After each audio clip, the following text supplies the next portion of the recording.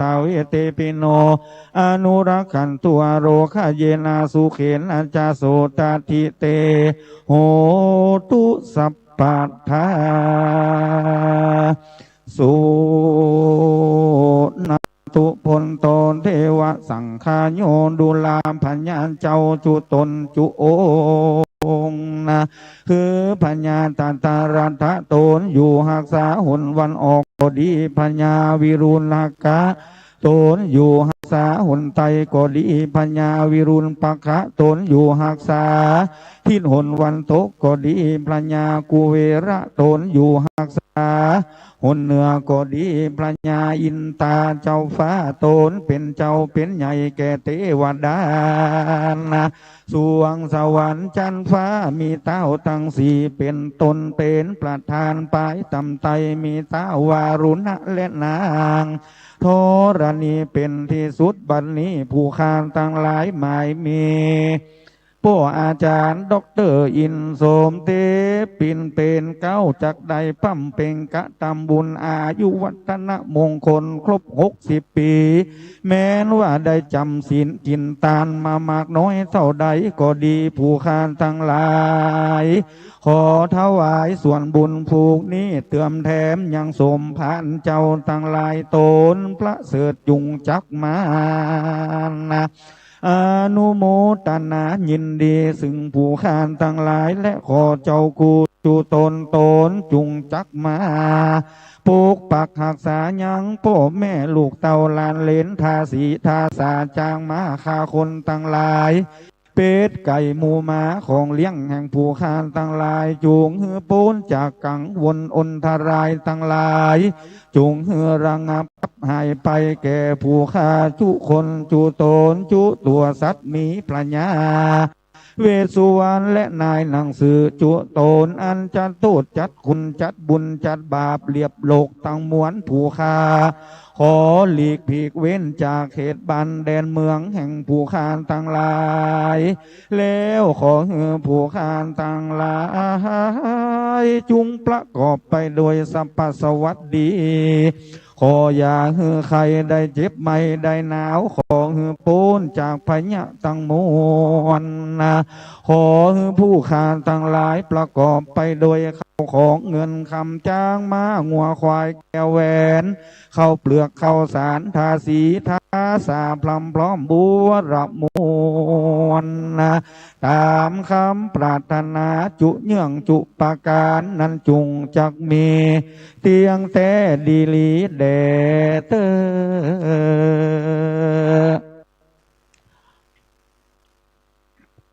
ภูริมัตสมิงที่สาภาเคกาเยมังรักกันตุอาหังวันถามิสัมปทา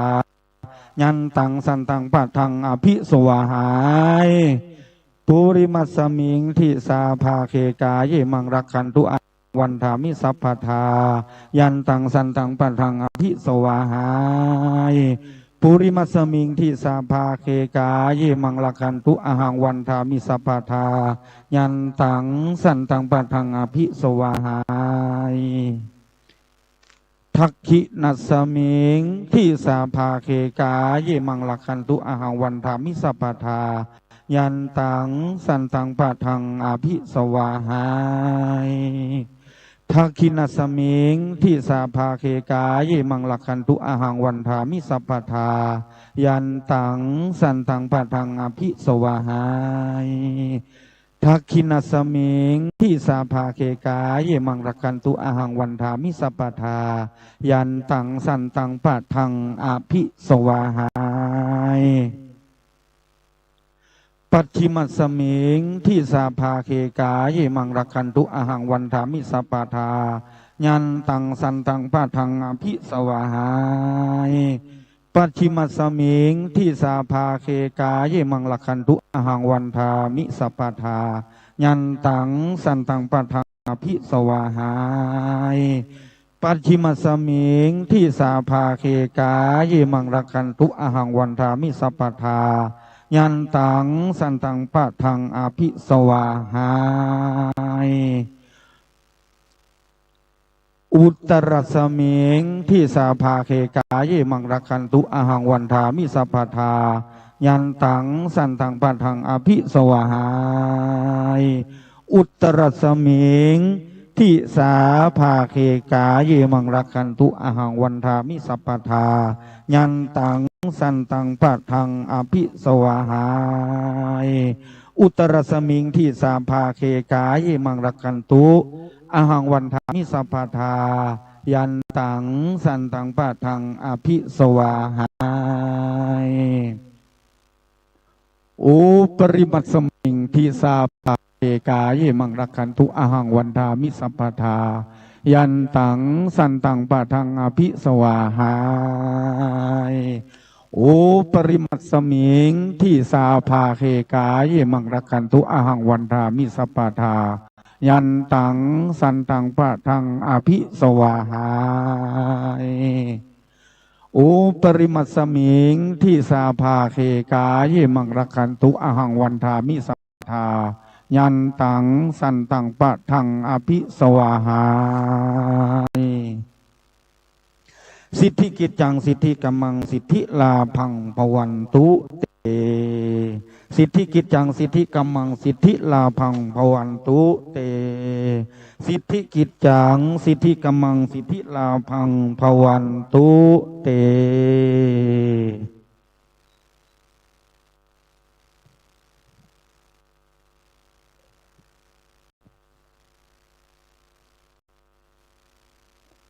พุทธังปัจจคามิธัมมังปัจจคามิสังฆังปัจจคามิอาจาริยะคุณังปัจจคามิสัพพคุณานังปัจจคามิอาหังวันตามิสิราสาบัดนี้ผู้ข้าได้กระทำพิธีสำเร็จเสร็จบัวละมวลดีแล้วจะขอปลงยังคุณครูบาอาจารย์ไว้กลางกระหม่อมจอมควันแห่งผู้ข้าก่อนแลสาธุสาธุสาธุครับบัดนี้กล่าวกับผมนะครับอาจารย์ชันชัยคำปีซึ่งเป็นน้องบ่าวของพี่มหาด็อกเตอร์อินผมนะครับอาจารย์ปัจวัดพระธาตุเปิงฟ้าป่าอ้อยอำเภอแม่ริมจังหวัดเชียงใหม่นะครับได้ขึ้นเต้าตังสี่นะครับสำเร็จเสร็จสิ้นนะครับเป็นที่เรียบร้อยดีในโอกาสนี้ก็ขอเรียนเชิญนะครับพิธีทางด้านบนถ้ามีอย่างก่อนะครับจัดพิธีเป็นลำดับลำดาไปเลยเนอะนะครับเนอะก็ขออนุญาตวางไมค์นะครับเนอะ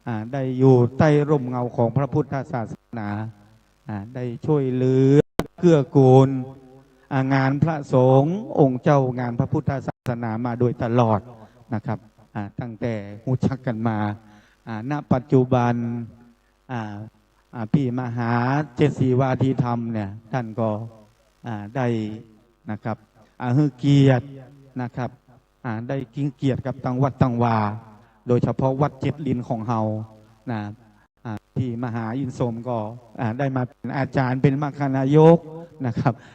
อาจารย์วัดเจ็ดลินแห่งนี้ก็ค่อนข้างจะมีชื่อเสียงอยู่พอสมควรนะทั้งวัดแล้วก็อาจารย์มรคนายกนะครับประวัติตลอดหลายๆปีที่ผ่านมาก็อาจจะได้เห็นรายชื่อในนามบ่อยๆเกี่ยวกับงานพิธีการนะครับทั้งงานมงคลอวมงคลบอกว่าจะเป็นงานพิธีใหญ่ๆต่างวัดต่างวาหลายที่หลายต่างเปิ่นจัดกันก็อาจจะได้น้อมเรียนเชิญทางพี่มหาเจสีวาทีธรรมนะครับได้ไปเป็นเจ้าพิธีโดยตลอดนะครับก็ถือว่าเป็นบุญเป็นวาสนาของท่านเป็นบุญของวัดวาอารามโดยเฉพาะวัดเจ็ดลินตลอดถึงพี่น้องญาติธรรมนะครับของพี่มหานะครับเจสีวาทีธรรมวันนี้เฮาก็จะได้มาร่วมกันสร้างบุญสร้างกุศลนะครับพิธีเจริญพุทธมนต์อายุวัฒนมงคลครบ60 ปีวันนี้ก็มากันหลายที่หลายต่างหลายท่านหลายคนนะครับกับผมก็พอหูจักมักคุ้นพ้องนะครับหลายท่านหลายคนก็หูจักมักคุ้นกันนะครับก็ทักทายกันเนอะก็ถือว่าเป็นพี่เป็นน้องกันนะครับเนอะทุกท่านทุกคนนะครับยินดีได้พบได้ปะกับพี่น้องหมู่เฮาพุทธศาสนิกชนญาติธรรมของพี่มหาเจสีวาทีธรรมในวันนี้นะครับเฮาก็รอกันสักกั๊มพี่น้องเนอะก็รอตั้งพระสงฆ์องค์เจ้ามาถึงมาพร้อมเฮาก็จะได้ทำบุญทักษิณาก่อนนะครับหลังจากนั้นก็คงจะมีพิธีการอื่นๆเป็นลำดับไปนะครับก็จะได้ห้องขวัญนะครับหลังจากห้องขวัญโดยพ่อครูอาจารย์นะครับอาจารย์ดร.ถนอมศักดิ์นวลล่าน่าจะได้มาเป็นอาจารย์ในการสู่เข้าสู่ขวัญให้กับป่อ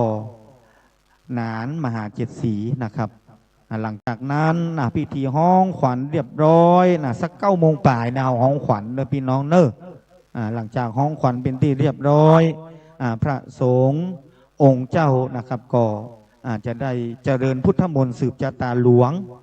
ให้กับพี่มหาเจสีวาทีธรรมดำเนินรายการโดย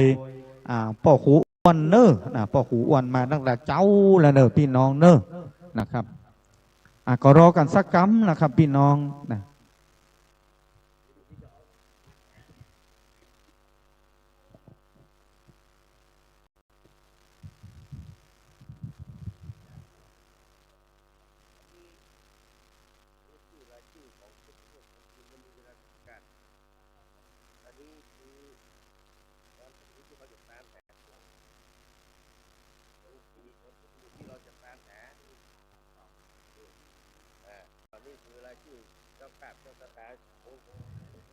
ว่าไปเลยเนาะ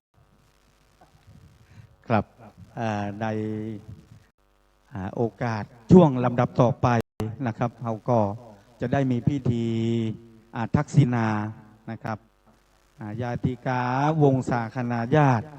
ที่ได้ถึงแก่มรณกรรมไปเนี่ยล่วงลับดับหายไปนะครับทางพ่อหนานเจสีวาทีธรรมอาจารย์อินสมเตปินก็ยังล้ำลึกนึกถึงบุญคุณของท่านผู้มีพระคุณเหล่านั้นนะครับวันนี้ก็จะได้ทำบุญทักษิณาไปหายังจิตตะดวงวิญญาณของท่านผู้มีพระคุณเหล่านั้นนะครับก็จะมีที่จะได้อุทิศหานะครับเจ้าตนบุญแห่งล้านนา ที่จะลืมมาได้นะครับก็ทักษิณาหาท่านครูบาเจ้าศรีวิชัยโอ้แต่ว่าวันซืนเพิ่นโดนหวยกันถึงบ้านถึงเมือง148 ปีนะไผ่แตงปันคุณปันนี่ม่วนกะไปแตงตาย2 ตัว กับหัวกับหางลุ่มบนแถมเข้าโดยการลงเนอะครับก็พร้อมกันนั้นจะได้ทักษิณาหาท่านพระครูศีลสารโสพลศรีนวลสุภาจโรวัดแม่สาวแม่อายฝางบุญเนอพี่น้องเนอทักษิณาท่านพระครูศีลานันทคุณพระอุปัชฌาย์ตอนที่พี่มหา74 วาทีธรรมได้บวชได้บรรพชาเป็นสามเณรได้ทำบุญหาท่านพระอธิการบุญปันปุสรธรรมโมพระกรรมวาจาท่านพระครูธรรมคุณกรท่านพระอุปัชฌาย์ที่ได้อุปสมบท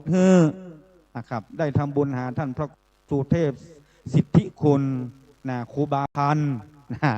ครูบาพันธ์ซ่องตะวันวัดศรีบุญเรือง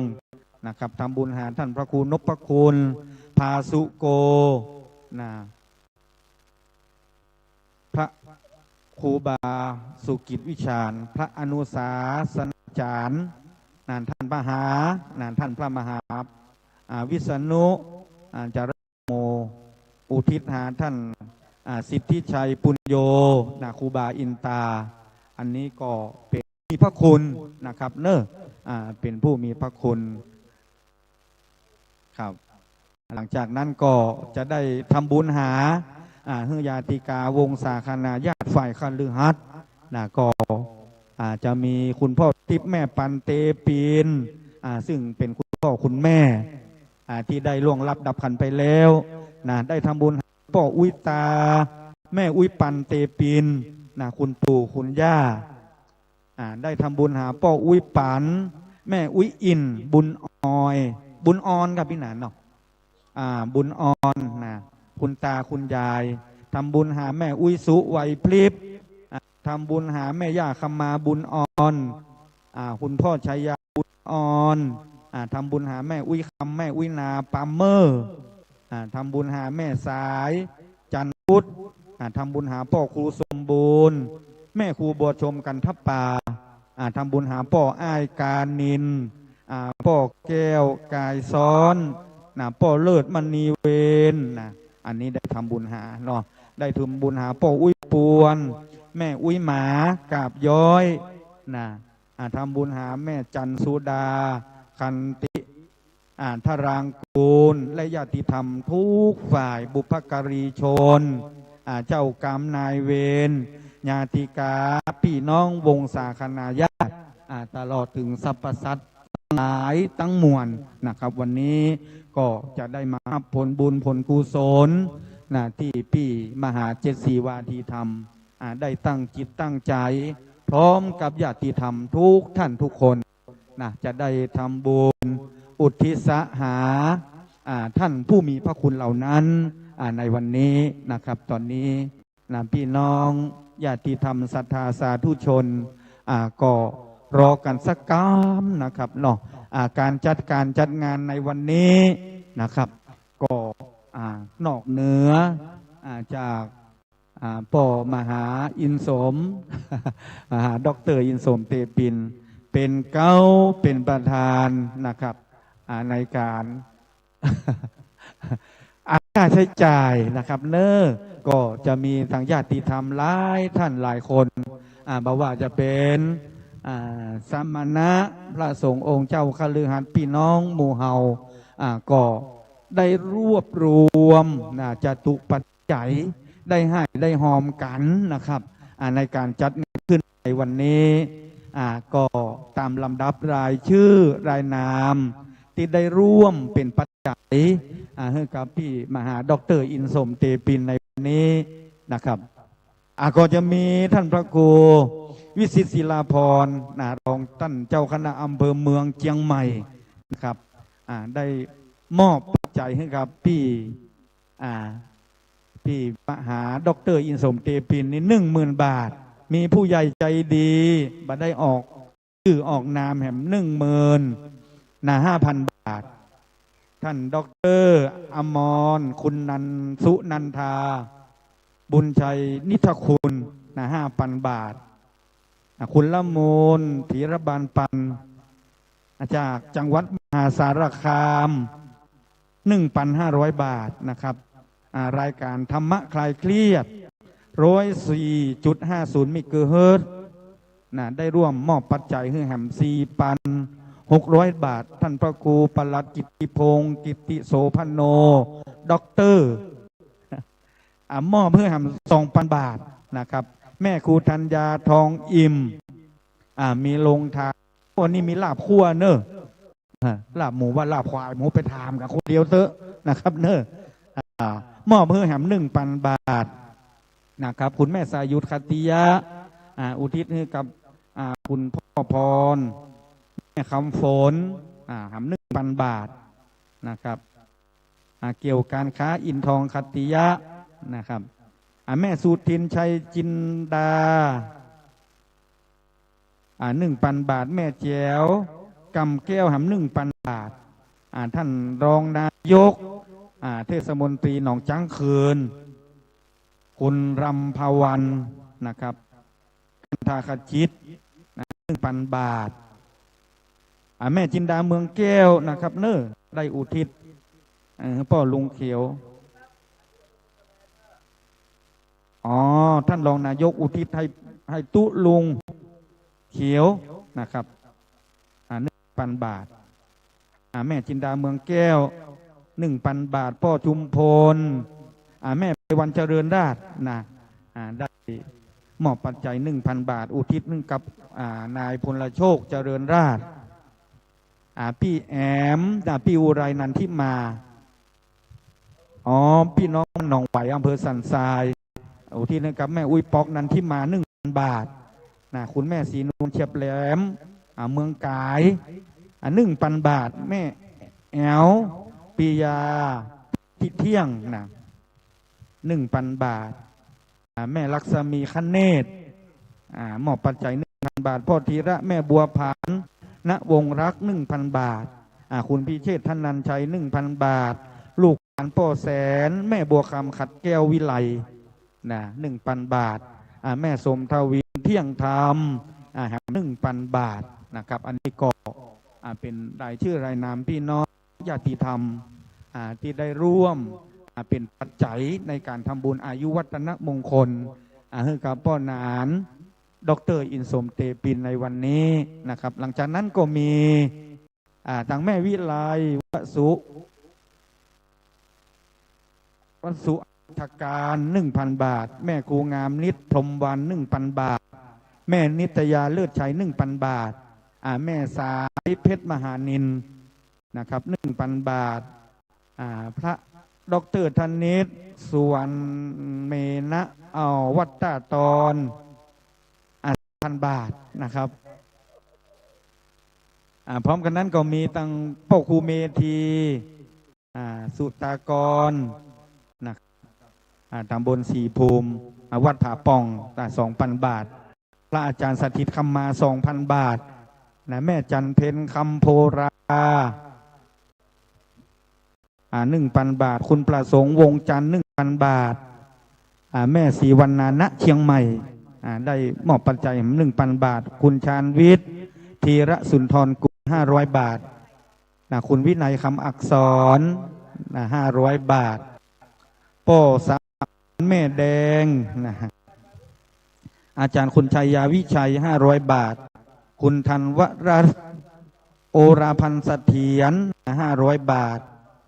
คุณธนวรรณชัยเพชรรัตน์500 บาทยายน้อยกัดนัดป่าสางปูนพี่น้องมอบมา500 บาทคุณสมนึกคุณชวีวรรณนามวง500 บาทแม่ฉลยพุทธิมา500 บาทคุณแดงนิรนาม300 บาทคุณวิเชียร300 บาท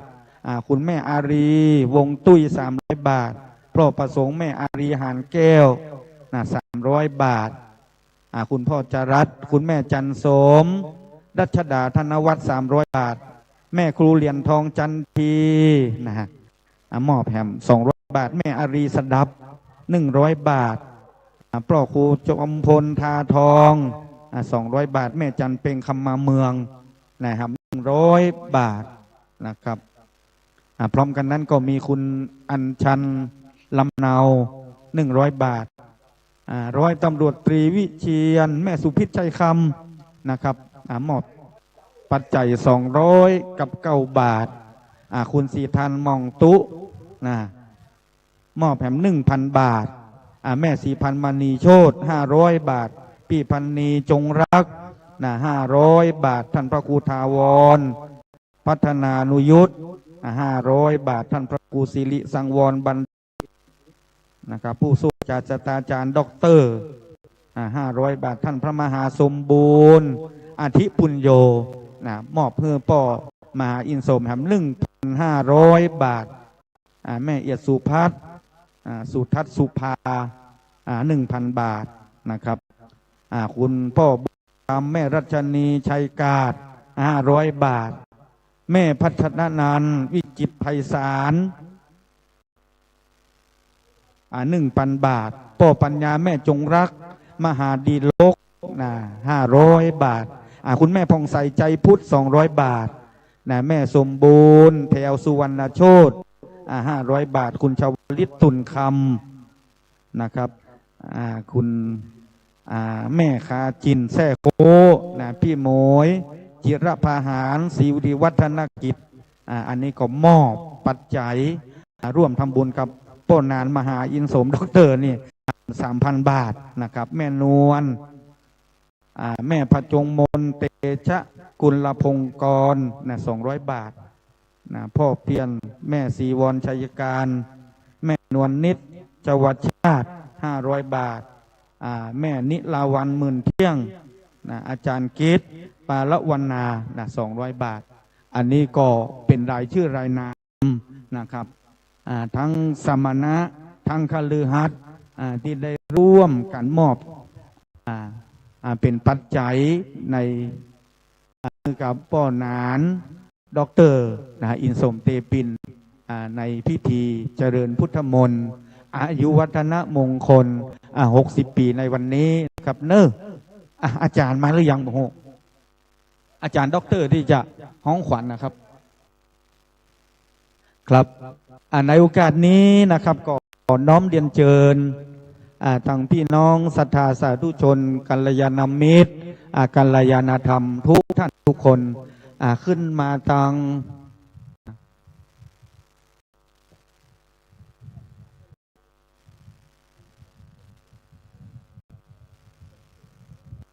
ก็ขออนุโมทนาบุญกับพี่น้อง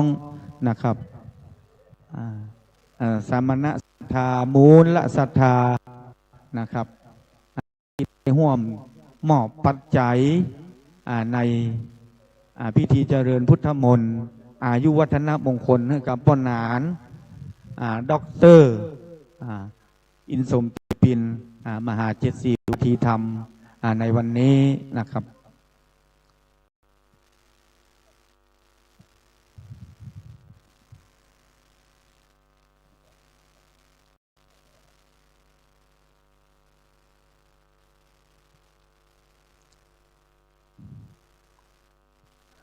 ใครคือป้อนานด็อกอินสมเตปินได้อยู่หับใจพระพุทธศาสนาได้อยู่ช่วยเหลือพี่น้องชาวปัตตาชาวบ้านเฮาเกี่ยวกับพิธีการต่างเนาะคือท่านได้อยู่เมื่อ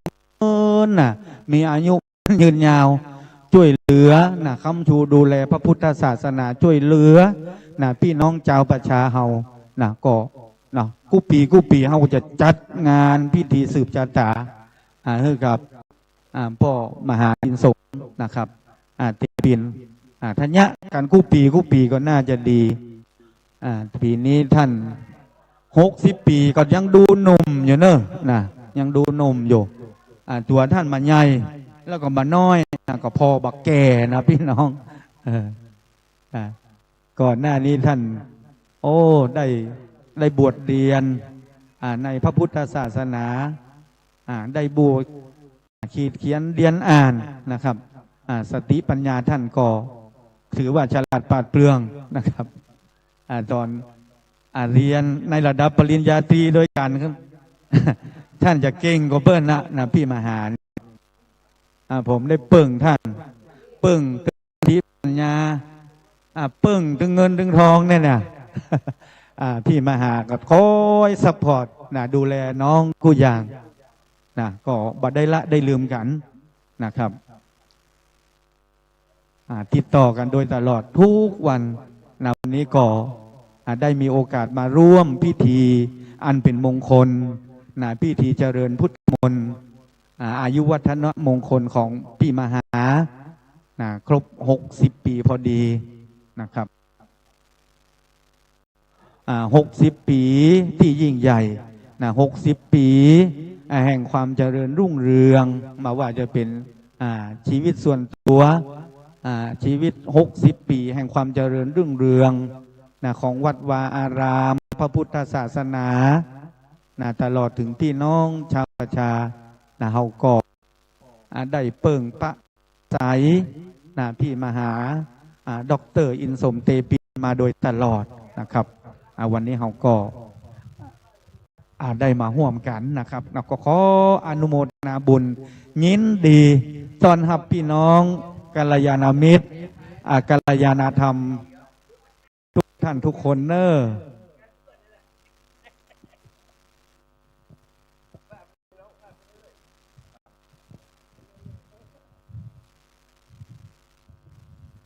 ครับในตอนนี้ก็ขอถวายการต้อนรับพระสงฆ์องค์เจ้าเนอะนะครับขอกราบนิมนต์พระเทรานุเทระนะครับ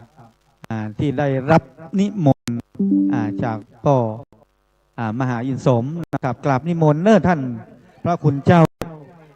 เดินทางมายังควงแก้วอาราม7 ลิ้นแห่งนี้เป็นที่เรียบร้อยนะครับทางด้านล่างก็จะมีทางพี่น้องหมู่เฮาเนอะช่วยพอช่วยก็ได้จัดระเบียบที่จอดรถจอดรานะครับเป็นระเบียบเรียบร้อยได้ช่วยคอยอำนวยความสะดวกให้พี่น้องกัลยาณมิตรกัลยาณธรรมตลอดถึงพระสงฆ์องค์เจ้าที่ได้มาร่วมพิธีกันในวันนี้นะครับทางลุ่มก็จัดความเป็นระเบียบเรียบร้อยเนอะจอดรถจอดรางพร้อมกันนั้นนะครับขอกราบนิมนต์พระสงฆ์เจ้าขึ้นบนพระวิหารหลวงเนอะวัด7 ลิ้นแห่งนี้นะครับกำเดียวจากพิธีห้องขวัญ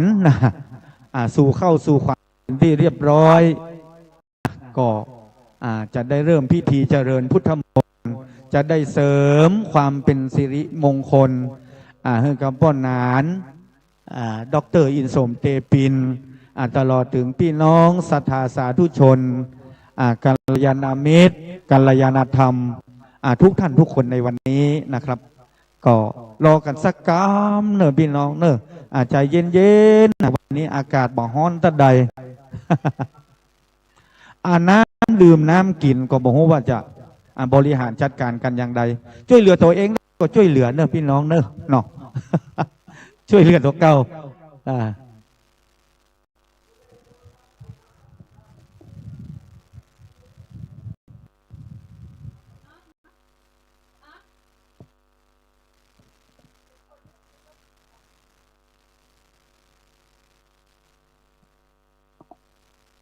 เทส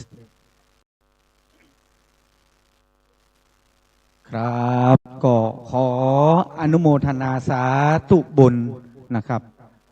กับสมณศรัทธาที่มอบของขวัญได้มอบปัจจัยได้ช่วยเหลือสนับสนุนในพิธีในวันนี้นะครับพิธีเจริญพุทธมนต์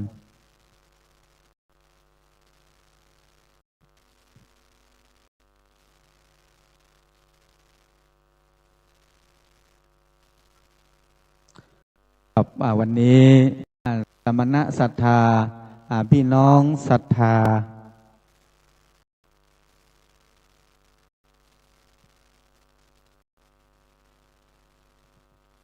ทาง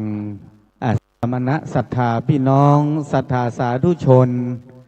กัลยาณมิตรกัลยาณธรรมทุกท่านทุกคนนะครับตอนนี้ก็หลายท่านหลายคนได้ให้เกียรตินะครับให้กับพี่มหาดร.อินสมเตปินได้ให้เกียรติเดินทางมาร่วมพิธีเจริญพุทธมนต์อายุวัฒนมงคลครบ60 ปีในวันนี้นะครับหลายท่านหลายคนก็ได้เตรียมกระเช้าได้เตรียมของขวัญได้เตรียมปัจจัยได้มามอบเป็นขวัญเป็นกำลังใจให้กับปอหนานดร.อินสมเตปินในวันนี้ครับในนามของเจ้าภาพนะครับซึ่งกับผมนายชันชัยคำปีนี่ก็เป็นน้องหนุ่งที่ได้ศึกษาเล่าเรียนมาด้วยกันก็ขออนุโมทนาบุญนะครับกับพี่น้องศรัทธาสาธุชนกัลยาณมิตรกัลยาณธรรมทุกท่านทุกคนพระสงฆ์องค์เจ้าสมณศรัทธาผู้ทรงสมณศักดิ์ทุกรูปโดยความเคารพยิ่งนะครับอนุโมทนาที่ได้มาเป็นส่วนร่วมได้เป็นเจ้าภาพกับป้อหนานดร.อินสมเตปินในวันนี้นะครับพิธีเฮาตอนนี้ก็ยังจะเหลือของขวัญเนาะกับกำเดียวรออาจารย์สู่ขวัญเปิ้นมาถึงมาพร้อมเฮาก็อาจจะได้ห้องเข้าห้องขวัญให้ต้นนาน74 วาทีธรรมกรรมก่อนจากห้องขวัญมัดข้อมัดข้อต่อแขนเนื้อป่อมหา74 วาทีธรรมเป็นที่เรียบร้อยจะได้กราบนิมนต์พระสงฆ์องค์เจ้าผู้ทรงสมณศักดิ์ทุกรูปได้ร่วมนะครับสวดเจริญพุทธมนต์เสริมความเป็นสิริมงคลให้กับมหาดร.อินสมเตปินต่อถึงพี่น้องศรัทธาสาธุชนกัลยาณมิตรกัลยาณธรรมทุกท่านทุกคนที่มาร่วมพิธีเจริญพุทธมนต์อายุวัฒนมงคล60 ปีในวันนี้นะครับวันนี้ได้ถึงบุญถึงกุศลโดยพร้อมเพียงกันพี่น้องในนามของในส่วนของพระสงฆ์องค์เจ้านะครับก็น่าจะหลาย10 รูปนะครับเท่าที่เห็นนะครับแท่นศาสนพิธีต่างๆก็ได้จัดไว้เรียงราย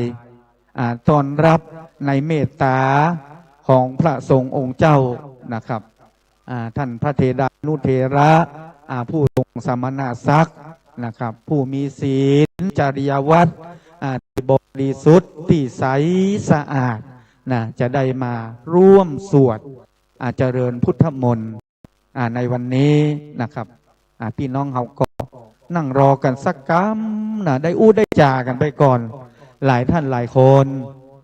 ก็มาจากหลายที่หลายต่างเนาะหูจักกันพ้องบอกหูจักกันพ้องก็จากันไปพี่น้องตามสะดวกตามสบายตามอัธยาศัยพี่น้องน้ำดื่มน้ำกิน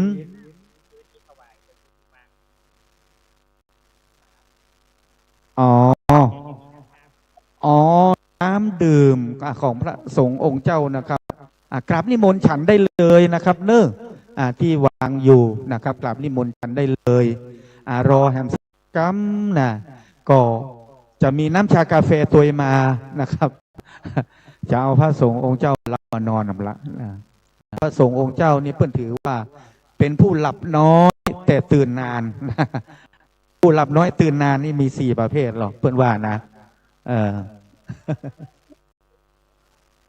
เพิ่นว่าผัวเมียปฏิพัทธ์ชู้เชยชมอีโจราวังปองสวัสดีครับอันนี้เป็นน้องครับอันนี้เป็นน้องพี่มหาเป็นเรียนตัวกันตอนนั้นนะครับครับครับขอบคุณนะครับขอบคุณกับอนุโมทนาสาธุบุญทางสมณศรัทธาตลอดถึงนะครับท่านอาจารย์ดร.ที่ได้มาร่วมพิธีเจริญพุทธมนต์ให้กับป้อหนานดร.อินสมเตปินในวันนี้นะครับ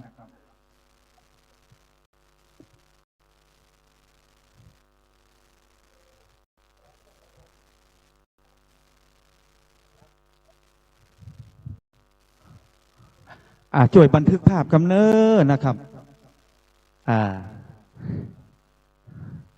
บันทึกภาพ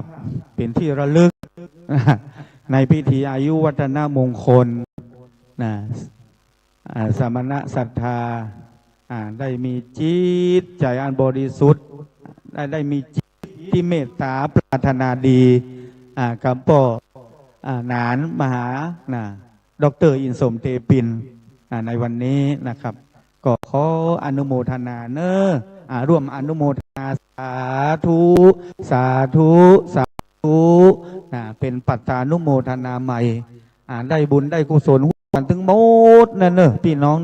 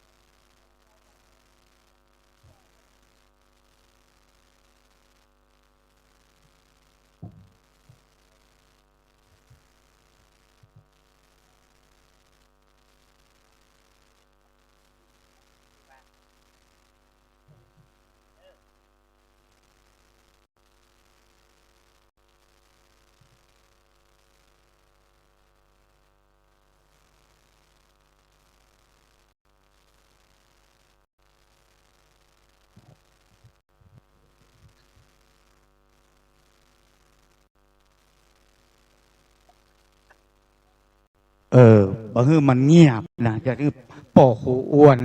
ได้ทักทายพี่น้องศรัทธาสาธุชนกัลยาณมิตรกัลยาณธรรม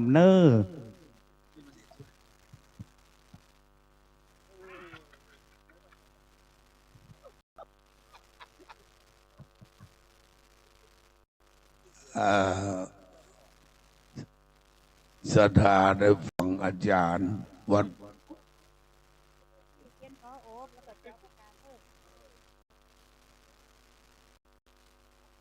โหเนี่ยย่อเนี่ยโนอันนี้มัน3 ปีแล้วถึงจะเชี่ยงนะไม่ละขอบคุณครับอายุวันโนเนตันเมียงรวย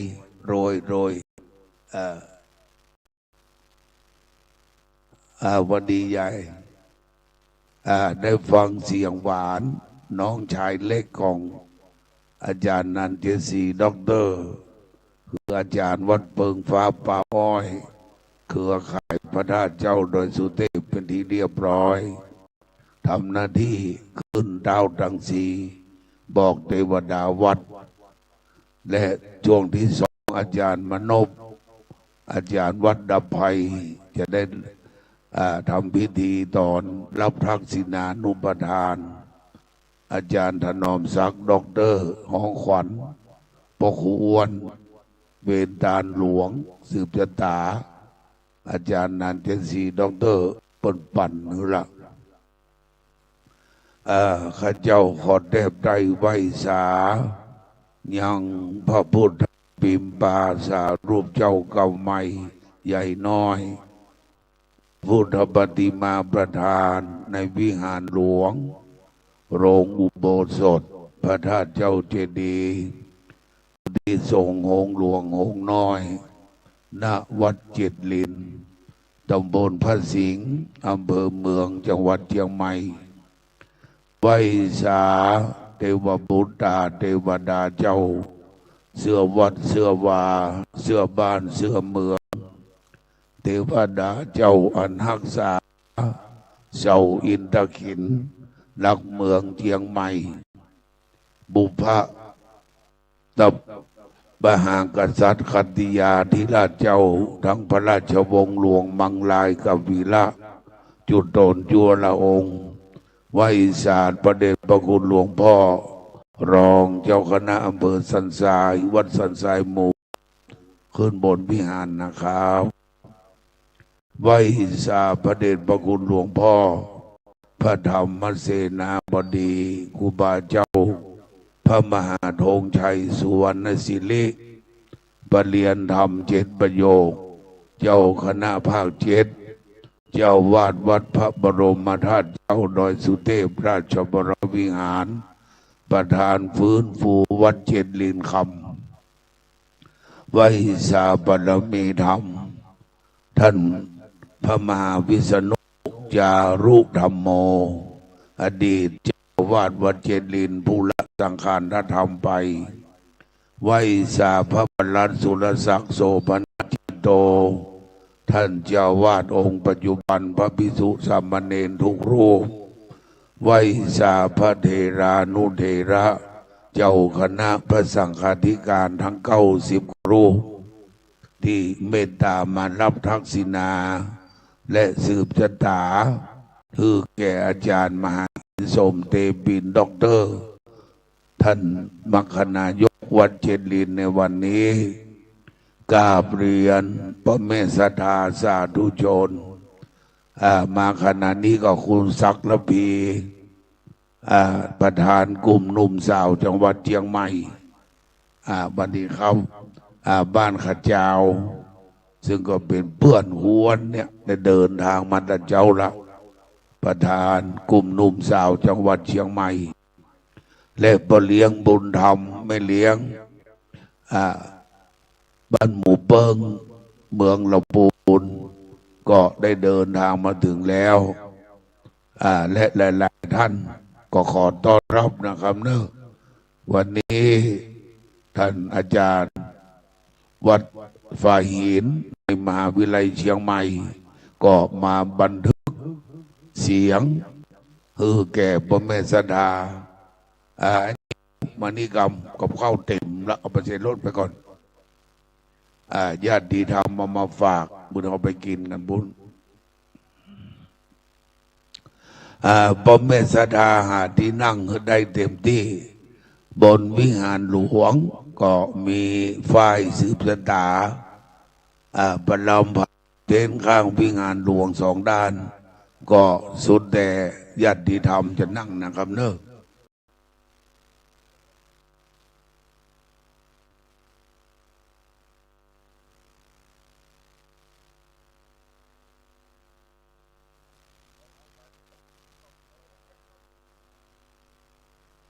เอาน้องลูกสาวล่าพ่อคูณมาประเดียวท่านสทจันสมดาวรับเมฆเมฆรับฟ้าฟ้ารับโลก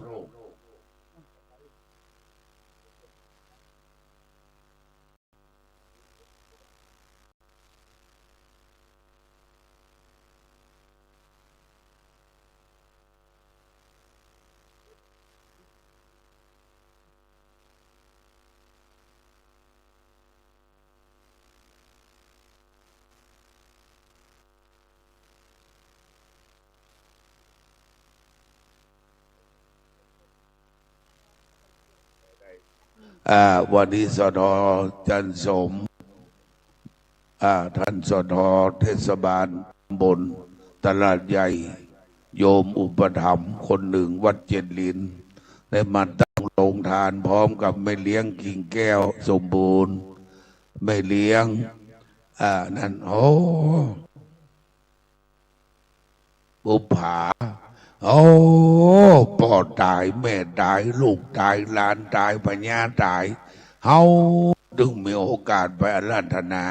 เพราะเฮามาเป็นกุขันตะยากจน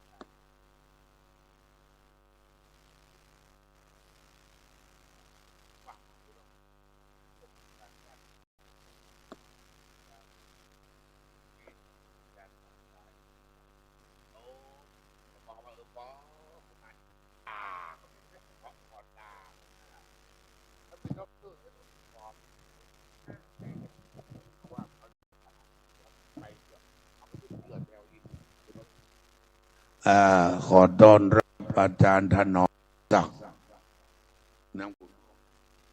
นวลล่ามัคคณายกวัดวาลีสุทธาวาสร้องคุณอำเภอดอยสะเก็ดปิธาจารย์ดังคนหนึ่งมันดังคนละอย่างนันเจสีก็ไปแถมอย่างกองอุ้ยด็อกเตอร์อาจารย์ถนอมศักดิ์ด็อกเตอร์ดิเบิลกองมองถ้ามองนี่ล้านแล้วนี่อุ้ย10,000 ล้านนะก่อนนักนะเขาเหมาะขอแสดงความเสียใจที่ได้สูญเสียแม่ผู้บังเกิดเก่าจะเผาวันนี้21หอมเขาก็หอมไปเขาก็ไปเอาว่าคือน้องเขาก็เต็มใจละได้รับเกียรติมาห้องเข้าเอาขวัญอาจารย์มหาอินสมเทปินด็อกเตอร์น้องชายโอ้นานๆเท่าไรเลยเนี่ยนาน65พระครู75นานอินสม60ขอเรียนเชิญอาจารย์ด็อกเตอร์ขึ้นไปเลยครับไปเลย ถ้าบอกขึ้นไปอุ้ยจะเดือดเดี๋ยวนี้ก่อน เ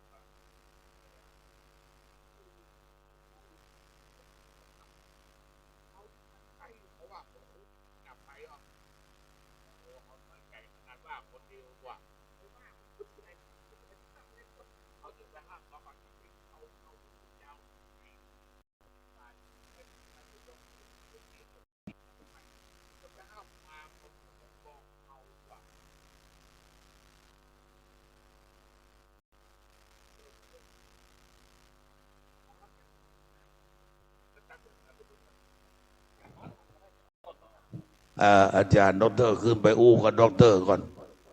เฮานี่มันเป็นด็อกบดายไม่ได้เตอร์เด้อเป็นเยอะบุญอายุ19กับอันเนี้ยกะอย่างก็ลุงละปีนี่พร้อมเดียวกันคนฟังปิงพอคำสารถีวันนี้ลูกดูแลอาจารย์อินสมมาตลอดวันดีแม่ขึ้นบนไหมเนอะครูอ้วนในนามพี่ชายคนโตและนายเจนซีนี่เป็นชายกลางพวกครูอ้วนนี่ชายใหญ่นันทีนี่ชายเล็กแล้วก็โอ้วันนี้เป็นอย่างไรลมปัดเฮียน้อยเข้ามานี่คุณชาติเชื้อมโนชาญเท่าพ่อเลี้ยงน้อยเขานี่เขาดึงฮัก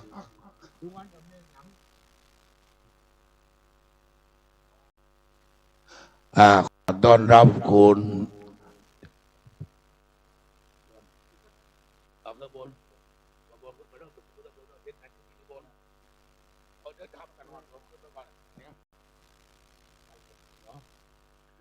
คุณชาติเชื้อมโนชาญเลขานายกองค์การบริหารส่วนจังหวัดเชียงใหม่พี่ชายของนานนิสม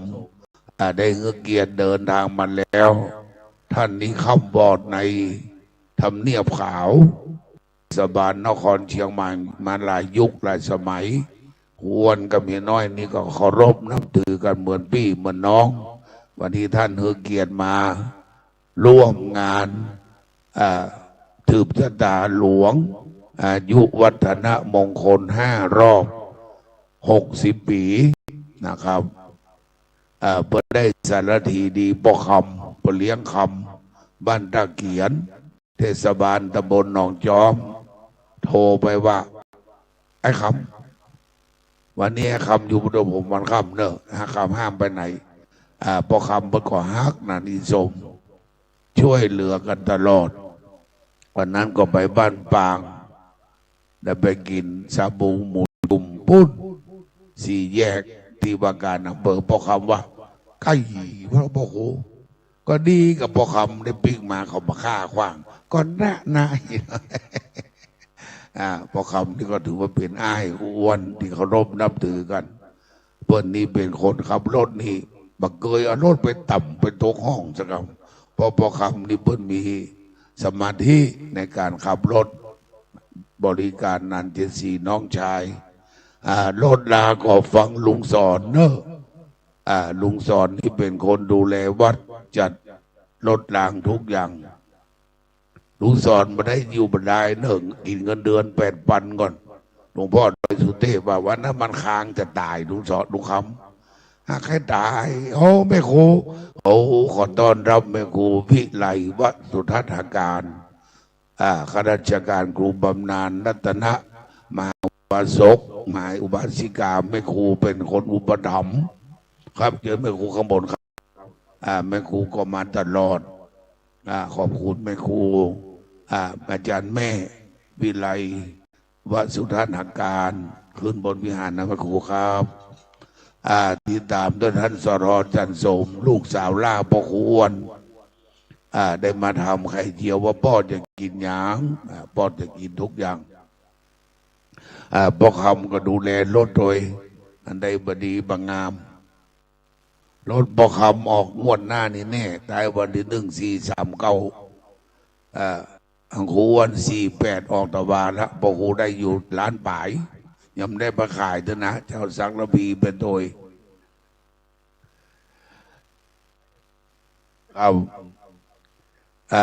เพิ่งเป็นน้องนานมหาอิสมเพิ่งขึ้นเท้าดังสีปฏิพานโบหารลักแหลมเพิ่นบอกว่าเทคนี่ก็เพิ่นก็ฟังกำปูควรอยู่เพิ่นก็ว่าม่วนใจได้99นี่ปคูอยู่90ผ่านเรียบร้อยแต่บัดดักปคูอันนี้โหงานนี้ละบัดได้คือปคูอ้วนของเฮาตึ้มเมยวะเจ้าวาดว่าอาตมาเนี่ยมันได้ยินนะพ่อคุณแสดงว่ามันเปิ้นเปิงฟ้าป่าอ้อยมันก็บนบอกว่าเอาไปซะ เอาจังกำเวียงกุมกาพิลาลมเมืองไต้บาดาลไต้วัดเจดีย์เลี่ยมนิมนต์อาจารย์ขึ้นวิหารนะครับนั่น74มันฮักดูเจ้าอย่างพอควรนะเอาเห็น108ผมจะตั้งบ่พอพอคูเอา40 50 60มาเดี๋ยวนี้99โดนเสียช่องตะวันสังระพี1,500,000เนาะยัง1,500,000นั่นนะอ๋อไม่น้อยมาบัดเดียวเอารถไปจอดมันไม่น้อยเนอะพิธีกรต้องนั่งอย่างพอควรโอ้มาละไม่เลี้ยงไม่ลีมไม่เลี้ยงสันทราย Good morning ไม่เลี้ยงต้องว่า Good morning ไม่เลี้ยงไม่เลี้ยงขอบคุณนะคะญาติธรรมทั้งหลายวันนี้มาด้วยความรักกันรักวัดเจ็ดลินรักท่านมหาวิษณุรักท่านอาจารย์สุรศักดิ์รักนาน7 สีเขาถามว่านาน7 สีมีเมีย7 คนอันเรื่องนั้นนี่พ่อครูประตอบเนอะนั้นท่านประธานกลุ่มหนุ่มสาวมันเป็นเรื่องของเปิ้ลนะท่านประธานเนาะพ่อครูบอกว่าเนอะมันมีกี่คนก็ย่างมาเถอะเฮายังมีสักคนสุขภาพดีมีเงินใช้ไร้โลคาภรรยาไม่มีโชคดีตลอดการคือครูอ้วนนะครับคือครูอ้วนเอาไม่น้อยวันดีไม่น้อย Good morning เนี่ยไม่น้อยไปขับรถเหมือนอายุ14-15 80ป่ายนี่ซิ่งบัดเท่าที่ไหนไม่น้อยขับรถเอาตานไม่น้อยจะไปฟังให้ไม่น้อยต้าวไว้ไปห้องขวัญไม่น้อยนะเอาอะไรคุณแม่ยังมาน้ำพริกน้ำปลาขอบคุณนะไปเลี้ยงทุกเจ้าเนาะเอาค่ะเอาอันเดียวเนาะขอบคุณค่ะวันนี้ขอบคุณคุณแม่เอาขึ้นไปลูกอันนิวมีหันก็นิวมาน้ำผักอุ้ยไปใส่รถก็มอไอ้แม่เขามาก่อนตอนรับโอ้แดงมานี่แดงเข้ามาแดงขจาวเข้ามานี่ตั้งขึ้นมาแม่นิตยาชัยเลิศชัยแม่เลี้ยงปะบ่วงการเมืองใหม่ถ้าจะทอดปะบ่วงมือปะคูแน่พิธีกรนะท่านประธานกลุ่มหนุ่มสาวจังหวัดเชียงใหม่ต้องนั่งอย่างอี้กันมึงก่อนอันนี้พิธีกรองค์ฟ้าพระอ้อยอยู่หลังพระเจ้าบนว่ามันจะไปหั่นไผ่นี่ต้องอยู่หน้าวัดนี่กับเพิ่นเข้าวัดมาก็ต้องรู้จักละวันนี้ขอแสดงความชื่นชมยินดีอาจารย์นัน7 สีนอนเนื้อเชื้อบ้านแม่สาวตำบลแม่สาวอำเภอแม่อายบรรพชาอุปสมบทแล้วก็มาเรียนจนจบปริญญาธรรม4 ประโยคเป็นมหาจบปริญญาตรีมมลปริญญาโทมจลด็อกเตอร์สุโขทัยธรรมิธิราชขอแสดงความดีใจกับอาจารย์มหาอินทร์สมเตปินด็อกเตอร์ที่พยายามฝ่าฟันอุปสรรคชอบถึงการเมืองการบ้านการเมืองการพระศาสนาดังนั้นก็ขอถวายการต้อนรับพระเทรานุเถระเจ้าคณะพระสังฆาธิการที่อาจารย์มหาอินทร์สมเตปินด็อกเตอร์ได้อังการรัตนาและขอต้อนรับคุณพ่อคุณแม่คุณลุงคุณป้าพ่อครูแม่ครูพี่ครูน้องครูญาติธรรมทั้งหลายที่เคารพนับถืออาจารย์มหาอินทร์สมเตปินครับแรมสกรรมจะทักษิณาเสร็จแล้วก็อาจารย์ถนอมศักดิ์ด็อกเตอร์ก็จะได้ห้องเข้าเอาขวัญควรพองาม แล้วก็จะสืบชะตาเวลา10 โมงนะครับ คุณแม่มันต้องขึ้นบนวิหารนั่งลุ่มนี่แต่คุณแม่แค่เยี่ยวด้นไปพวกนี้ไม่ละไม่คุณแม่เปิ้ล คุณแม่เปิ้นมาด้วยโมมันละ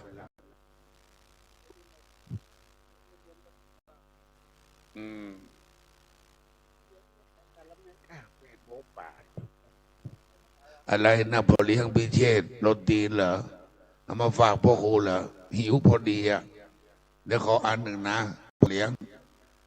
พอเลี้ยงแม่ค้าพาณิชย์ใครจะโรยเต้าพอเลี้ยงพิเชษถึงวันเหรอเพิ่นสร้างร้านนะเอาไม่เลี้ยงแดงปะบ่วงมาแล้วเอาปะบ่วงควรขอบคุณค่ะไม่แดงจุ่มเนื้อเย็นใจอย่างปะบ่วงตัวนี้นะไม่เนอะ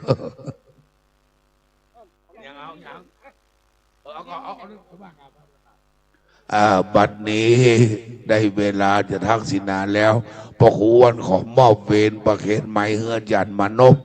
มาขณะยกวัดดับภัยเพื่อนควรเนี่ย95ด้วยกันเจออาจารย์มานพว่าเต็มที่นะครับเนอะผมจะยุดไม้นะครับนี่เปล่าละแหนก่อนนี่เจิญอันเป็นตะกุดทุกอย่างแล้วคุณแม่กินแก้วสมบูรณ์เป็นตะกุดเยอะฮะทักษิณานะเอาละแล้วอันแล้วชื่อเอาหุ้นตัวเก่าไว้ไหนล่ะเมื่อกี้อาจารย์มาลองมั้งอ่ะ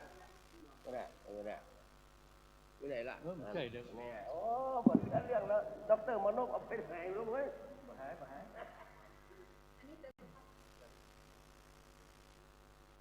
ด็อกเตอร์มานพเอาไปไหนแล้วเว้ยนี่เอาผมก่อนยังจะร้อนไอ้ชุดเย็นจังวันอ่ะมาแล้วพวกนี้มูล2 9 มูลมาเข้าอันนี้ก่อนได้สมบูรณ์ทำให้โนได้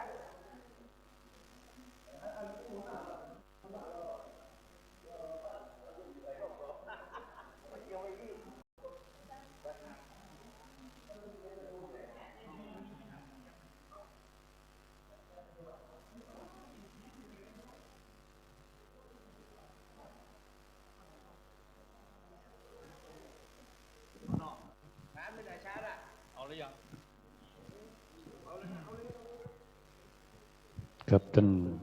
สาธุชนที่เคารพในโอกาสนี้ได้เวลาอันเป็นมงคลเป็นอย่างยิ่งจึงขอเรียนเชิญเจ้าของวันเกิดท่านดร.มหาอินทร์สมเตปิน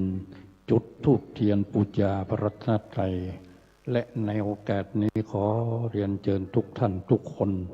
ได้ประนมมือโมทนาสาธุการร่วมกับดร.มหาอินทร์สมเตปินณบัดนี้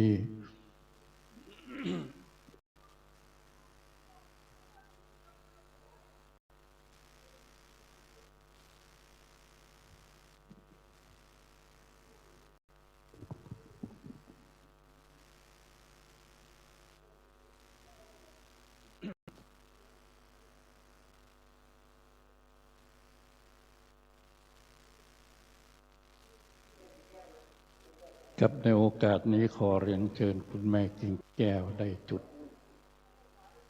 เทียนนะครับน้ำคุณ20,000สมบูรณ์แปลงได้หมดแม่กิ่งแก้วสมบูรณ์ครับเรียนเชิญท่านครับมาทั้งเพอยู่นี่ค่ะ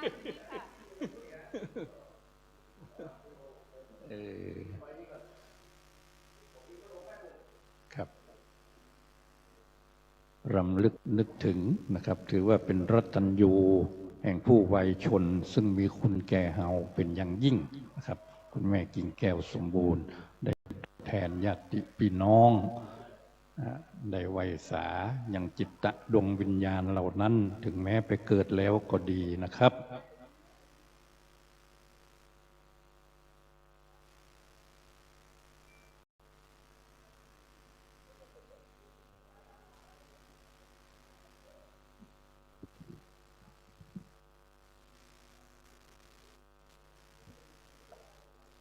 ครับขอโมทนาครับ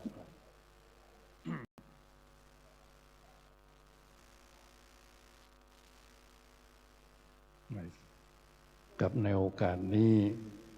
จัดได้ ไหว้พระสมาทานศีลนะครับ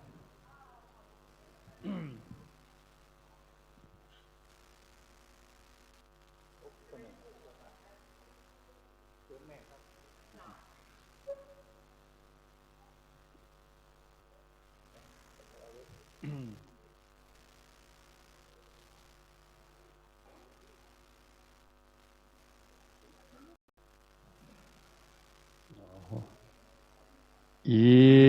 มินาสกาเลนะพุทธังอภิปูชยามาอิมินาสกาเลนะธัมมังอภิปูชยามาอิมินาสกาเลนะสังฆังอภิปูชยามาอะระหังสัมมาสัมพุทโธภควาพุทธังภควันตังอภิวาเทมิสวากขาโตภควตาธัมโมธัมมังนะมัสสามิสุปฏิปันโนภควโตสาวกสังโฆสังฆังนะมา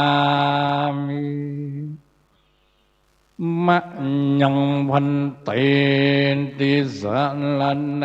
นะสหปัญจศีลานิญาจามะตุติยัมเปมะยังพันเตติสัลลันเนนะสหปัญจศีลานิญาจามะอาติยัมปิมะยังพันเตติสรเนนะสหปัญจศีลานิญาจามะนะโมตัสสะภะคะวะโตอะระหะโตสัมมาสัมพุทธัสสะนะโมตัสสะภะคะวะโตอะระหะโตสัมมาสัมพุทธัสสะนะโมตัสสะภะคะวะโตอะระหะโตสัมมาสัมพุทธัสสะนะโมตัสสะภะคะวะโตอะระหะโตสัมมาสัมพุทธัสสะนะโมตัสสะภะคะวะโตอะระหะโตสัมมาสัมพุทธัสสะนะโมตัสสะภะคะวะโตอะระหะโตสัมมาสัมพุทธัสสะพุทธังสรณังกัจฉามิพุทธังสรณังกัจฉามิธัมมังสรณังกัจฉามิธัมมังสรณังกัจฉามิสังฆังสรณังกัจฉามิสังฆังสรณังกัจฉามิตุติยัมปิพุทธังสรณังกัจฉามิตุติยัมปิพุทธังสรณังกัจฉามิตุติยัมปิธัมมังสรณังกัจฉามิตุติยัมปิธัมมังสรณังกัจฉามิตุติยัมปิสังฆังสรณังกัจฉามิตุติยัมปิสังฆังสรณังกัจฉามิตติยัมปิพุทธังสรณังกัจฉามิตติยัมปิพุทธังสรณังกัจฉามิตติยัมปิธัมมังสรณังกัจฉามิตติยัมปิธัมมังสรณังกัจฉามิตติยัมปิสังฆังสรณังกัจฉามิตติยัมปิสังฆังสรณังกัจฉามิปานาติปาตาเวรมณีสิกขาปัตตังสมาธิญามิปานาติปาตาเวรมณีสิกขาปัตตังสมาธิญามิอะตินนาตานาเวรมณีสิกขาปัตตังสมาธิญามิอะตินนาตานาเวรมณีสิกขาปัตตังสมาธิญามิกาเมสุ มิจฉาจาราเวรมณีสิกขาปตังสมาธิญามิกาเมสุมิจฉาจาราเวรมณีสิกขาปตังสมาธิญามิมุสาวาตาเวรมณีสิกขาปตังสมาธิญามิมุสาวาตาเวรมณีสิกขาปตังสมาธิญามิสุลาเมรยามัจจะปมาตัฏฐานาเวรมณีสิกขาปตังสมาธิญามิสุลาเมลัยญมัชฌะปมาทัฏฐานาเวรมณีสิกขาปตังสมาธิญามิอิมานิปัญจสิกขาปตานิสีเลนะสุขติงยันติสีเลนะโภคสัมปตาสีเลนะนิพุติงยันติตัสมาสีลังวิโสทะเยนะโมตัสสะภะคะวะโตอะระหะโตสัมมาตัสสะนะโมตัสสะภะคะวะโตอะระหะโตสัมมาสัมพุทธัสสะนะโมวะโตอะระหะโตสัมมาสัมพุทธัสสะกุศลธัมมากุศลมาอัปยกตะธัมมาสุขายเวทนายาสัมปโยตะธัมมาทุกขายเวทนายาสัมปโยตะธัมมาทุกขมาสุขายเวทนายาสัมปโยตะธัมมาวิปากาธัมมาวิปากาธัมมาธัมมาเนวะวิปากานาวิปากาธัมมาธัมมาอุปาทินโนปาตานิยาธัมมานุปาทินโนปาตานิยาธัมมานุปาทินานุปาตานิยาสังเกเรตาสังเกเรสิกาธัมมาสังเกเรตาสังเกเรสิกาธัมมาสังเกเรตาสังเกเรสิกาธัมมาสวิตากาสวิจารธัมมาวิตากาวิจารมัตตาธัมมาวิตากาวิจารธัมมาปิติสหกตาธัมมาสุขสหกตาธัมมาอุเบกขาสหกตาธัมมาตัสสะเนนะปะหาตัปปะธัมมาภาวนายาปะหาตัปปะธัมมาเนวตัสสะเนนะนะภาวนายาปะหาตัปปะธัมมาตัสสะเนนะปะหาตวะเหตุกะธัมมาภาวนายาปะหาตัปปะเหตุกะธัมมาเนวตัสสะเนนะนะภาวนายาปะหาตัปปะเหตุกะธัมมาจายกามิโนธัมมาปัจจยกามิโนธัมมาเนวจายกามิโนนะปัจจยกามิโนธัมมาเสกธัมมาเสกธัมมาเนวเสกนาเสกธัมมาปริตตธัมมามหากตธัมมาปมานาธัมมาปริตตรัมมานาธัมมามหากตรัมมานาธัมมาปมานารัมมานาธัมมาอิดาธัมมามัจจิมาธัมมาปริตตธัมมาเวจตานิยตธัมมาสัมมัตตานิยตธัมมานิยตธัมมามัคการมนาธัมมามัคคาเหตุกะธัมมามัคคาติปติโนธัมมาอุปนาธัมมาอนุปนาธัมมาอุปติโนธัมมาอติตาธัมมาอนาคตาธัมมาปัจจุปนาธัมมาอติตารัมมานาธัมมานาคตารัมมานาธัมมาปัจจุปนารัมมานาธัมมาอัจจตาธัมมาปหิตาธัมมาอัจจตาปหิตาธัมมาอัจจตารัมมานาธัมมาปหิตารัมมานาธัมมาอัจจตาปหิตารัมมานาธัมมาสนิทัสสนะสัมปติกาธัมมาอนิทัสสนะสัมปติกาธัมมาอนิทัสสนะปฏิกาธัมมาเหตุปัจจโยอารัมมณปัจจโยอธิปติปัจจโยอนันตรปัจจโยสัมมานันตรปัจจโยสหจัตตปัจจโยอัญญมัญญปัจจโยนิสัยปัจจโยอุปนิสัยปัจจโยปุเรจัตตปัจจโยปัจจจัตตปัจจโยอาเสวนาปัจจโยกัมมาปัจจโยวิปากาปัจจโยอาหารปัจจโยอินทรียปัจจโยจนะปัจจโยมัคคะปัจจโยสัมปโยตปัจจโยวิปโยตปัจจโยอติปัจจโยนาปัจจโยวิกตปัจจโยอวิกตปัจจโยกับท่านสาธุชนที่เคารพครับเพื่อเป็นการรักษาแบบเบาสนองเจตนาของท่านเจ้าภาพขอสมาคตทานสัก 5 นาทีกับเนอออกมาโยงขันนี้กับเนอ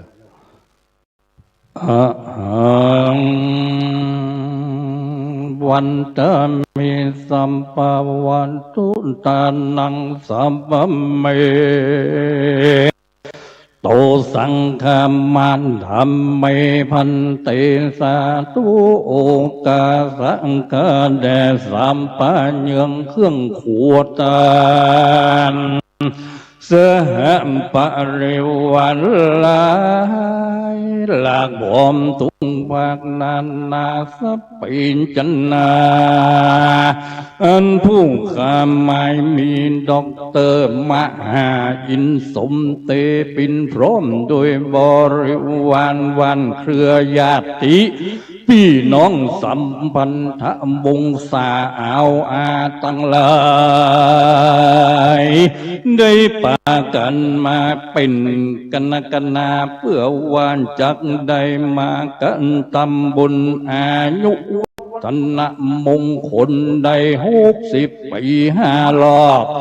นักสัตว์ของด็อกเตอร์มหาอินสมเตปินในวันนี้วันที่4วันศุกร์ที่19 เดือนมิถุนายนพุทธศักราช2569ออก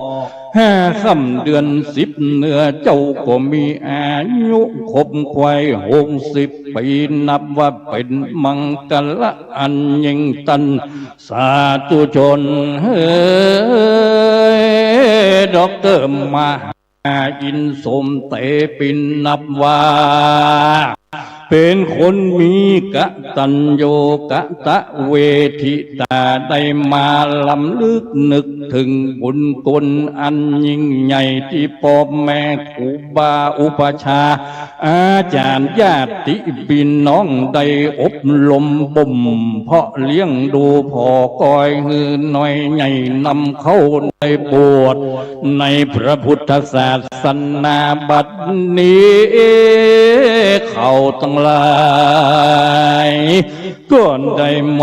ามรณภาพและมรณกรรมลงผู้นาด็อกเตอร์มหาอินสมเตปินก็ได้ปาเอาญาติตั้งหลายตั้งมวลเหล่านั้นมาลำลึกนึกถึงบุญคุณอันนั้นบัดนี้ขอสาธุยายลายนามผู้ที่มีพระคุณนั้นดังนี้พระครูศีลสารโสพลศรีนวลสุภาจาโรวัดแม่สาวพระครูศิรนันทคุณพระอุปชาตอนที่ดอกเตอร์มหาอินสมได้บวชเป็นสามเณรทัดนั้นไปเราพระอาธิการบุญปันพุทธธรรมโมผู้เป็นพระกรรมวาจาจารย์พระครูธรรมคุณากรพระอุปชาผู้อุปสมบทผู้ใดเป็นพระภิกษุและบ่เจ้าแต่นั้นยังมีพระครูสุเทพสิทธิวรคุณครูบาพันวัดศรีบุญเรืองได้หือที่อยู่อาศัยพระครูนพคุณภาสุโกพระอนุสาวรอาจารย์พระมหาวิษณุอาจารุธรรมโมอดีตเจ้าอาวาสวัดเจ็ดลินแห่งนิพพาสิทธิชัยปุญโญหรือว่าครูบาอินตาฝ่ายคฤหัสถ์นั้นนะท่านก็มีบุญคุณมากควงหลวงลายดอกเตอร์มหาอินสมเตปินก็ได้มามีความรัตัญญูระลึกนึกถึงอยู่เสมอวันนี้จึงได้นับว่าเป็นวันดีขออุทิศกรปนาผลแด่คุณพ่อคุณแม่ตั้งหลายอันมีพ่อติบแม่ปันเตปินอันเป็นพ่อและเป็นแม่พ่อวิจาแม่วิปันเตปินอันเป็นปู่ย่าพ่อวิปันแม่อุยอินบุญอ่อนได้เป็นตายายแม่อุยสุไหวพริบแม่ย่าคำมาบุญอ่อนพ่อชัยยาบุญอ่อนพ่ออุยคำแม่อุยนาปราเมอ แม่สายจันพุทธแม่ครูสมบูรณ์แม่ครูบัวชมกันทับป่าป่ออ้ายกานินป่อแก้วกาบซ้อนป่อเลิศมะนิเวนป่ออุ้ยปวนแม่อุ้ยมากาบย้อยแม่จันสุดาขันติทรางโกนและญาติธรรมตั้งหลายตั้งมวลพร้อมโดยบุพการีชนเจ้ากรรมในเวรตั้งหลายตั้งมวลบัดนี้ผู้ข้าขออัญเชิญท่านจงได้มาปัตตานุโมทนาทานในวาระญาเป็นธรรมบุญอายุวัฒนมงคลแห่งดร.มหาอินสมเตปินในวันนี้นั้นจงจักมีบ่เต้าแต่นั้นขออัญเชิญยังเทวพุทธเทวดาพญาอินพญาพรหมพญายมมาลาดขุดหนักน้ำปรมัยไอส่วนตลอดถึงแม่นางนาถไทยธรณีเสื้อวัดเสื้อว่าผู้ปกปักรักษายังวัดเจ็ดลินแห่งนี้และเทวดาอันรักษายังแม่น้ำเจนเมืองและเมืองฝ่ายเทวดาอันรักษายังวัดว่าอารามพระทานเจ้าดอยสุเทพเทวดาอันรักษายังเมืองเจียงใหม่แห่งนี้ผู้ข้าขออาศัยเขาตอกดอกไม้และลำเตียนนี้อังการลาด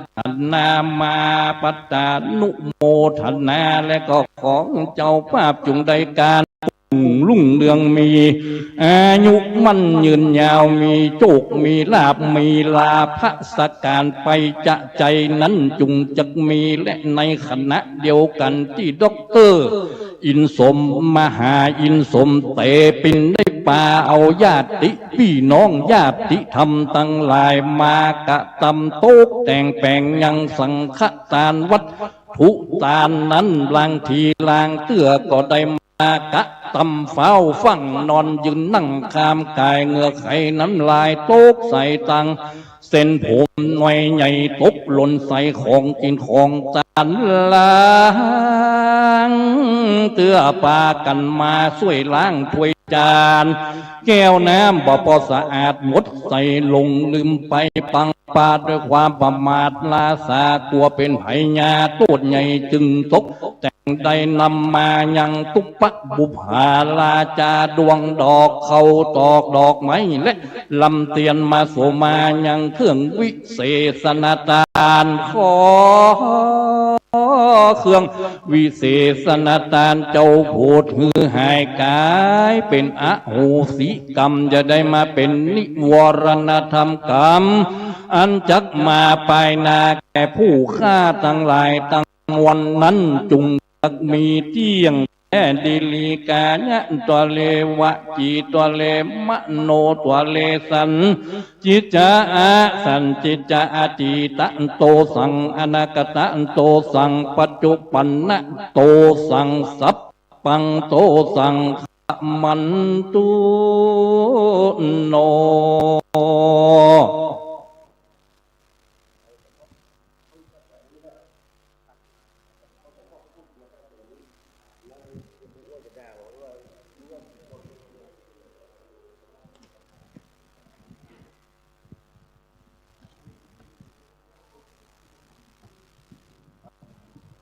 ครับท่านเคารพลำดับครับเขาจะได้ตอดพาที่บรรพชนนะครับ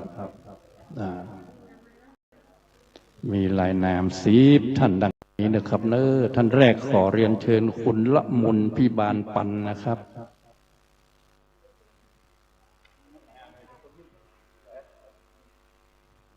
ขอเรียนเชิญคุณละมุนพิบาลปันนะครับ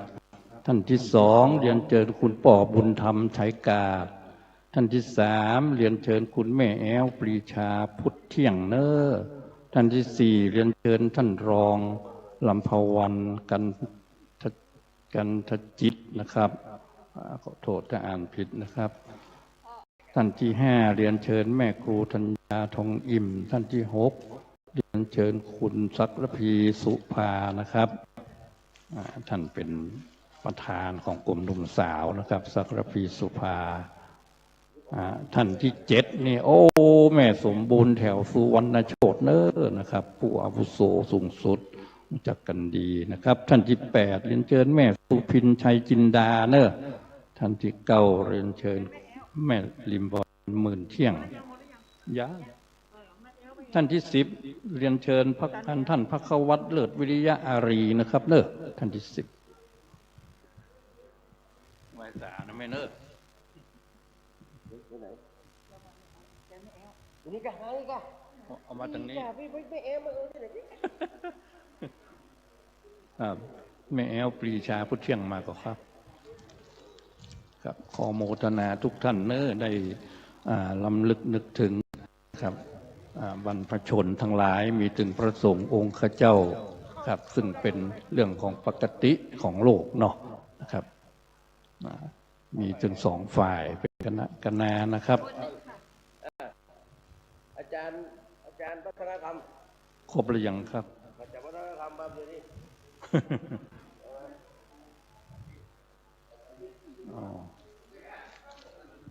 สำลิดธนัญชัยนะครับท่านเป็นท่านไปทำบุญทุกวัดนะฮะวัดอภัยก็บ่เว้น ท่านสำลิดธนัญชัยครับกราบนิมนต์พระคุณเจ้านะครับจำนวน10 รูปนะครับเนอะ1 2 3 10 รูปนะครับได้โปรดเมตตาพิจารณาผ้านะครับไตรปังสกุล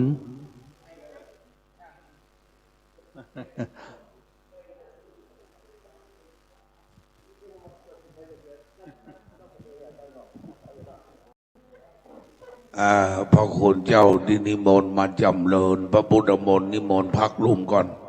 ไหว้สาครูบาเจ้าจันทรังสีเจ้าคณะตำบลสลีภูมิเขต5ครูบาวัดกุฎเต้าแต่ว่าก็เป็นเทศทำวัดดอยสิวบุญว่าครับพระครูอ้วนขึ้นไปนิมนต์ครูบารูปหนึ่งเนอะท่านเลขาไหว้สาสาธุ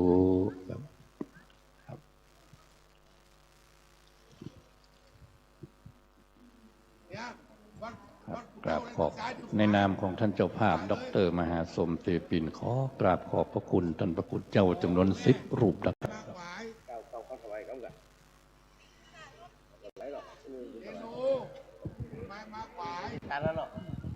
ขออนุญาตพระครูดร.มานพนะครับเดี๋ยวผมจะได้กราบเรียนเชิญเนอนะครับประมาณ16-17 ท่านนะครับการพระพุทธนะครับเรียนเชิญท่านนะครับเฮียน้อยนะครับชาตรีเชื้อมโนชาญเนอเขาน้อมถวายพระพุทธเป็นปฐมนะครับในขณะที่เฮียน้อยถวายกันพระพุทธหมู่เฮาสาธุกันดังๆเนอสาธุสาธุสาธุ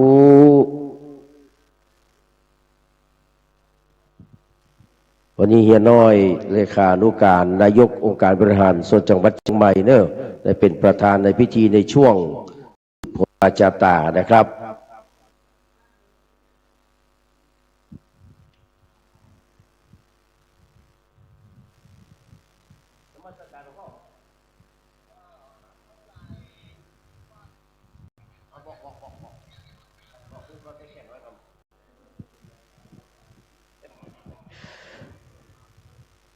ต่อไปเนอะเรียนเชิญตามลำดับเลยนะครับคุณ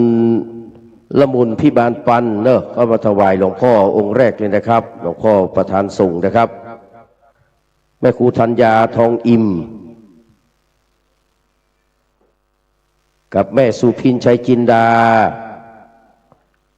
ตัวแทนของแม่แจวกำแก้วเถอะเนอะแม่แจวกำแก้วเสด็จไปฟาดสีลอยท่านรองลำพาวันกันทกจิตเนอะท่านรองอิ๋วนะครับรองนายกเทศมนตรีตำบลหนองจังคืนบุญลูกละปูนมาเนอตัวแทนของแม่จินดาเมืองแก้วกับอาจารย์ประเสริฐไปเลย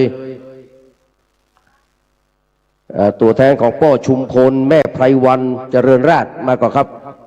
เดี๋ยวจะได้ฮ้องแหมรอบนะครับในช่วงโมงครึ่งนะครับลุงคำเนอะลุงคำเป็นตัวแทนของพี่แอมพี่อุไรนันที่มาแม่ลูกหลานแม่อุ้ยมอนป๊อกนะน้องไหวเนอะแม่แอลปริยาพุทธเที่ยง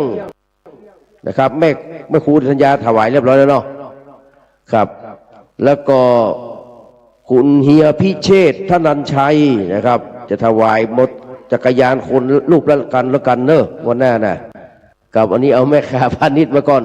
ไปแล้วไป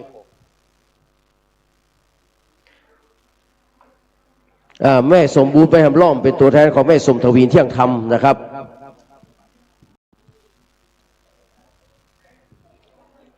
แม่วิไลวสุทันหการกับแม่วิไลมาเนาะแม่วิไลวสุทันหการแม่นิตยาเลิศชัยแม่ครูงามนิตพรหมวันแล้วก็แม่สายเพชรมหานินเนอะเอาช่วงแรกต่ออีกก่อน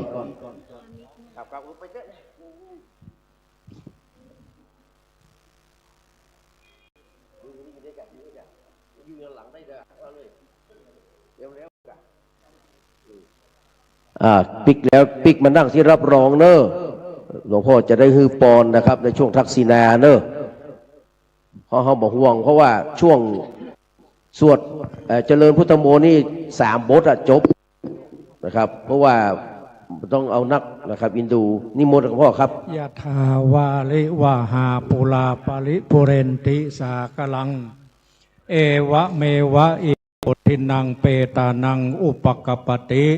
อิชิตังปฏิตังตุมหังคิปะเมวะสมิจันตุสเพปูเรนตุสังกปาจันโดปนรโสยถามะนิโชติรโสยถาติโยเววะจันโดสัปปะโรโกเวนัสสันตุมาเตกาลายโยสุกิติกายุโกภวะอภิวาทนาสิริสนิจังบุตตาปัจจายโนจัตตารโอธัมมาวัฏันติอายุวันโนสุขังปะลายัญจักโพธาคินาดินาสังกัมเมโสปฏิติตาติการตังเอตายาสัตตานาโสปะกปฏิโสยติธัมโมจะอายังนิดัสสิโตเปตานบูชาจักตาอุลาลาภลัญจะภิกขุนามานุปาตินังตุเมหิปุญญังปัสสุตังอนัปปะกันติภวตุปะมังกาลังละกันตุสัพพะเทวตาสัพพะพุทธานุภาเวนัสสะทาสุติภวันตุเตภวันตุสัพพะมังกาลังละกันตุสัพพะเทวตาสัพพะธัมมานุภาเวนัสสะทาสุติภวันตุเตภวันตุสัพพะมังกาลังละกันตุสัพพะเทวตาสัพพะสังฆานุภาเวนัสสะทาสุติภวันตุเตสาธุสาธุสาธุวันตามิบุญเตสัมปังอัปปาราตังกามันธรรมเมพันเตมญากะตังปุญญังสานาอนุโมทิตาปังสามินากะตังปุญญังไมหังตาตัปปังสาตุสาธุอนุโมทามิวันโนสุขังปะลังสาธุสาธุสาธุกับท่านที่เคารพลำดับต่อไปเป็นรายการที่2นั่นก็คืออัญเชิญขวัญนะครับของด็อกเตอร์มหาอินสมเตปินนะครับที่มีอายุครบ60 ปีคนจีนแต่จิ๋วพูดว่า60 ปีนี่เป็น1 รอบแต่คนไทยนี่12 ปีเป็น1 รอบนะครับเพราะฉะนั้นเป็นเลยฮ้องว่าแซยิดนะครับเนอะวันนี้ก็คือวันแซยิดของด็อกเตอร์มหาอินสมเฮาซึ่ง บวชเป็นพระบ่ใจบวชบ่ได้เฮียห้ำเฮียนได้บาลี4 ประโยคนะครับยอดเยี่ยมมากนะครับเขาจะห้องขวัญตรงนี้เนาะ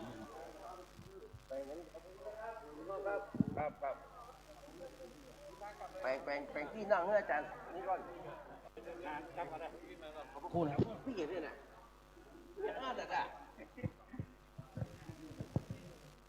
กราบนมัสการขอบพระคุณนะครับหลวงพ่อพระครูนะครับพิพัฒน์ศรีละสังวรรองเจ้าคณะอำเภอ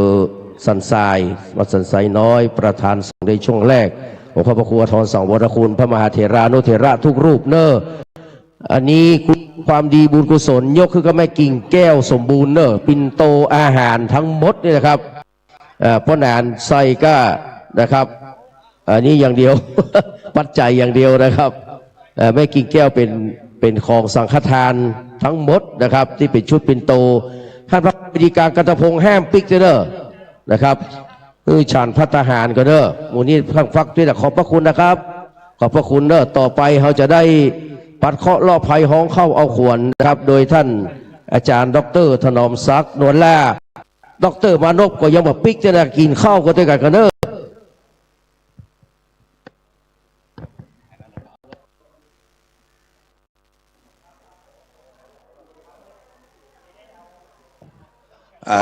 ไว้สาขอบคุณพระเถระนุเถระเจ้าคณะพระสังฆาธิการที่นิมนต์มาฮับทักขินานุปทาน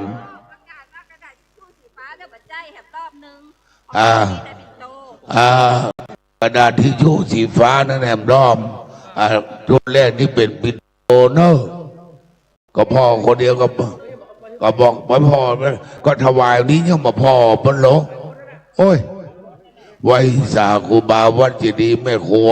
ถ้าบอกโอ้นั่งนี่ก่อนตะวันตกก่อนก็จะห้องขวัญอยู่ยังมาถึง10 โมงเด้อก็ขึ้นถ้าบอกโอ้จอดลุ่มนึงก่อนเนอะขอไว้สาท่านเจ้าคุณเจ้าคณะอำเภอเมืองนิมนต์ลุ่มนะครับบนก็จะห้องขวัญอยู่ครับสังฆเจ้าเนอครับตอนนี้ขอเวลาขอห้องขวัญเลยแสดงความเคารพนับถือทางปกครูอ้วนปกครูสิงห์ขอนเนอวันนี้จะได้กระทำพิธีปัดเคราะห์เลาะนามสู่เข้าเอาขวัญพ่ออาจารย์ดร.มหาอินโสเตปินวันนี้เสียงอาจจะบ่ม่วนอะไรเนอหูการหูงานณบัดนี้ ขอสิ่งศักดิ์สิทธิ์ที่ปกปักรักษาศาสนสถานวัดเจ็ดรินแห่งนี้ได้อภิบาลปกป้องพ่ออาจารย์ดร.มหาอินโสเตปินนะครับในวันนี้ทำบุญอายุ60 ปีนะครับ60 ปีศรีมงคลกุศลสมัย60 ปีทวีชัยบุญยสถาน60 ปีดร.มหาอินสมอลังการ60 ปีญาติธรรมมาประสานมุทิตาณเจ็ดรินอารามงามอาวาสในโอกาสยุวัดพิพัฒน์สง่า19 มิถุนาเวียนมาถึงด้วยทราบซึ้งในบุญญานุสรณ์ญาติธรรมพร้อมกันมาประนมกรพร้อมอวยพรแล้วสาธุมุทิตานะโมตัสสะภะคะวะโตอะระหะโตสัมมาสัมพุทธัสสะนะโมตัสสะภะคะวะโตอะระหะโตสัมมาสัมพุทธัสสะนะโมตัสสะภะคะวะโตอะระหะโตสัมมาสัมพุทธัสสะ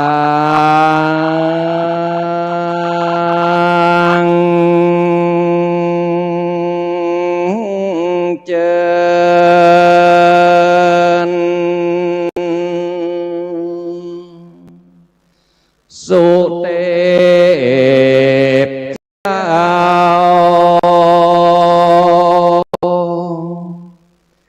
เจ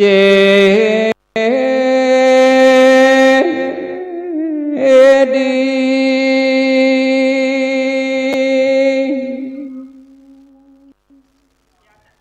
เปล่งเดชรัศมีแก่กล้า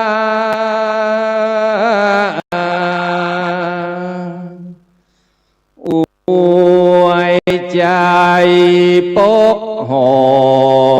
มกล่าวพ่ออาจารย์ด็อกเตอร์มหาอินสมเตปินนี้เนอ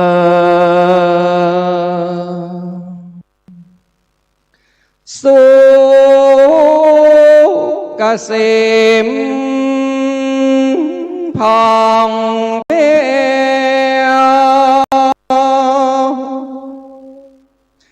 ยิ่งด้วยลาภา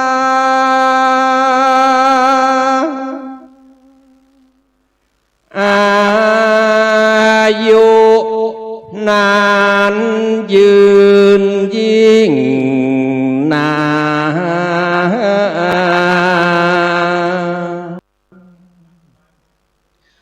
วันนาพองโสภาเลิศทวนสุขะยิ่งอัตตา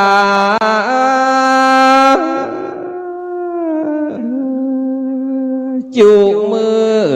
อยามเอ่ยพละมีกำลังทวนฝ่าได้หมู่ภัย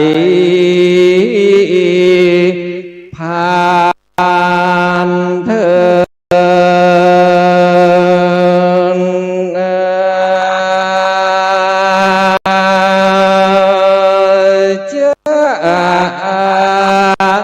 ใจโส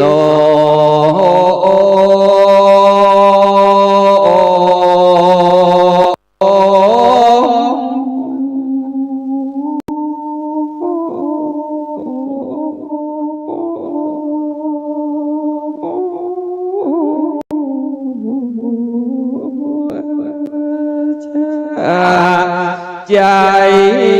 โย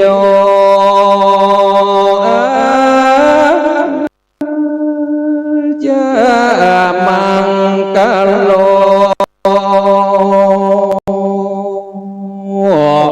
อาจจะในวันนี้ก็หากเป็นวันดีเป็นวันใจญาติอันใสบ่เศร้าเหตุว่าเป็นวันก่อกำเนิดวันเกิดของพ่ออาจารย์พ่อนานด็อกเตอร์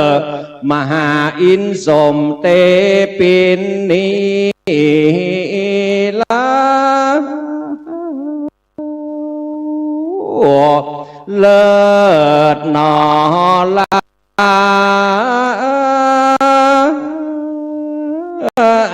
พาบัดนี้นาก็เป็นกาลเวลาอันเหมาะผู้ข้าจะขอปัดเคราะห์ร้ายออกจากกายของพ่ออาจารย์ด็อกเตอร์มหาอินสมเนอเจ้าบอกว่าก็ปีเดือนวันยามนั้นนาละก็ขอตกจากกายยังตั้งเคราะห์ปีเดือนวันยามร้ายกาดเคราะห์ปาทราชเดินจรเคราะห์เมื่อนั่งเมื่อนอนเหน็ดเหนื่อยเคราะห์อันไข้เมื่อยป่วยกายา ตั้งเคราะห์โลกาอุบาทเคราะห์นพคาตตัวจนเคราะห์ลมฝนผิวเป่าเคราะห์ไม่เก่าเมินนานเคราะห์เมื่อคืนบ่หันเคราะห์เมื่อวันบ่หูอย่าได้มาสุกหมกหมูอยู่ตีกาญาเคราะห์ต่างๆนานาอาจอ้างตั้งเคราะห์เสือมีกระทิงแรดนาจ๊ะและเคราะห์หมูรถราจังป่าปัดเฉียวจนเลยก็ขอได้ตกหายไปจากกายของพ่ออาจารย์ดอกเตอร์มหาอินสมเตปินเนอเจ้าตกไปเสียตั้งแต่กาละบัดนี้ยามนี้ละโอ้พร่ำเป็นดักน้ำกลิ่งก้อยกาดตกจากใบบัวแหล่ใบบอนขอสมดังกำพระชินนวรกล่าวไว้ว่าสัพพะทะสัพพะทาสัพพะทุกขาสัพพะหัญญาสัพพะโรคาวินาศสันตุเตบาทนานี้กันว่าเคราะห์ต่างๆนานาได้นิราชกาดกาออกจากตนตัวพ่ออาจารย์ด็อกเตอร์มหาอินสมเตปินไปแล้วก็มีลูกพระลูกเนนวัดเจดรินนี่นาพร้อมด้วยคณะสถาตันตั้งหลายก็ได้ปากันมาตกแต่งนางงามดีได้มาหยิบบายสีขอบคันมาบิดเป็นมันหลายลืบจันใส่ยองพานช่างมาลาผู้ชำนาญการก็เก็บเอายังสะปะดวงดอกมาตกแต่งมีตั้งดอกสะแลงอุ่นอ่อนและหอมไก่มีตั้งดอกมะลิซ้อนและดอกสะบันงามีตั้งจำปีจุมอากาละเกตสาวรสแสดหอมไก่มีตั้งดอกสาละปีใหญ่ไข่กี้มีตั้งดอกตาเหินหานฟ้ามะลิลาคำฮอมีตั้งดอกจันกับพ่อและกาโล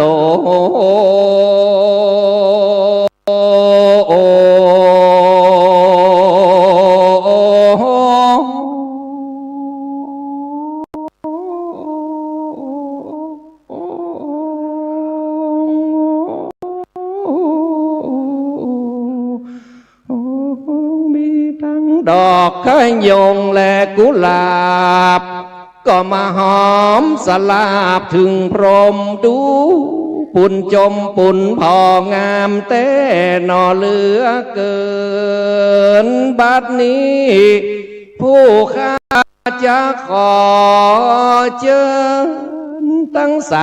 32 ขวัญของพ่ออาจารย์ด็อกเตอร์มหาอินสมเตปินเนอเจ้าแม้นว่าขวัญใดขวัญหนึ่งในอาการ32ของพ่ออาจารย์ไปติดสลัมคำกาอยู่ที่ไหนตั้งใดใกล้ไก่จะได้นานนาละก็ขอเชิญปิกปอกนอคืน มาว่าขอเชิญมาตั้งขวัญคิ้วขวัญตาขวัญดังขวัญปากเชิญมาตั้งขวัญหน้าผากขวัญแก้มหนอเจยจมเชิญมาตั้งขวัญทานานมตั้งกู้ขวัญต้องฮืออยู่อย่าอดด้วยกำกินขวัญแข้งฮือได้มันเตียวดินฮือได้มันย้ายขวัญติอย่าแอวพายลีลาขอเชิญมาตั้งขวัญปากที่ป่ออาจารย์เกยเวนตานาวฟู่มากและจาวานขอเชิญมาตั้งขวัญนิ้วนางและนิ้วก้อยเชิญมาตั้งขวัญสะดือและกิ้วน้อยก็ขอเชิญรีบมาเร็วมาขวัญพ่ออาจารย์ด็อกเตอร์มหาอินสมอย่าได้ไปอยู่ในน้ำไปเป็นเปื้อนปูป่า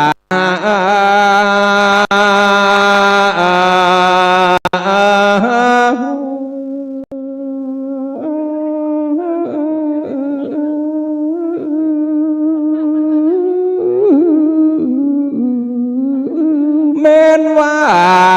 ไปตกอยู่ตามวัดตามวาที่ไปทำพิธีนั้นนะก็ขอขจายปิกมา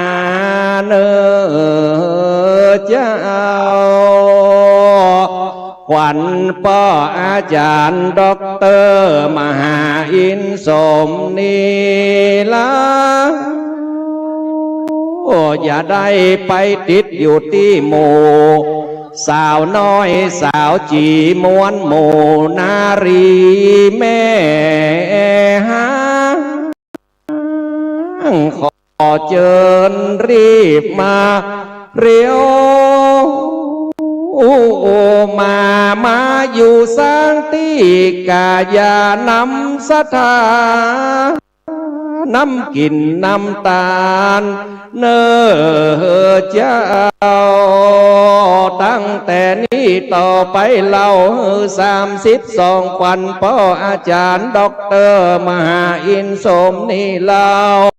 มันคงเหมือนดังปัทภีอันนาได้240,000 โยชน์32 ขวัญพ่ออาจารย์ด็อกเตอร์มหาอินสมมันคงเหมือนดังดอยหินอันนักได้แสนโกฏสังขยา32 ขวัญมันคงเหมือนดังบาหินสีมาอันพระสังฆเจ้าหาผูกไว้กันว่าได้ยินเสียงผูกคาเรียกเจิญบัดนี้32 ขวัญก็อาจารย์จุงมาเนอมาบัดนี้นากันว่า32 ขวัญของพ่ออาจารย์ด็อกเตอร์มหาอินสมเตปินได้มาพร้อมมาแล้วโอ้พระสังฆเจ้าจักได้สืบโหราจตามีอายุติขาเตียงเต้าอยู่ตั้งกินดูตั้งใจดูตั้งได้เตตานานำสถาวงวานตำบุญสุนตานมีอายุยาวนานล้ำยิ่งมีวันนะมิ่งงามใสสุขเกษมไปบอกขาดนั้นจุงจักมีเตียงแต่ดีลีเตอใจยะตุภวังใจยะมังคลังใจยะมหาสุขังใจยะมหาลาพังอภิวาทนาสิริสนิจังวุฒาปจายโนจัตตารโอธรรมาวัฏันตุอายุวันโนสุขังปะลาธุสาธุสาธุขอ อบคุณอาจารย์ประนอมศักดิ์ด็อกเตอร์มคณายกวัดวิจิตรคือวัดห้องคุณตำบลสันปุเลยเป็นที่เรียบร้อยก็เดี๋ยวไหว้สาสังฆเจ้าชุดสืบชะตาถวายการต้อนรับพระเดชพระคุณหลวงพ่อพระเทพมังคลาจารย์ครูบาเจ้าสมานกิติโสปโนเจ้าคณะจังหวัดเชียงใหม่รุ่นที่13วัดท่าตอนพระรามหลวงมาถึงแล้วพระเดชพระคุณหลวงพ่อท่านเจ้าคุณพระเทพปริยัติด็อกเตอร์ที่ปรึกษาเจ้าคณะภาค7วัด7ยอดพระรามหลวงมาถึงแล้วนิมนต์พระสังฆเจ้าจุดรขึ้นบนวิหารนะครับชุดที่3เป็นชุดสืบชะตาหลวง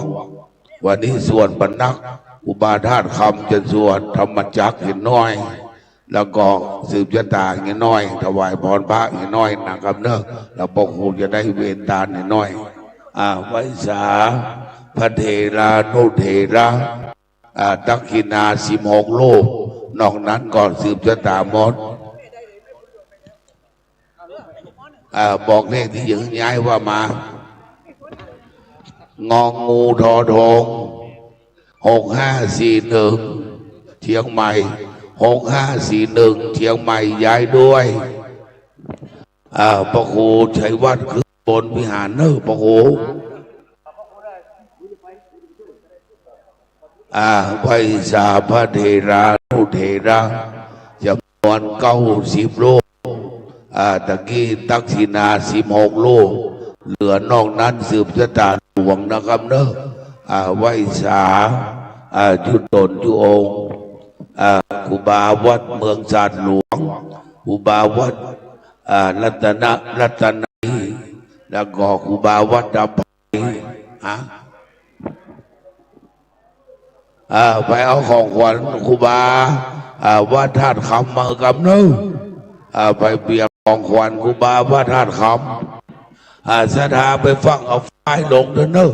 แม่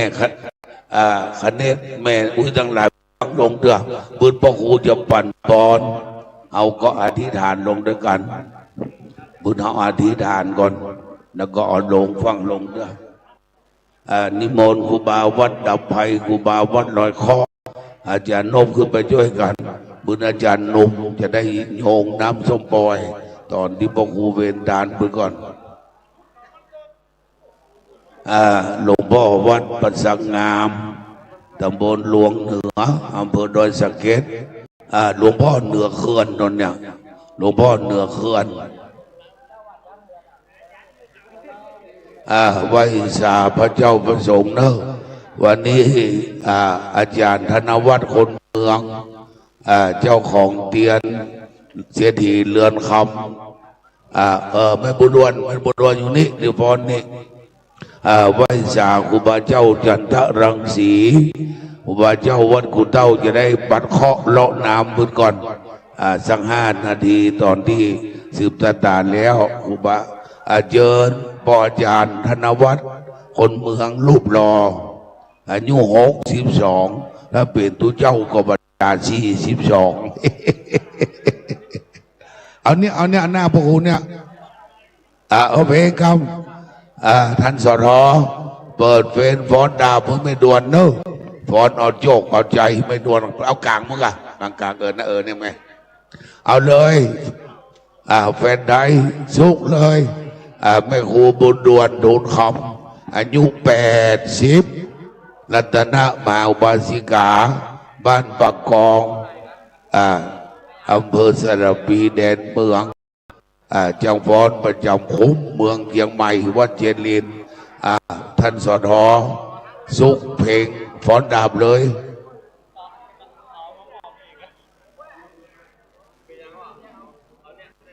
สุกเลยแม่บุญดวนอายุ80แข็งแรงดีเอาเลยเลยหมอปบมือไม่ดวนมือวัวชูเอาเลย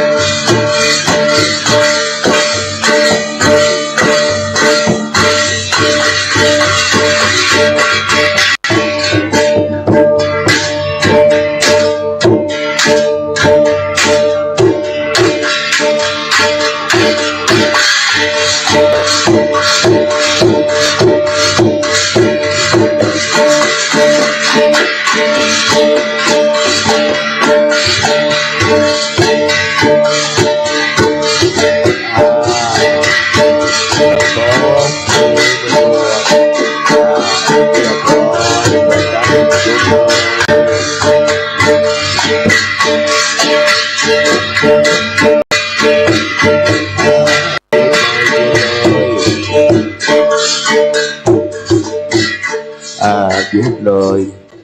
ขอบคุณครูบุญด่วนทุนคำอายุวัฒนมงคล80 ปีเหมือนอายุ18ที่ดับตั้งก้นปัญญาอินสาวเก้านี้วันเกิด80 เต็มไวยสาพระสังฆเถระอันเป็นพระมหาเถระมัชฌิมเถระอนุเถระทั้งอรัญญวาสีวันดีครับวัดป่าธรรมยุทธขามวาสีวัดบ้านเอาพ่อครูโสพลชัยเพชรแม่ครูอินเศรษฐีอำเภอแม่ริมตำบลขี้เหล็กซึ่งเป็นครูบาอาจารย์เคยสอนเมื่อสมัยอาจารย์โสพลไปเป็นครูสอนไม่อายนางได้สอนเด็กชายอินสมเตปินด้วยได้มาเป็นด็อกเตอร์ดอกเปิดเป็นหลานเปิดเป็นหลานไม่เลี้ยงบุผาจันเที่ยงโอ้ครูอ้วนนะเป็นหลานไม่เลี้ยงโอ้ยมันมาฟังเนี่ยไม่เลี้ยงเนี่ยเจิญเนอะเจิญปกเมสถาพ่อครูแม่ครูคณะคณาเข้ามาเนอะขึ้นบนวิหารคนใดเยี่ยวง่ายใครไปเยี่ยวบ่อยๆก็นั่งลุ่มเนี่ยไวยสาครูบาอาจารย์ต่างๆครูบามหาสมบัติเจ้าคณะตำบลสีภูมิเขต2ครูบาวัดดวงดีเขต3วัดต ะขีนเขตหนึ่งป่าปองเขตสองดวงดีเขตสามลำช้างเขตสี่กูเต้าเขตห้ากูอ้วนเขตหกนันนุ่มเขตเจ็ด ไม่ดูนอนก็ม่วนเนาะวันนี้สาวเก่านี่80ลวดซื้อพระตาวันเนี้ยแล้ววันเนี้ยจบไปเลยเสียงสักบาทนั่นช่วยกันช่วยพ่อคำคนของที่เบิ้ลมามุทิตานันนิสมกำน้ำแรงมึงก็ไปขายกันที่ร้านใบบุญเนอะพ่อคำประมูลเลยขายต่อ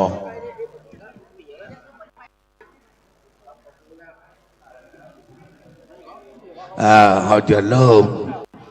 9:59 นาทีโดยกราบเรียนท่านชาตรีเชื้อมโนชาญเลขานุการนายกพิชัยเลิศพงษ์อดิศรท่านนายกองค์การบริหารส่วนจังหวัดเชียงใหม่ประธานในพิธีฝ่ายคณะวาสจะได้จุดธูปเทียนบูชาพระรัตนตรัยพ่อครูอ้วนชายใหญ่จะได้นำไว้พระสมทานเบญจศีลอาราธนาพระสังฆเจ้าโดยบทธรรมจักรกับปวัตนสูตรอุบาเจ้าวัดธาตุคำจะได้นำพระเจ้าประสงค์ส่วนหลวงพ่อพระเทพทั้งสองนั่งปรกเป็นพระภาวนาจารย์ครูบาวัดกุเต้าจะได้ปัดเคราะห์เสร็จแล้วจะได้โอกาสเวรทานถวายเป็นพระราชกุศลแด่สมเด็จพระเจ้าลูกเจ้าฟ้าพัชรกิติยาภาหรือพระองค์พาที่พระองค์ท่านสิ้นพระชนสัตมวานครบ7 วันตะวันอาจารย์นุ่มเนาะในฐานะที่พวกเราเป็นพระสงฆ์นิกรใต้เบืองประยุคนละบาทและวันที่26วันคล้ายวันประสูติของเจ้าประคุณสมเด็จพระอริยวงศาคัตยานสมเด็จพระสังฆราชสกลสังฆมหาปรินายกเจริญชนมายุครบ99 พรรษานะจันนุ่มเนาะและบุญกินบุญทานถึงเทวบุตรเทวดาเจ้าอันรักษาเมืองเชียงใหม่ถึง4-5 ประตูเจ้าสุรจาโตประตูหัวเวียงจังเบืองเจ้าใจเงี้ยภูโมประตูเจียงเรื่องตะเปในเจ้าสุรจาโตสดครับประอ้วนแป๊บหนึ่งนะครับพอดีเลขาท่านดร.ร้อยโทอมรอาจารย์อมรบุญชัยนิชคุณเพิ่นมาร่วมงานตัวนะครับเรียนเชิญมานั่งตั้งเพเดอร์ถึงคุณภูวรักษ์นะครับชัยสกุลแล้วก็นะครับคุณณภักนะครับคงพัฒนาอันนี้เป็นตัวแทนของท่านนะครับอาจารย์ดร.อมรบุญชัยนิชคุณนะครับซึ่งเป็นป่ออุปถัมภ์ผมนะครับวันนี้เพิ่นติดภารกิจให้เลขานะครับมาทำหน้าที่แทนเดี๋ยวขอเก้าอี้แหม2 ตัวนะครับเอาเก้าอี้คืออาจารย์ดร.อินทรงเทวดาเจ้าสุรจาโตแม่สะท้อนขึ้นเมืองรักษาประตูเชียงใหม่ห่างเวียงประตูแสนปุงห่างเวียงประตูผีออกและเจ้าคันทันลกิโตรักษาประตูชนดอกวันโตกนั่นนุ่มเนาะนี่คือเทวดา5 โถนรักษาประตูเวียงชั้นใน5ชั้นนอก4นั่นนุ่มประตูจังม้อยตะแปรนอกหลักแกงหายาดมี9 ประตู2 กำแพงนี่นะเท่ามีใดเท่าเขาได้เป็นเมืองมรดกโลกกับเนี่ยนะนุ่มโถที่ไหนจะเท่าแดกกับบอกหูสวัสดิ์จารุสวัสดิ์เนาะมันก็สวัสดิ์จารุก็พ่อครูชัยวัฒน์สวัสดิ์จารุอีกแล้วเซียวพ่อครูวันเนี่ย75เหมือนกันแต่เขารอเนี่ยมันใครสลาภาพละ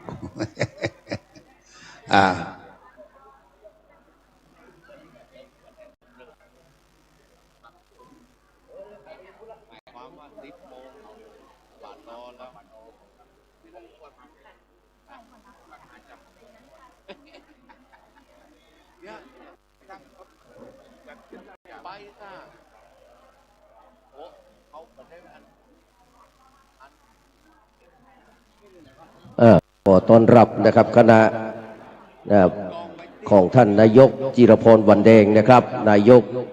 เทศมนตรีตำบลหนองหอยพร้อมกับทีมงานท่านรองท่านประธานสภาท่านสทและก็ไอ้นิคมตัวนะครับที่ได้ให้เกียรติมาร่วมงานในวันนี้นะครับขอบคุณท่านอาจารย์โสพลนะครับพร้อมกับแม่ครูเนอะอาจารย์รัชนีแม่ครูผมก็มาแล้วนะครับวันนี้อาจารย์นิสมท่านศักดิ์ระบีท่านประธานกลุ่มหนุ่มสาวจังหวัดเชียงใหม่เพิ่นน้อยใจเนอะเอ้ยเพิ่นกำหมอประธานสภาประธานกลุ่มสาวจังหวัดเชียงใหม่นะครับศักดิ์ระพีสุภาท่านรองนะครับประชาชูดีนะครับเทศบาลตำบลฟ้าห้ามก็มาร่วมตัวนะครับเป็นไอ้บ่าวผมเองนะครับวันนี้ม่วนเงินสันเราแต่เนอถ้าต้อนรับมาทั่วถึงกราบขอประธานอภัยถึงพระสงฆ์ข้าเจ้าอาจารย์ตั้งวิชาการก็มาครับ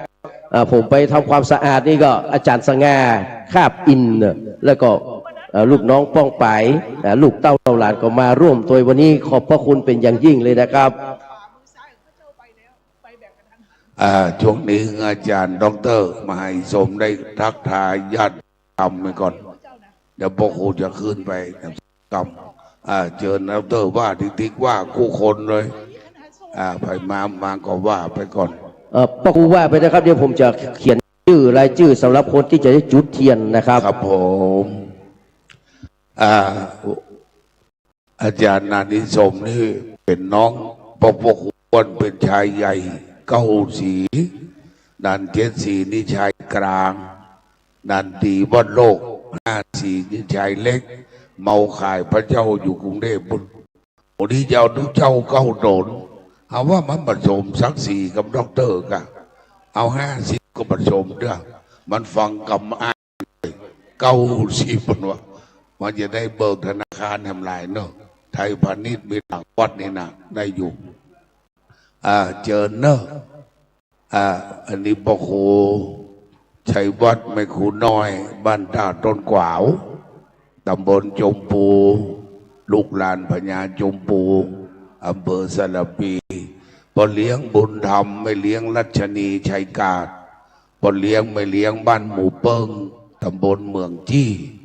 เทศบาลตำบลเมืองจี้เมืองละปูนก็มาก่อนพ่อครูอ้วนพ่อบุญธรรมพ่อครูชัยวัฒน์นี่จะเป็นตาลเตียนเมืองน่านเนอะออกตี1ที่25กรกฎาคมนอนคืนปัน500ก็กิน2ข้าวปันก็ลดละปูนได้อยู่2กันเชียงใหม่ได้อยู่7กัน9กันจะบุกเมืองน่านวันที่25นะครับเนอะเชิญพระแม่สถาอยู่ดีมีสุขห้ามเจ็บห้ามจนห้ามลุกต้องลุกไส้ห้ามอ้วกห้ามแหกห้ามเมาเก้าเมาหัววันนี้แม่วิจันเขินแม่วิจันเขินบ้านต้นแหนน้อยอำเภอสัมปะตองกูลายมือเขินหวามันสังหวาเสียนกันทาเขินแดมสังก็แดเขินแต่ต้นแหนลงต้นแหนน้อยวิจันว่าปัดสังก่อก็ได้ยินเสียงนั้นเทียนสีนะว่าพอครูโอนก็มาอีแม่ก็มาตามเสียงว่าอุจันก็จะ90ละแม่อุลาบันเด่นเมืองแกน95ก็ฟังข่าวว่าครูอ้วนก็จะมาหันจะเอกันนี้ใครหัวคะนะครับขอบคุณนะครับเนอะกูคนนะครับเพื่ออยู่ดีมีสุขอายุมั่นยืนยาวพอครูอ้วนจะอยู่150ก่อนคนอื่นตายก่อนเด้อแม่รัชมีคเนตเอาอย่าง90เนาะแม่ครูนั่นก็มาเราเพื่อนเนาะนั้นแม่ครูรัตดานั่นน้องเมื่อก่อนงามสวยทั้งล่ำทั้งโดยเอ็นประเดินรัตดาเจ้าอายุ75ต้องเอาพอทั้งหลังหมด75ทั้งหน้า100ชาวเนาะผมงอกชันบอลไว้ ต้องสุขภาพดีมีเงินใช้ไร้โลคาภรรยาไม่มีโชคดีตลอดการคู่กันเขาดึงคอยของเราไปหาหมอถามว่าลุงเป็นอะไรอย่างลุงเป็นครูเป็นครูนี่แพ้หมดเป็นอย่างเขาก็ไปโอบไปวัดไปอย่าง ปรากฏว่าปกติเด็กอ้วนก็กินความดัน1 เม็ดนะ แล้วก็เบาหวานไม่มีแต่อ้วนกินความดันกับอย่างก็อย่าง12 อย่างนะอาจารย์โน้มกับเดียวขึ้นเดียวล่องอย่างไรแสดงความรอครับครับผมมันก็อีบนมีครับมีครับท่านเต็มอาจารย์นุ่มเอาหงขึ้นไปครับผมเดี๋ยวอาจารย์นั่งได้กะได้ขึ้นมาเลยอาจารย์ขึ้นมาเลยนี่ตัวอาจารย์นุ่มไปก่อนอาจารย์นุ่มขึ้นไปก่อนได้กะเฮ้ยอาจารย์นุ่มอุ้ยกำนั่นกะกำเอาเจิงเอาไว้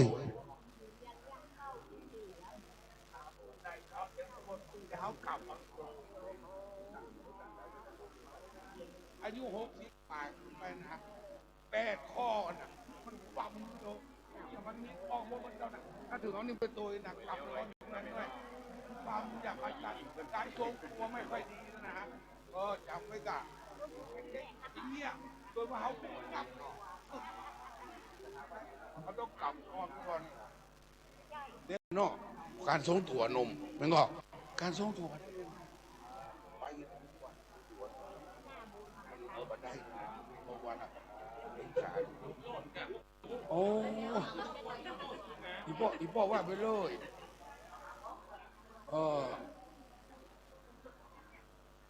ให้นั่งไหวค่ะให้นั่งไหวชานั่งไหน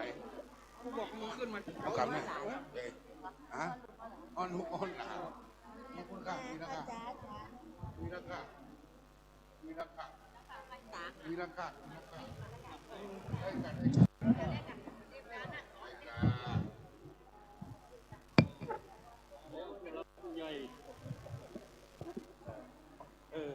กัน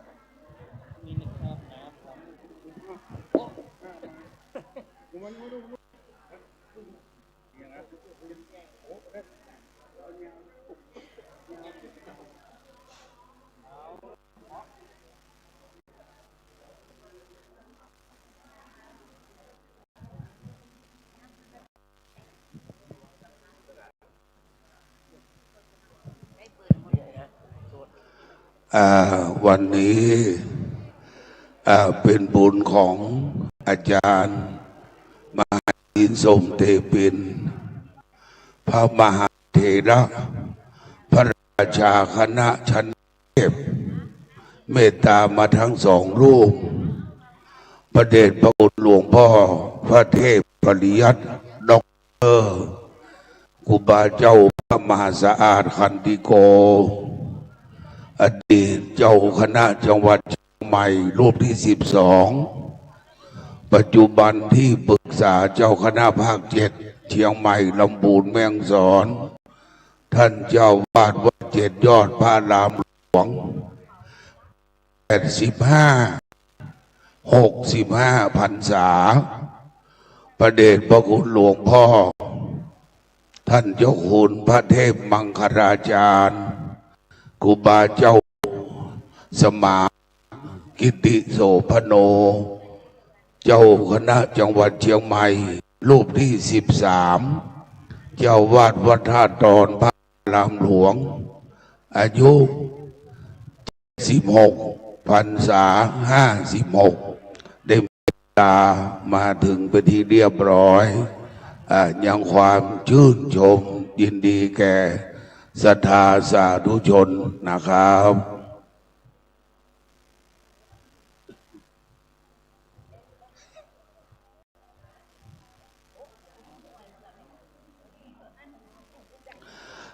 ครูบาวัดกูเต้า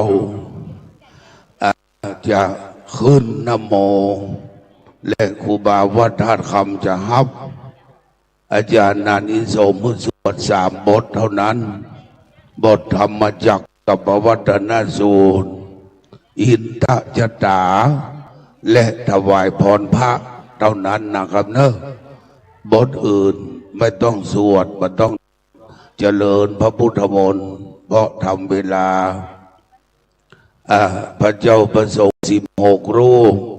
ได้รับทักษิณานุปทานเป็นที่เรียบร้อยอาจารย์นันอินทร์สมด็อกเตอร์เป็นคนบ้านแม่สาว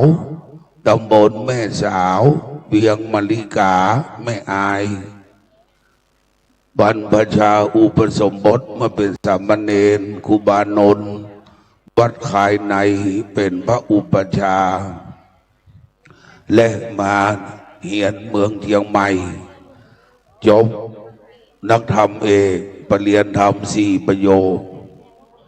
และลาสิกขามาช่วยงานต่างๆด้านการเมืองท้องถิ่นการปกครองต่อมาวัดเจนลินมามีอาจารย์ท่านอาจารย์มหาวิษณุก็เลยชวนมาเป็นปุจจารย์ท่านจบปริญญาตรีมมล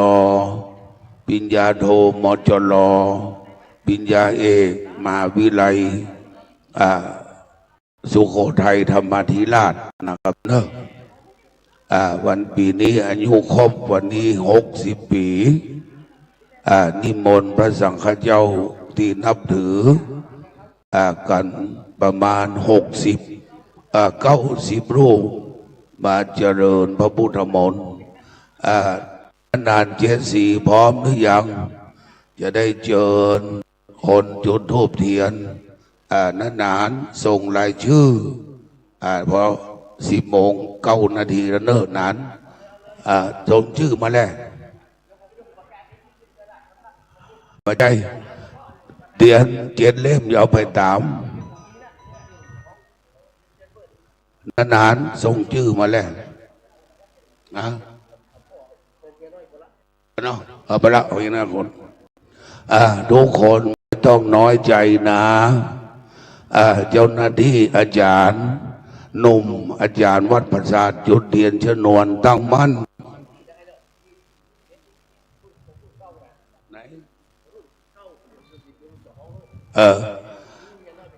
ขอกราบเรียนท่านชาตรีเชื้อมโนจารเลขานุการท่านนายกองค์การบริหารส่วนจังหวัดเชียงใหม่ประธานในพิธีฝ่ายคฤหัสถ์ได้จุดเทียนทั้งอริยทรัพย์7 ประการทั้ง7 เล่มวัด7 ลินเตียน7 เล่มขอเรียนเชิญเนี่ยน้อยนะครับพวกเราประนมมือปฐมเล่ม 1ตุติยะเล่ม 2ตติยะเล่ม 3จตุเล่ม 4ปัญจเล่ม 5ฉักกะเล่ม 6สัตตะเล่ม 77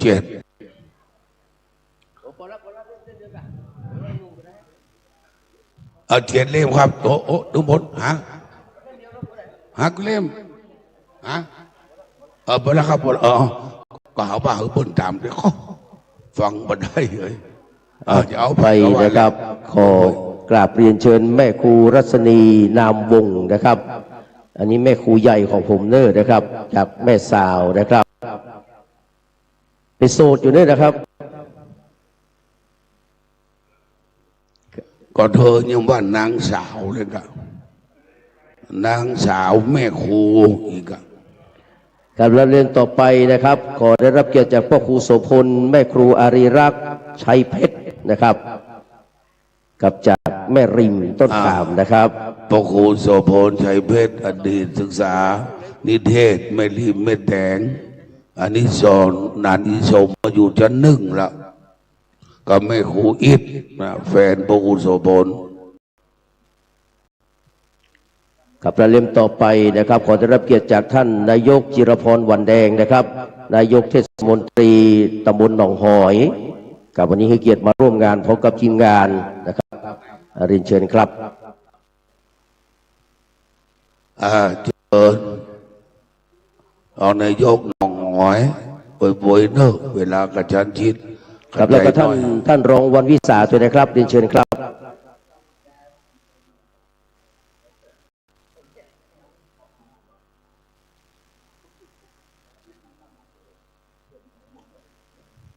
กับจากนั้นนะครับขอได้รับเกียรติจากเลขานุการของท่าน ร้อยโทอาจารย์ดรอมรบุญชัยนิจคุณทั้งสองท่านเลยครับคุณภูวรักษ์ชัยสกุลและก็สาวนภักมั่นคงพัฒนะนะครับเรียนครับ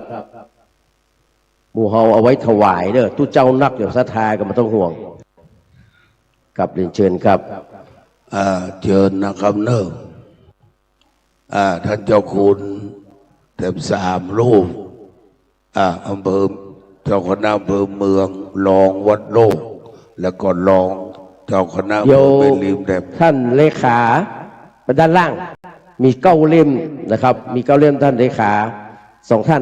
ไปด้านล่างที่พระธาตุนะครับไปที่พระธาตุเนอะไปตามที่พระธาตุแถมครับเล่มบนนี้ก็เรียนเชิญแม่นายบุภาจันเที่ยงครับไม่เลี้ยงบุภาจันเที่ยงเล่มที่7สำเร็จแน่เดี๋ยวท่านเลขาท่านอาจารย์อมรรอแป๊บหนึ่งครับเดี๋ยวเทียนชนวนลงไปตัวนะครับครับด้านล่างนะครับเรียนเชิญท่านอาจารย์ธนวัฒน์คนเมืองด้วยนะครับท่านรองประชาชูดีนะครับรองนายกนะครับฝาห้ามนะครับแล้วก็ท่านประธานสภากับอานิคมเนอร์มาด้วยกันนะครับเรียนเชิญครับจุดด้วยกันเลยเนอะท่านประธานสภากับร้อยตำรวจเอกนิคมนะครับท่านสภาหนองหอยเนอะแล้วก็ท่านรองสวัสดิ์ในก็มาแล้วครับรวดจุดลุ่มมาเลยเนอะรองสวัสดิ์พันตำรวจโทสวัสดิ์ลากาศนะครับกับเรียนเชิญเลยครับแล้วก็ชูศรีตึงไอ้ซักเนอะนะครับอันนี้เป็นเพื่อนเฮียนนะครับชูศรีนี่เป็นเพื่อนเฮียนเป็นลูกศิษย์ของโสพลชัยเพชรนี่แหละนะครับไปจุดตะลุ่มเลยเถอะรถย้ายเนอะขอไข่หยังขอไข่ขอควาย4963รถไถขอย้ายกับเนอะ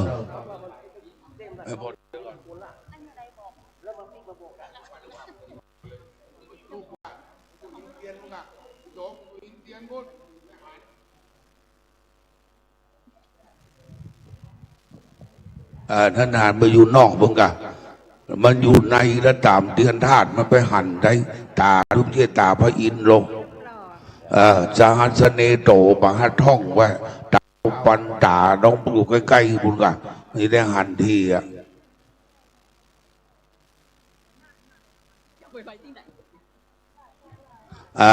เลี้ยงบุญธรรมไม่เลี้ยงเยาวนิดขึ้นมานั่งในเว้สดาสาธุชนมือเสียเวลาเนอะปนมมือฟังจักนะเนอะอธิษฐานก่อนว่าพร้อมๆกันเอาไฟลงฟังจักนะเนอะสาธุสาธุสาธุ3 เส้นมัด9 เส้นมัดขา5 เส้นมัดปัญญา7 เส้นอริยทรัพย์7 ประการ7 ลิ้นสำเร็จตลอดกาลเอาลงใส่หัวจะเข้าเนอสาธุสาธุสาธุ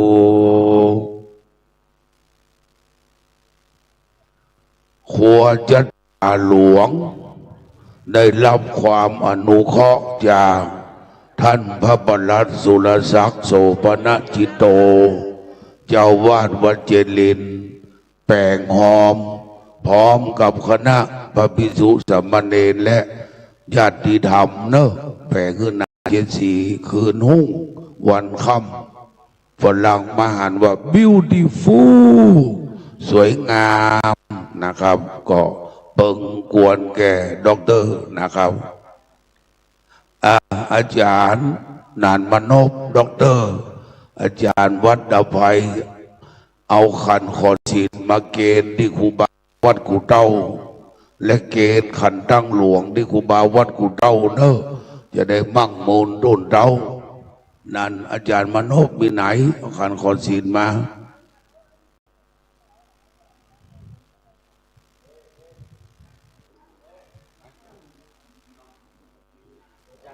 ขันโตขันนะเกณฑ์ขันตั้งก่อนสาธุเกณฑ์ขันขอศีลก่อนสาธุศรัทธาปนมมือบัดนี้เราจักไว้ยังพระโบสถ์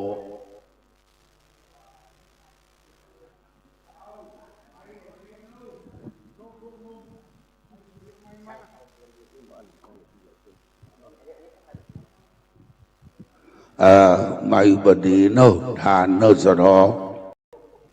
ปนมมือต่อบัดนี้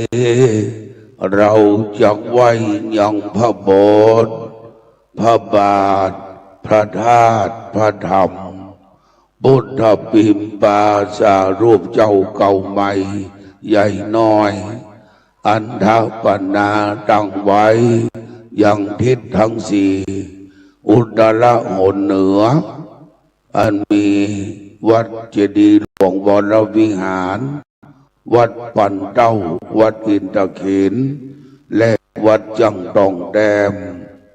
บุพโหนวันออกวัดหมื่นโดมวัดผ้าขาวน้อยวัดสายมุนเมืองสายมุนม่านดักขินะหนใต้วัดฟอนซอยปัจจิมะหนวันโตกวัดปันแหวนพระเจ้าเมืองลายพระบรมธาตุเจ้าดอยสุเทพมัชชิมะตรงกลางวัดเจ็ดลินคำวัดหนองจลินวัดเจ็ดลินก็คือวัดเดียวกันณบัดนี้กราบหนึ่งกราบสองกราบสามได้กล่าวคำบูชาไฟไหว้พระตามแบบเป้าโบราณล้านนาเชียงใหม่เจ็ดลินณบัดนี้มินาสังกาเลนะพุทธังอภิปูชยามะมินาสังกาเลนะธัมมังอภิปูชยามะมินาสังกาเลนะสังฆังอภิปูชยามะอะระหังสัมมาสัมพุทโธภะคะวาพุทธังภะคะวันตังอภิวาเทมิสวากขาโตภะคะวะตาธัมโมธัมมังนะมัสสามิสุปฏิปันโนภะคะวะโตสาวกสังโฆสังฆังนะมามิตั้งใจสมาทานหับศีลเป็นวาระที่สองแต่เจ้าประเดชพระคุณหลวงพ่อท่านพระครูพิพัฒน์ท่านเจ้ารองเจ้าคณะอำเภอสันทรายวัดสันทรายมูลศิลาสังวรได้ปั่นเป็นครั้งที่หนึ่งช่วงนี้ครูบาเจ้าจันทรังสีเจ้าคณะตำบลสลีภูมิเขตห้าครูบาหลวงวัดเวลุวนารามหัวเวียงเชียงใหม่อายุ77 พรรษา57จะได้ปั่นศีลให้แก่พวกเราทั้งหลายณบัดนี้มายังปันเตติสาเนนะสังฆปัญจศีลานิยาจามา ติยัมปิมะยังพันเตติสานเนนัสสังหาปัญจศีลานิยาจามาตติยัมปิมะยังเตติสารเนนัสสังหาปัญจศีลานิยาจามานะโมตัสสะภะคะวะโตอะระหะโตสัมมาสัมพุทธัสสะนะโมตัสสะภะคะวะโตอะระหะโตสัมมาสัมพุทธัสสะนะโมตัสสะภะคะวะโตอะระหะโตสัมมาสัมพุทธัสสะนะโมตัสสะภะคะวะโตอะระหะโตสัมมาสัมพุทธัสสะนะโมตัสสะภะคะวะโตอะระหะโตสัมมาสัมพุทธัสสะนะโมตัสสะภะคะวะโตอะระหะโตสัมมาสัมพุทธัสสะพุทธังสรณังคัจฉามิพุทธังสรณังกัจฉามิธัมมังสรณังกัจฉามิธัมมังสรณังกัจฉามิสังฆังสรณังกัจฉามิสังฆังสรณังกัจฉามิตุติยัมปิพุทธังสรณังกัจฉามิตุติยัมปิพุทธังสรณังกัจฉามิตุติยัมปิธัมมังสรณังกัจฉามิตุติยัมปิธัมมังสรณังกัจฉามิตุติยัมปิสังฆังสรณังกัจฉามิตุติยัมปิสังฆังสรณังกัจฉามิตติยัมปิพุทธังสรณังกัจฉามิตติยัมปิพุทธังสรณังกัจฉามิตติยัมปิธัมมังสรณังกัจฉามิตติยัมปิธัมมังสรณังกัจฉามิตติยัมปิสังฆังสรณังกัจฉามิตติยัมปิสังฆังสรณังกัจฉามิสรณะกะมะนังนิธิตังอามะพันเตปานาติปาตาเวรมณีสิกขาปัตตังสมาธิญามิปานาติปาตาเวรมณีสิกขาปัตตังสมาธิญามิตินตนาเวรมณีสิกขาปัตตังสมาธิญามิตินาตานาเวรมณีสิกขาปัตตังสมาธิญามิกาเมสุมิสาจาลาเว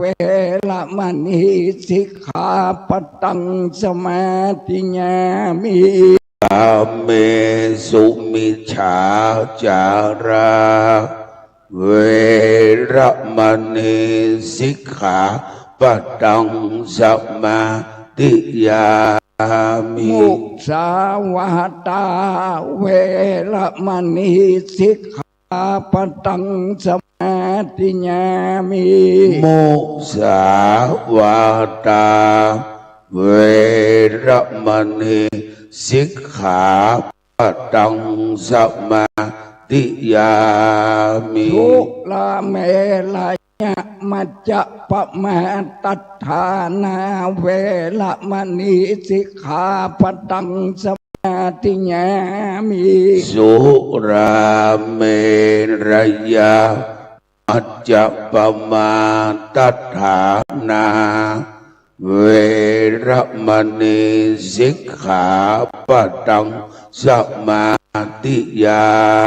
มิมานิปัญจสิกขาปตานิพุทธปัญญตังสิกขาปตังปริสุทธังนิพพานังปรมังสุขังสาธุสา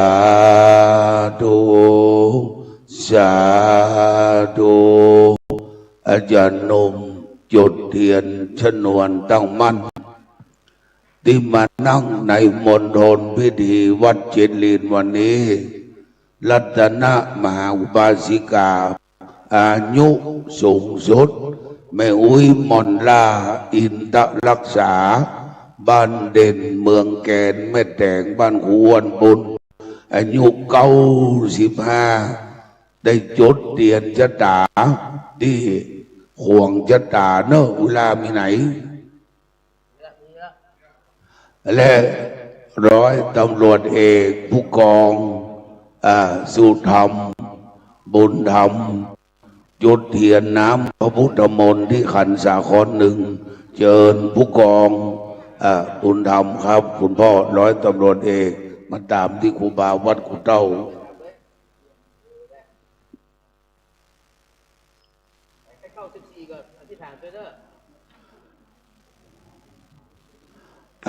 แม่อุ้ยมอนล่าอินทรักษาเดิมเป็นคนบ้านขัวมุงอำเภอสารปีแล้วเปิดย้ายไปอยู่บ้านเด่นเมืองแกนแม่แตง95ย่างสุขภาพดีตลอดกาลเชิญอาจารย์ทวัฒน์คนเมืองแม่เข้าไปไหว้สาท่านครูบาวัดพูดตรงปากเกตสันทรายตะกี้ท่านเจ้าคุณรองจังหวัดวัดสวนดอกก็มาแล้วนั่งเรียบร้อยจะได้อาราธนาพระบริตสถาปนมมือเนอะสืบชะตาอาจารย์มหาอิสมเตปินด็อกเตอร์พร้อมกับญาติธรรมทุกคนณบัดนี้วิปัสสปฏิปังหายาสัพพะสัมปติสิทธิยาสัพพะทุกขวินาศายา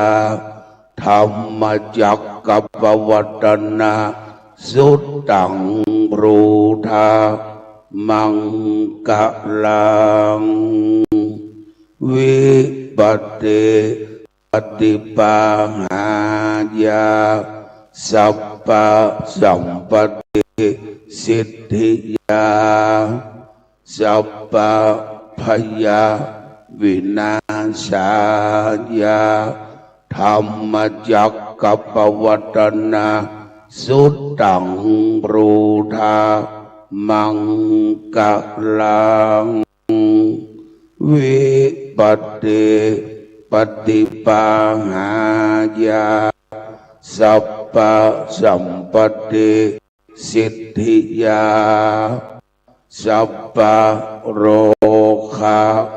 วินาศายาธรรมจักกัปปวัตนาสุตตังปรูธามังกะลังภาลิตวานาเมตังสัมเมตาภตันตังอวิกิตาจิตาปริตังภนันตุสักเกกะเมจัลุเปกิลิสิขลัตเตจันตลิเควิมาเนติเปรัตเถจักะเมตะวันกังหันเนเกงังวัตุเมเกเตปุมมทาตัญโยจตุโลกปาลราชาญมาราชาอินโตเวสสุวรรณราชา อะลิยามเมตตาโยโปติสัตตาวกาตโยจะปุถุจนะกันลยานาจะสัมมาทิฏฐิเยวะปุเทปัสสันนาธัมเมปัสสันนาสังเฆปัสสันนาพุทเทสกการวาธัมเมสกการวาสังฆสกการวาอิโตทานโตปราปราอิเม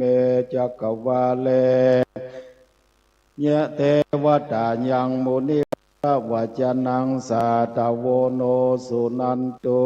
ธัมมัสสวนาคาโลอัญญัมปตันตาธัมมัสสวนาคาโลอัญญัมปตันตาธัมมัสสวนาคาโลอัญญัมปตันตามามิติรัตนะตัญญังพระอันตรายาปิวินัสสันตุเสสโตสุกัจจะอิมัสมิงจะพุทธคุณังสุกัจจะอิมัสมิงจะธรรมคุณังสุกัจจะอิมัสมิงจะสังฆคุณังสัพพทุกขาสัพพพญาสัพพโลกาสัพพอุปัตตวาสัพพอันตรายามหาเจเยมหาลาภังอายุวนังสุขังพลังปวันตุเต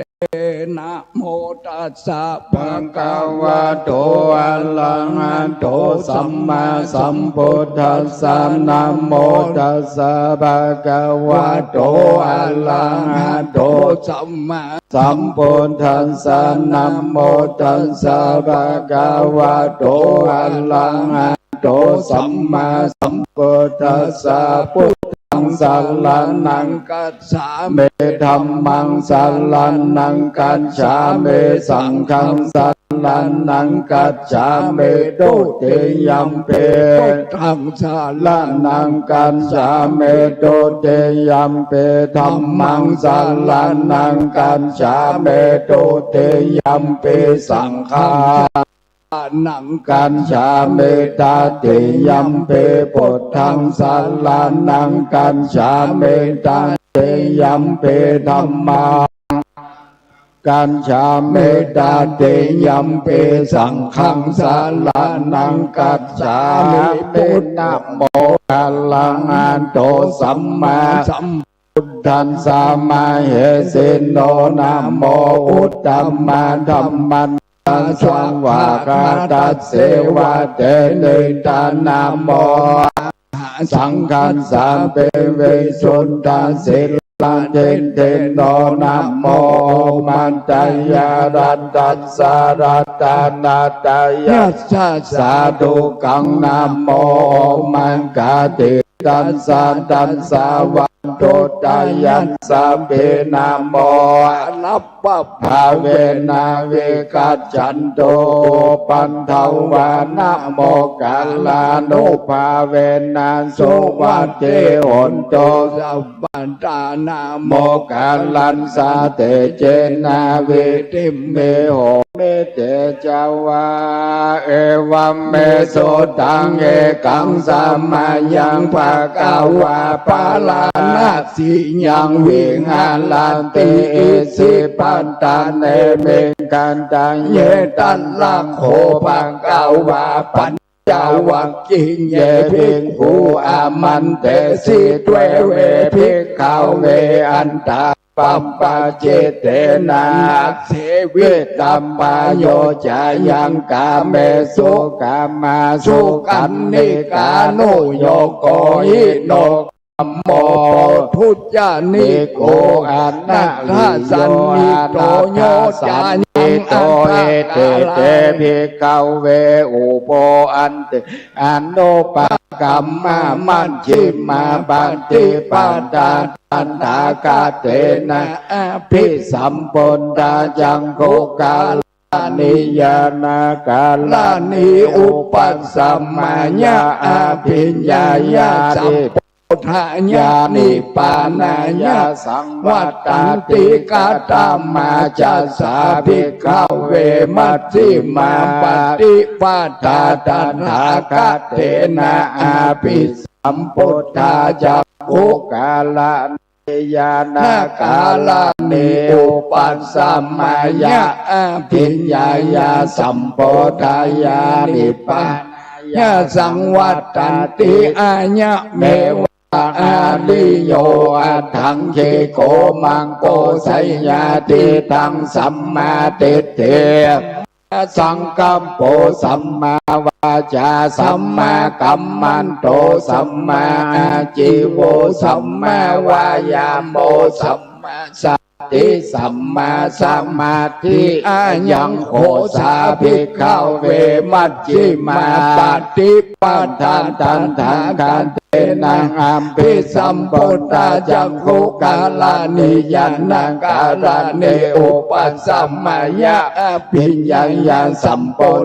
ญานิปานัญญาสังวัตติอิตังโอปันนาภิกขเวทุกขังอริยสัจจังจาติเป็นทุกขาจัลลาเป็นทุกขามัลลานัมปิทุกขังโสกปาลิเตวะทุกขโตมานัสสุปายาสาปิทุกขาอัมปิเยหิสัมปัญญงโกทุกโหปิเยหิวิปัญโยโกทุกโหยัมปิสังละปะติตัม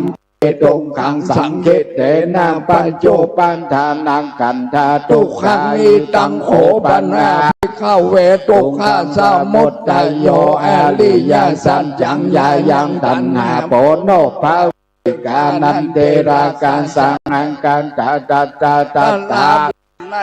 นิสัญญาทิงดังกรรมตัณหาภาวะตัณหาวิภาวะตัณหาอิตังโคปันนาภิกขเวทุกขานิโรธอริยสัจจังโยตัสสะเยวะตัณหายะอาเสสาวิลากานิโรธจักโกปาตินิสังโฆมุติอนาโยอิตังโคปันนาภิกขเวทุกขานิโรธกามินิปันติปันอาริยสัจจังอายะเมวาริโยอันทังจิงโกมังโกสัยญาทิตังสัมมาทิฏฐิสัมมาสังกัมโปสัมมาวาจาสัมมากัมมันโตสัมมาอาจิโวสัมมาวายามโมสัมมาสันติสัมมาสมาธิอิตังทุกขังอริยสัจจันติเมเข้าเวปุเปอานุสุเตโสธัมเมโสจังคงโอนตัมปันตินังโอนตัมปันติปัญญาโอนตัมปันติวิญญาโอนตัมปันติอโลโกโอนตัมปันติตังโคปานิตังทุกขังอริยสัจจะปาลิญายันติเมภิกขเวปุเปอานุสุเตโสธัมเมโสจังคงโอนตัมปันติญาณังโอนตัมปันติปัญญาปฏิวิจาอุตปาติอโลโกอุตปาติตังโคปานิตังทุกขังอริยสัจจังปาลิยตันติเมฆเวปุเพอานันโดสุเตโสธัมเมโสจังคงอุตปันติญาณังอุตปันติปัญญาอุตปันติวิจาอุตปันติอโลโกอุตปันติอิตังทุกขสมุทัยโยอริยสัจจันติเมภิกขเวปุเปอานาสุเทชุธัมเมโสจังคงอุตปันติญาณังอุตปันติปัญญาอุตปันติวิจาอุตปันติอโลโกอุตปันติตังโคปานิตังทุกขสมุทัยโยอริยสัจจังปะหาตัพพันติเมภิกขเวปุเพอานานุสุเตโสธัมเมโส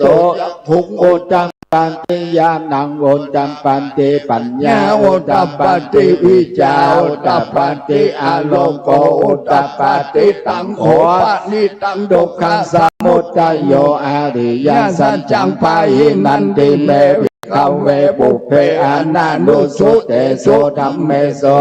ทุกอุตตัมปันติญาณังโอนตัมปันติปัญญาโอนตัมปันติวิจาโอนตัมปันติอโลโกโอนตัมปันติอิตังทุกขานิโรธอริยสัจจันติเมภิกขเวปุเพอานันโดสุเตโสธัมเมโสจังโฆโอตัมปันติญาณังโอตัมปันติปัญญาปฏิวิจาโอตัมปันติอโลโกโอตัมปันติตังโฆปานิตังทุกขานิโรธอริย ยสัจจังสัจฉิกาตปันติเมภิกขเวปุเพอานันตุสุเตโสธัมเมโสหุอุตตัมปันติญาณังอุตตัมปันติปัญญาอุตตัมปันติวิจาอุตตัมปันติอโลโกอุตตัมปันติตังโขปานิตังทุกขะนิโรโธอริยสัจจังสัจฉิกาตันติเมภิกขเวปุเพอานันตุสุเตโสธัมเมโสจังคงอุตตัมปันติญาณังอุตตัมปันติปัญญาอุตปันติวิจาอุตตัมปันติอโลโกอุตตัมปันติอิตังทุกขานิโรธกามินิปันติปัตตาอริยสัจจันติเมภิกขเวปุเพอานันตุสุเตโสธัมเมโส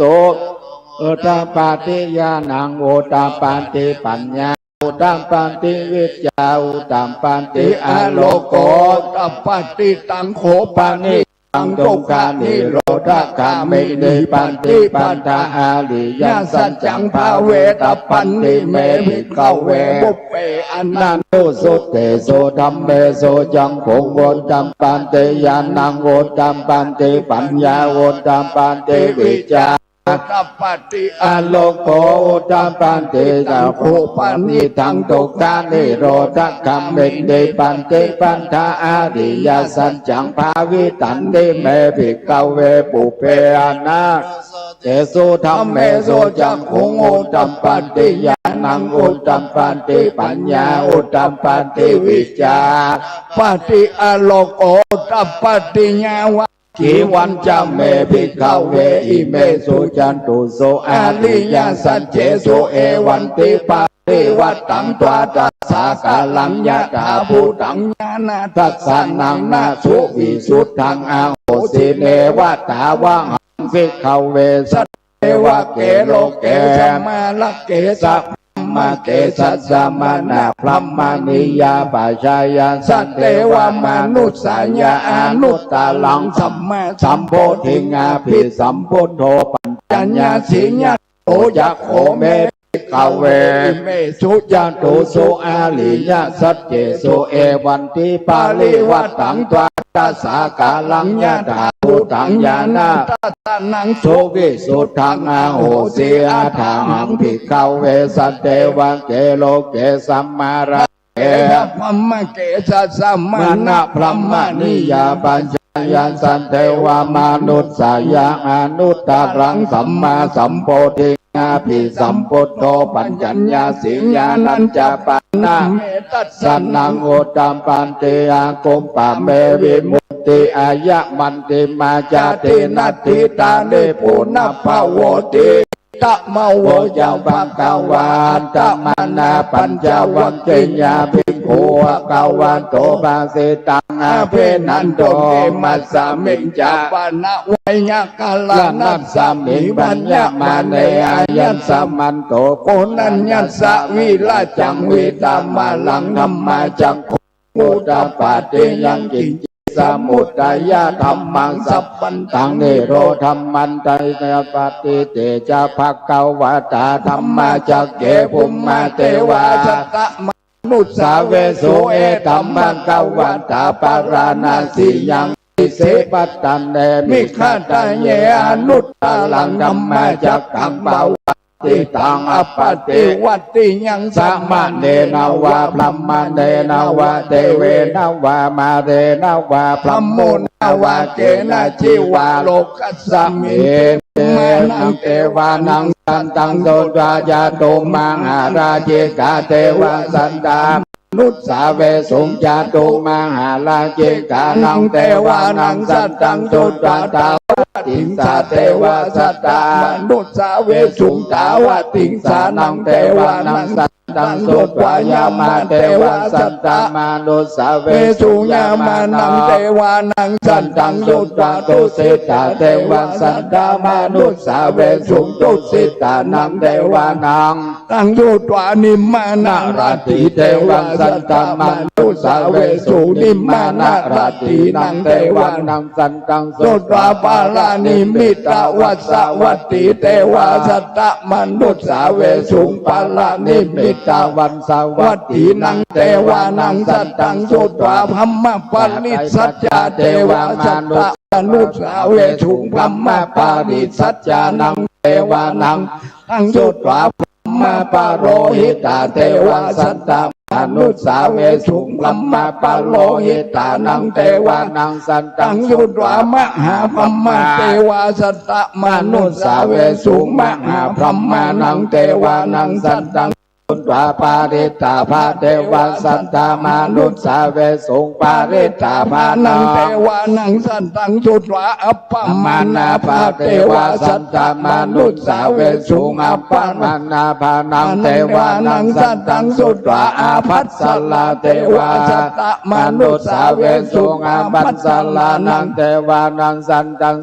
วาปาลิตาสุภาเทวาสัตตมนุสาเวสุปาลิตาสุภานังเทวานังสัตตังสุตวาอัปปมานาสุภาเทวาสัตตมนุสาเวสุอัปปมานาสุภานังเทวานังสัตตังสุวาสุภากินนากาเทวาสัตตมนุสาเวสุสุภากินนากานังเทวานังสัตตังสุตวาอาสัญญิสัตตาเทวาสัตตมนุสาเวสุอาสัญญิสัตตานังเทวานังสัตตังสุตวาเวหัพพลาเทวาสัตตมสาเวสุเวหัพพลานังเทวานังสัตตังสุตวาอาวิหาเทวาสัตตมนุสาเวสุอาวิหานังเทวานังสัตตังสุตวาอาตัปปะเทวาสัตตมนุสาเวสุอาตัปปะนังเทวานังสัตตังสุตวาสุตัสสะเทวาสัตตมนุสาเวสุสุตัสสะนังเทวาสัตตังสุตวาสุตัสสีเทวาสัตตมนุสาเวสุโสตัสสีนังเทวานังสัตตังสุตวาอาการนิทักขะเทวาสัตตมนุสาเวสุเอตัมมังกวัตตาปารานัสตังเยสิปัตตาเนมิคัตตาเยอนุตตาลังธัมมจักขังบาวัตติตังอัมปันติวัตติยังสัมมาเนนาวาพรัมมาเนนาวาเทเวนาวามาเรนาวาพรัมมุนาวาเกนะจิวาโลกัสสมิติยะหาเตนะคันเนนะเตนะมุหุเตนะยาวาพรัมมาโลกาสัทโธอัมพุงกันเจอายัตตันสังสังอันสีลงกันธาตุสังกัมปิสัมปะกัมปิสัมปะเวทิอัปปะมาโนโอลาโลภาโลเกปตุลาโหติอาติขเมวะเทวานังเทวานุภาวังอนาโคภควาอุตานังอุตาสิอัญญาสิวัตตาโพตัญโยอัญญาสิวัตตาโพโกตัญโยติติตังอัญญาสมันโตโกตัญญาสะอัญญาโกตัญโยเทวนามังอังโหสิติธรรมจักกับวัตนาสุตังนิติตาเทวนาปาลานันตาเทวันจันตาพรหมจันตามหาพรหมจันตาอิชิจันตามหาอิชิจันตามุนิจันตามหามุนิจันตาปุริสัจจันตามหาปุริสัจจันตาจังกาวัติจันตามหาจังกาวัติจันตาพุทธันจันตาปัญเจกาพุทธจันตาละหันตาจันตาสัพพะเสติวิจารลานังจันตาสัมปะโลกาจาริญานังจันตาสัมปะโลกาทิปันติญานังจันตาเตนะสัจจวะเจนะตุยหังโสวัตติโหตุตุยหังสาหายะนะโมพุทธัสสะนะโมธัมมัสสะนะโมสัญญาทิทังโอโลโลสวหัญญาอินตาจันตาเทวันจันตาพรหมจันตามหาพรหมจันตาอิชิยตามหาอิชิจันตามุนีจันตามหามุนีจันตาโพลิสันจันตามหาโพลิสันจันตาจักรวัติจันตามหาจักรวัติจันตาพุทธจันตาปัญเจกาพุทธจันตาอรหันตาจันตาสัมปะสิทธิวิจันทัลลันนังจันตาสัมปะโลกาจาริ นังจันตาสัมปาโลกาอติยานังจันตาเอเตนะสัจจวัจเจนะตุยหังโสวัตเตโอโตตุยหังสหายะนะโมปุณทันสานะโมธรรมัสสานะโมสังคัสสะไสยะทิตังโอโรโอโรสว่างหายะเอ็นตาจาตาเทวะตาพรหมตามหาพรหมจาตาสีจัตตามหาอิสีจัตตามุนีจัตตามหามุนีจัตตาปุริสัจจตามหาปุริสัจจตาจักรวัติตามหาจักรวัติจันตาพุทธจันตาปัจเจกพุทธจันตาอรหันตจันตาสัมปัสสิทธิวิจาตาลานังจันตาสัพพโลกาจาริยานังจันตาสัพพโลกาทิปันติญาณังจัตตาเอเตนังสัญจวัจเจนะตุยหังโสวัตเตโอนโตตุยหังสวางายานะโมพุทธัสสะนะโมธัมมัสสะนะโมไสยะทิทังโหโรสว่างหายะเสเลเทเทมาเตเตจอจายะสิเทมาเยเตหาคุณนาปาเลเมตตาปุญญาเทงการลันสันสัมบันตาลายาวาลานะทันสัมบังกังวันโตอันลังอันโตสัมพุทธัสสะวัตถิงสามหาปุริสาลักขณานุภาเวนะอสีตายานุภายัญชนะนุนะอัตุตาลาสัตตมังกัลลานุภาเวนะสัพพันนาลังสียานุภาเวนะเกตุภาเวนะสัพพาลามิตานุภาเวนะตัสสะอุปปาลามิตานุภาเวนะตัสสะพละมัทธะพลามิตานุภาเวนะศีลสมาธิปัญญานุภาเวนะพุทธาเวนะธรรมานุภาเวนะสังฆานุภาเวนะเตจานุภาเวนะอิทานุภาเวนะพลานุภาเวนะยยะธรรมานุภาเวนะจตุราสิติสัสสะธรรมขันธาอาวาโลกุตละธรรมานุภาเวนะอัฏฐังคิกามังกานุภาเวนะอัฏฐสัมมาปฏิญานุภาเวนะชาลปิญญาจัตุสัจจญาณานุภาเวนะตัสสะพละญาณานุภาเวนะสัพพัญญูตญาณานุภาเวนะเมตตากรุณามุทิตาโอเปกขานุภาเวนะสัมปาริตานุภาเวนะรัตนาตยัสสลนานุภาเวนะตุยหังสัพพโลกาโสโกปัทถวาทุกขโตมนัสสุปายาสาวินัสสันตุสัพพะอันตายาภิวินัสสันตุสัพพะสังกัปปะตุยหังธัมมิจันตุติกาตุตาตุยหังโหตุสันตวัจจะจิเวนะสัมมังคิโกตุสัพพตาอากาสัพพะปัตตวันนาภูมิกังมหาสมุทฐาลักขกาเทวตาสตาตุเมอนุรักขันตุทุกขปัตตาจันนิทุกขาพยาปัตตาจันนิพยาโสกัมปันจันนิโสกาโอนโตสัพเพปิปานิโนเอตาวาตาจังอัมเบยิสัมปันตังปุญญาสัมปัตังสัพเพเทวาสัมปติสิทธิยาทานังตัทันตุสันทายาสีลังลักขันตุสัพพัตตาภาวนาปิลตาหุนตุกัจจันโตเทวตากันตาสัพเพพุทธาภลัพปันตาปัจเจกานันจะยังพลังอาละอันตานันจะเตเจนะลักขังพันธามิสัพพะโสโหพุทธานังอุปาสุขาสัทธรรมเทศนาสุขาสังคัสสะสามังคีสามัคคันังตาโพสุโขคัตติโยเสโตจันเนตัสสามิเยโกตปะติชาญิโนยาจาลานะสัมปันโนโสเสโตเทวมนุสเตเทวตาปฏิอันติโจรติมาปฏิจันติมาสันนโตกติโยปฏิชาญิตาปฏิพรหมโนอันตสัพพมังโหรตังพุทโธตปฏิเตจัสสาโลเกียปะละมาลาภาสันตุติปะละมังทานังวิสาสะปะละมายาติเลปานังปะละมังสุขาสาธุสาธุสาธุพ่อแม่ศรัทธาอยู่ในการสงบเนอะไหว้สาครูบาเจ้าวัดกูเต้าป ปัดเคาะเลาะน้ำและครูบาวัดดับภัยอยู่ข้างครูบาวัดกุเต้าครูบาวัดลอยเคาะอยู่ข้างครูบาวัดกุเต้าเนอะเอาน้ำมงคลครูบาอยู่ทางกลางปัดเคาะ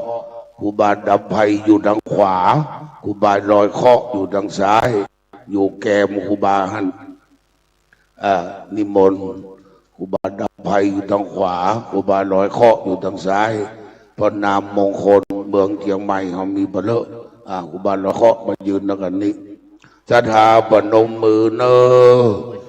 เอาไม้ทุกสัพพะโศกสัพพะโลกสัพพะภัยสัพพะวาขอไปในก็ขอหือถอนออกขอไปนอกขอถอนนี้ขอลาวีคำคาขอตั้งหลังขออย่าได้มาทากตั้งหน้าอย่าได้มาปอกขอวันตกวันออกขอกเหนือหุ่นไตขอเจ็บขอไม่ขอใครขอหนาวขอมาคืนบ่หันขอมาวันบ่รู้อย่าได้มาชูอยู่กาญาขอโลกาเจ็บปวดขออยู่ลวดสบายขอเล่างับกับหายไปในวันนี้ยามนี้เนื้อเจ้าตั้งแต่ปีเดือนวันยามนี้โลกก็ขอ32 พันเจ้าจุงมาตั้งแต่ปีเดือนวันยามนี้แม่นจักละก็ขอคือได้ยืนตื่นคือได้สบายใจอยู่ขอคือมีใจไปตั้งใดขอคือมีโชคมีลาภขอไล่หยาบจะได้มาไกลเจ็บป่วยใครจะได้มาปานขอมีอายุมันยิ่งโยดยืนยาวนานคือได้อยู่กินอยู่ทานอยู่กับลูกกับหลานอยู่กับบ้านกับเมืองเจริญรุ่งเรืองแห่เราเป็นไข้ก็ขอฮือขาดเป็นพญาติก็ขอฮือหายนับกายเป็นเบาหยาดกายเป็นง่ายกายเป็นดีได้มาทำพิธีวันนี้ยามนี้ขอคือมีโชคขอคือมีลาภขอคือมีเงินขอคือมีคำมือมีเข้ามีของมั่งมุนตุนเท่าได้อยู่จนแก่เท่าเงายืนเหมือนกันทุกผู้ทุกคนนั่นจูงจักมีเตียงแต่ดีแต่เตอจะตาโลธรรมะประธานติอายุวันโนทุกขังปะลาสาธุสาธุสาธุอาจารย์วัดเปิงฟ้าเอาอ้อยเอาไฟมา7 เส้นนั่น74 ด็อกเตอร์คือท่านเจ้าคุณ6 ตน7 ถึงครูบาวัดกุเต้าเอาไฟมันมือขึ้นมาครูบาวัด7 ยอดครูบาวัดตาดอนบ้านน้ำหลวงวัดสวนดอกพระน้ำหลวงวัดลำเปิงวัดโลกโมลีเจ้าคุณวัดถอนฐานและครูบาวัดกุเต้า7 ตนเอาหลวงพ่อคนเดียวกันนาน74นานออกมาเลย74ออกมาเลย74มาเว้ยออกมาก่อนหลวงพ่อวัด7 ยอดมัดก่อน7 ยอดแล้วก็หลวงพ่อจังหวัดหลวงพ่อรองหลวงพ่ออำเภอ7 ท่านเจ้าคุณ7 ตนแล้วก็ครูบาวัดกุเต้าเป็น7 พอดีนันโนอาจารย์วัดพระปองประสาทโยงน้ำสมปอยศรัทธาปนมมือเนอเงียบเนออาหังวันตามิสัพพะวัตถุทานังสัพพะโตสังฆมัฏฐามิพันเตสาธุโอกาสสังฆะแด่เจ้าปัญญงเครื่องควรทานทั้งหลายปอมดุปากนานาปันนีมหามูลสัทธาค เจ้าทั้งหลายมีอาจารย์มหาอินทรเดปินด็อกเตอร์มัคคณายกพิธาจารย์วัดเจ็ดลินเมืองเชียงใหม่เป็นเก่าพร้อมด้วยคณะศรัทธาสาธุชนญาติธรรมเราเจ้าค่ะเชียงใหม่ลำพูนลำปางและด้านทั้งหลายก็มาพร้อมใจกันตกแต่งแปลงพร้อมน้อมนำมายังตุภะบุภาราชาดวงดอกเขาดอกดอกไม้และลำเทียนนามสุกันโตตกาอัมพิโลตกาเพื่อว่าจะมาขอสุมายังสัพวัตถุตนาเจ้าทั้งหลายคือกลายเป็นนาทีวิปังโกอโหสิกรรมอย่าได้เป็นนิวรณธรรมกรรมอันแก่นกล้าอันหักรับหนทางจากสู่สวรรค์จันทร์ฟ้าและมหาเนรปานนั้นยุ่งจักดีกาญะตอนเลวจีตอนเลมโนตอนเลสันติจาอสันติจาปมาตะโตสังปัจจุปันนโตสังสัพพังโตสังขมันตุโนสุลนันตุพนโตเทวาสังฆโยไวยสาเทวดาเจ้าหมื่นโลกจักรวาลมีวัฏเทพเทพ500 ตนนักษาพระบรมธาตุเจ้าดอยสุเทพเป็นเขาเป็นประธานเทวดาเจ้าอันรักษาเจ้าอินทขินหลักเวียงเชียงใหม่จุตนจุองค์และเทวดาเจ้ารักษาปัดเวียงตังหาอันมีเจ้าสุรจาโต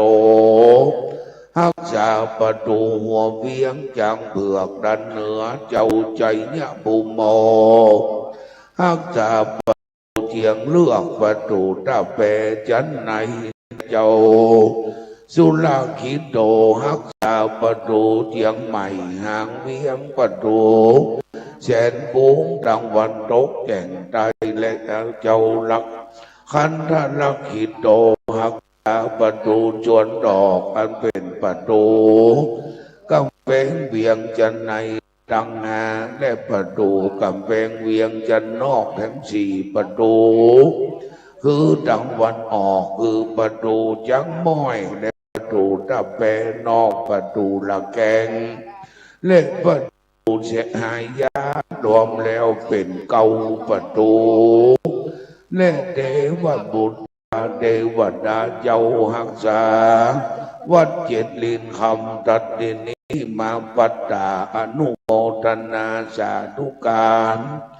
เวลา8 โมงถึงท่านนานอินสมด็อกเตอร์ก็ได้ลำทับทักษิณานุปทานพระสังฆเจ้า16 รูปเป็นที่เรียบร้อยแล้ว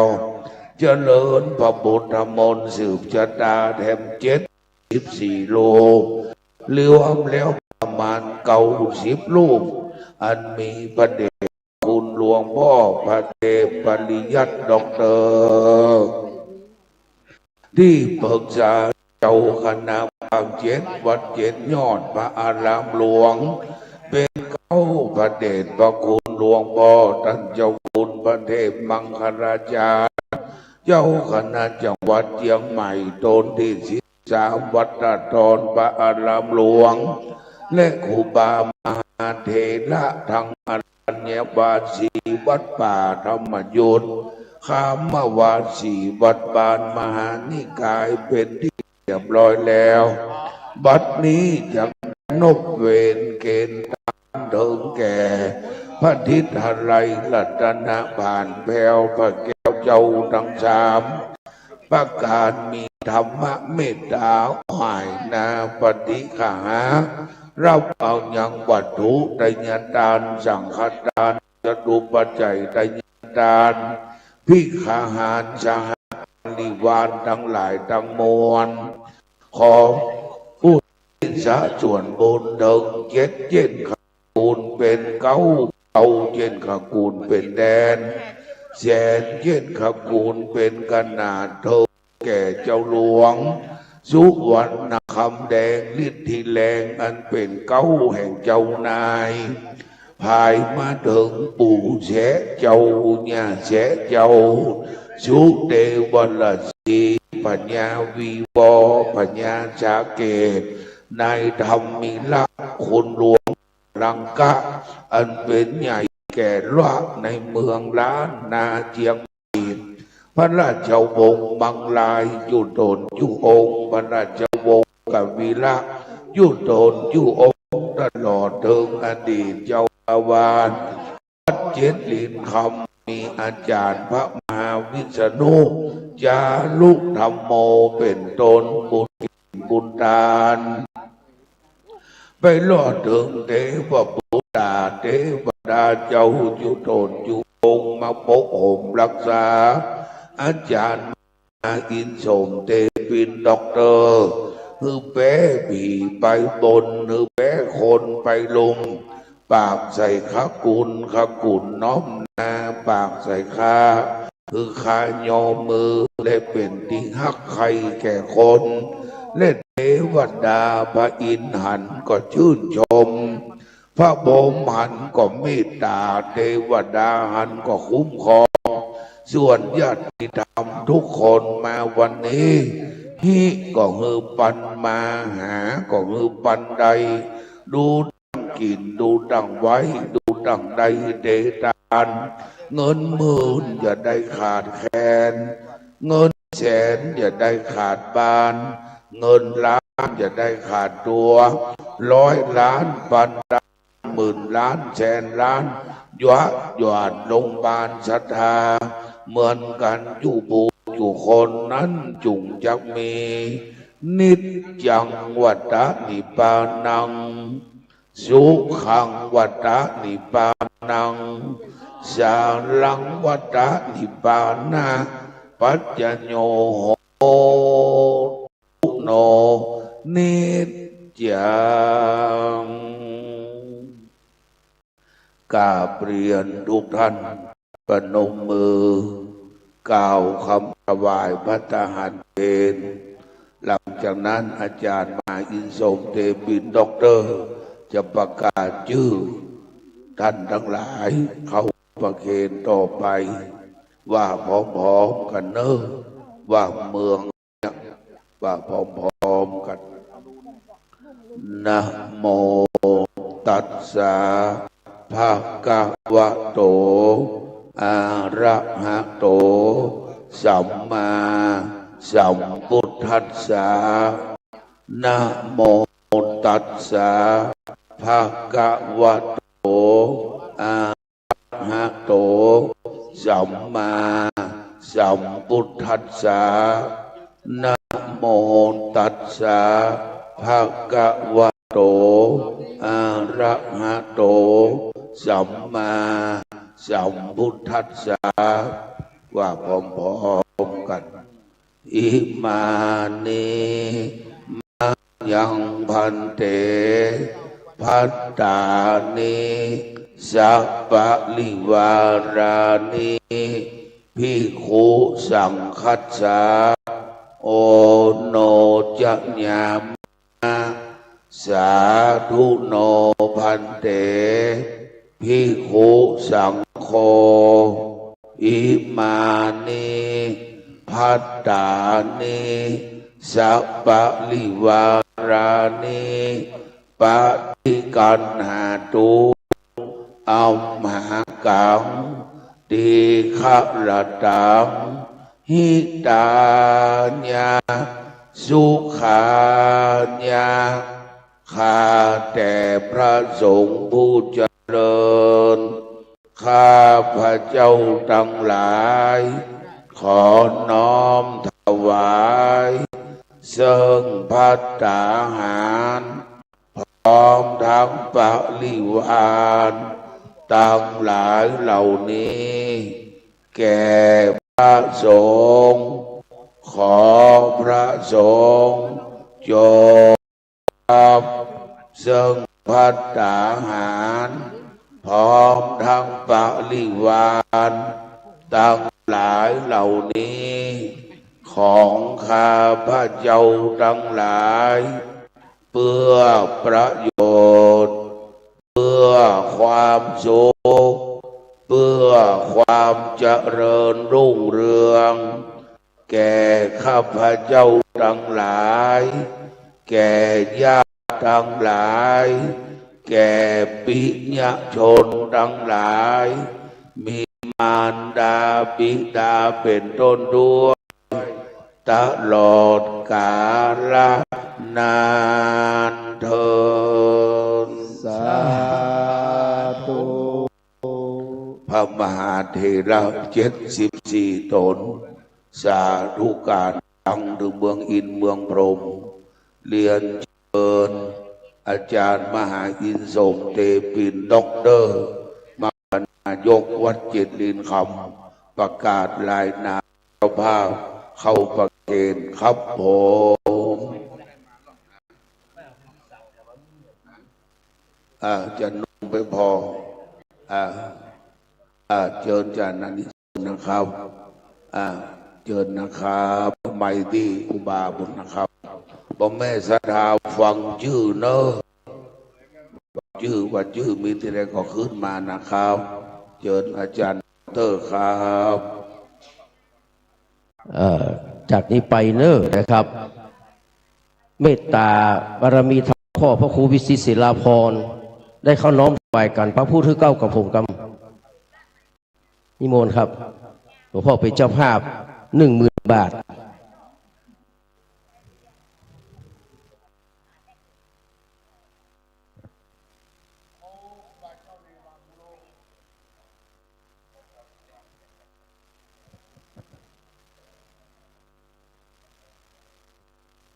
หมู่เฮาสาธุกันดังๆ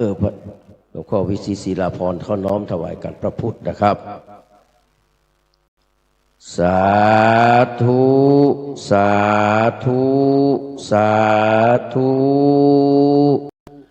คิดว่า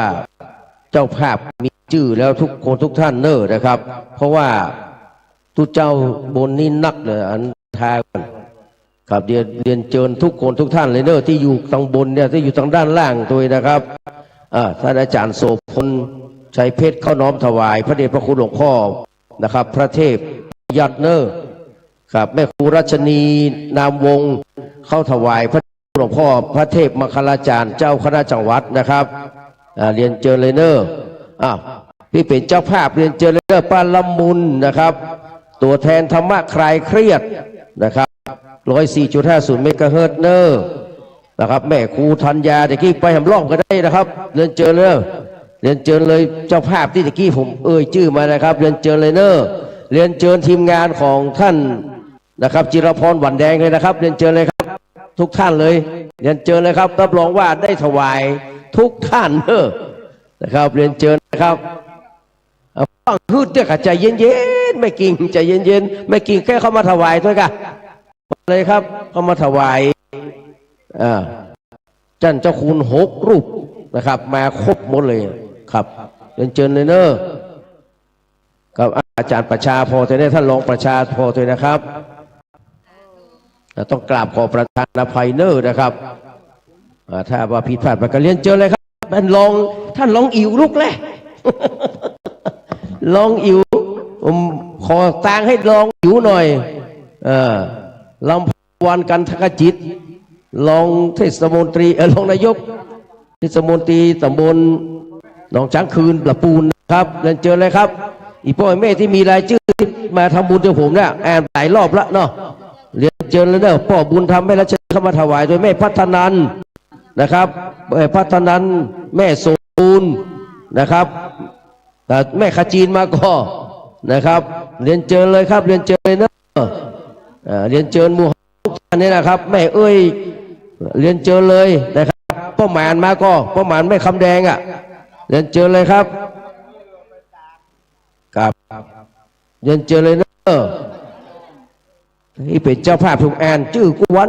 เรียนเชิญเลยเนอะอาจารย์ธนวัฒน์ด้วยนะครับเรียนเชิญเลยครับ อาจารย์ธนวัฒน์แม่ครูนางฟ้าชาลีด้วยนะครับครับแม่ครูนางฟ้าชาลีด้วยเนอะอาจารย์ผู้ช่วยศาสตราจารย์ดร.จารุวรรณนะครับเรียนเชิญครับ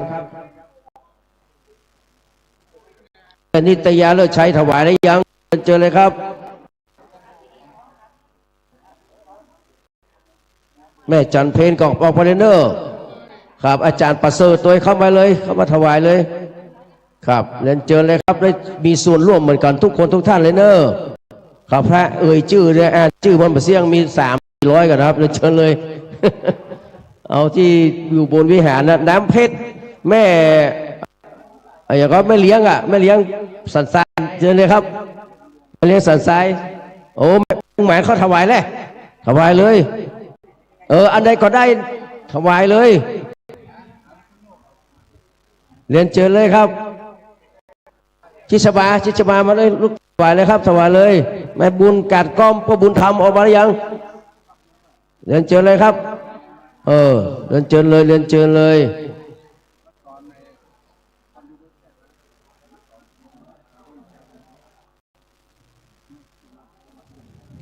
วัดใดยังไม่ได้ซองบอกตัวนี้ครับ มันนักลงไปแล้วก็เขียนไปนี่ไปแต่จำได้ว่าใส่ทุกนี่แหละเลยครับวัดใดไม่ได้ซองบอกตัวเนอะ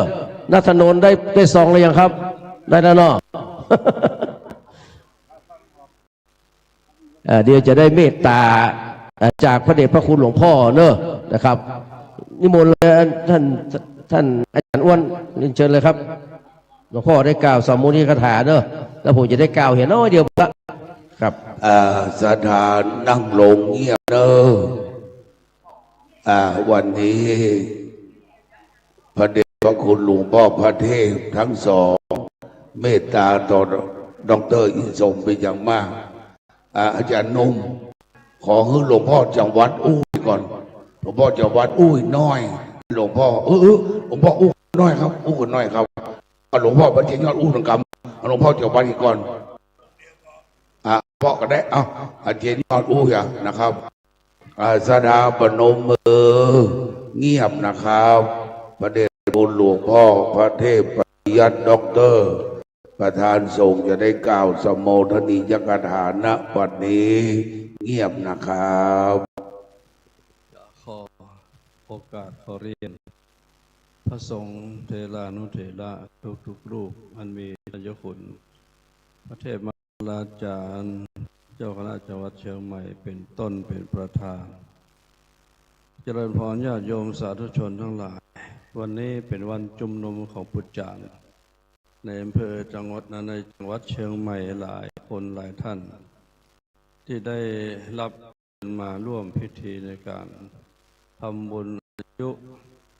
60 ปีของการนำสมเรียกว่า5 รอบขอจงประมวลมาเป็นบาเดชะเป็นพระวาปัจจัยดลบันดาลพิบาลคุ้มครองให้ผู้อาจารย์นันสมพร้อมทั้งครอบครัวพร้อมทั้งผู้อาจารย์ทั้งหลายที่ได้เชิญมาในวันนี้ให้มีอายุมั่นขวัญยืนมีโชคดีมีใจไปที่ใดแห่งหนบนใดก็ขอให้แคล้วคลาดลีลาดออกเสียจากไฟอุปันถวายทั้งหลายต่างๆอยู่เป็นนมโพนมใสให้แก่ครอบครัวให้แก่ลูกแก่เต้าให้แก่ศรัทธาญาติโยมที่เราพนับถือทั้งหลายไปตลอดเชียงจิตการยืนยาวนานจงจักมีอายุวันโนสุขังกะลาสาธุสาธุสาธุวิสาพระเดชพระคุณหลวงพ่อเมตตา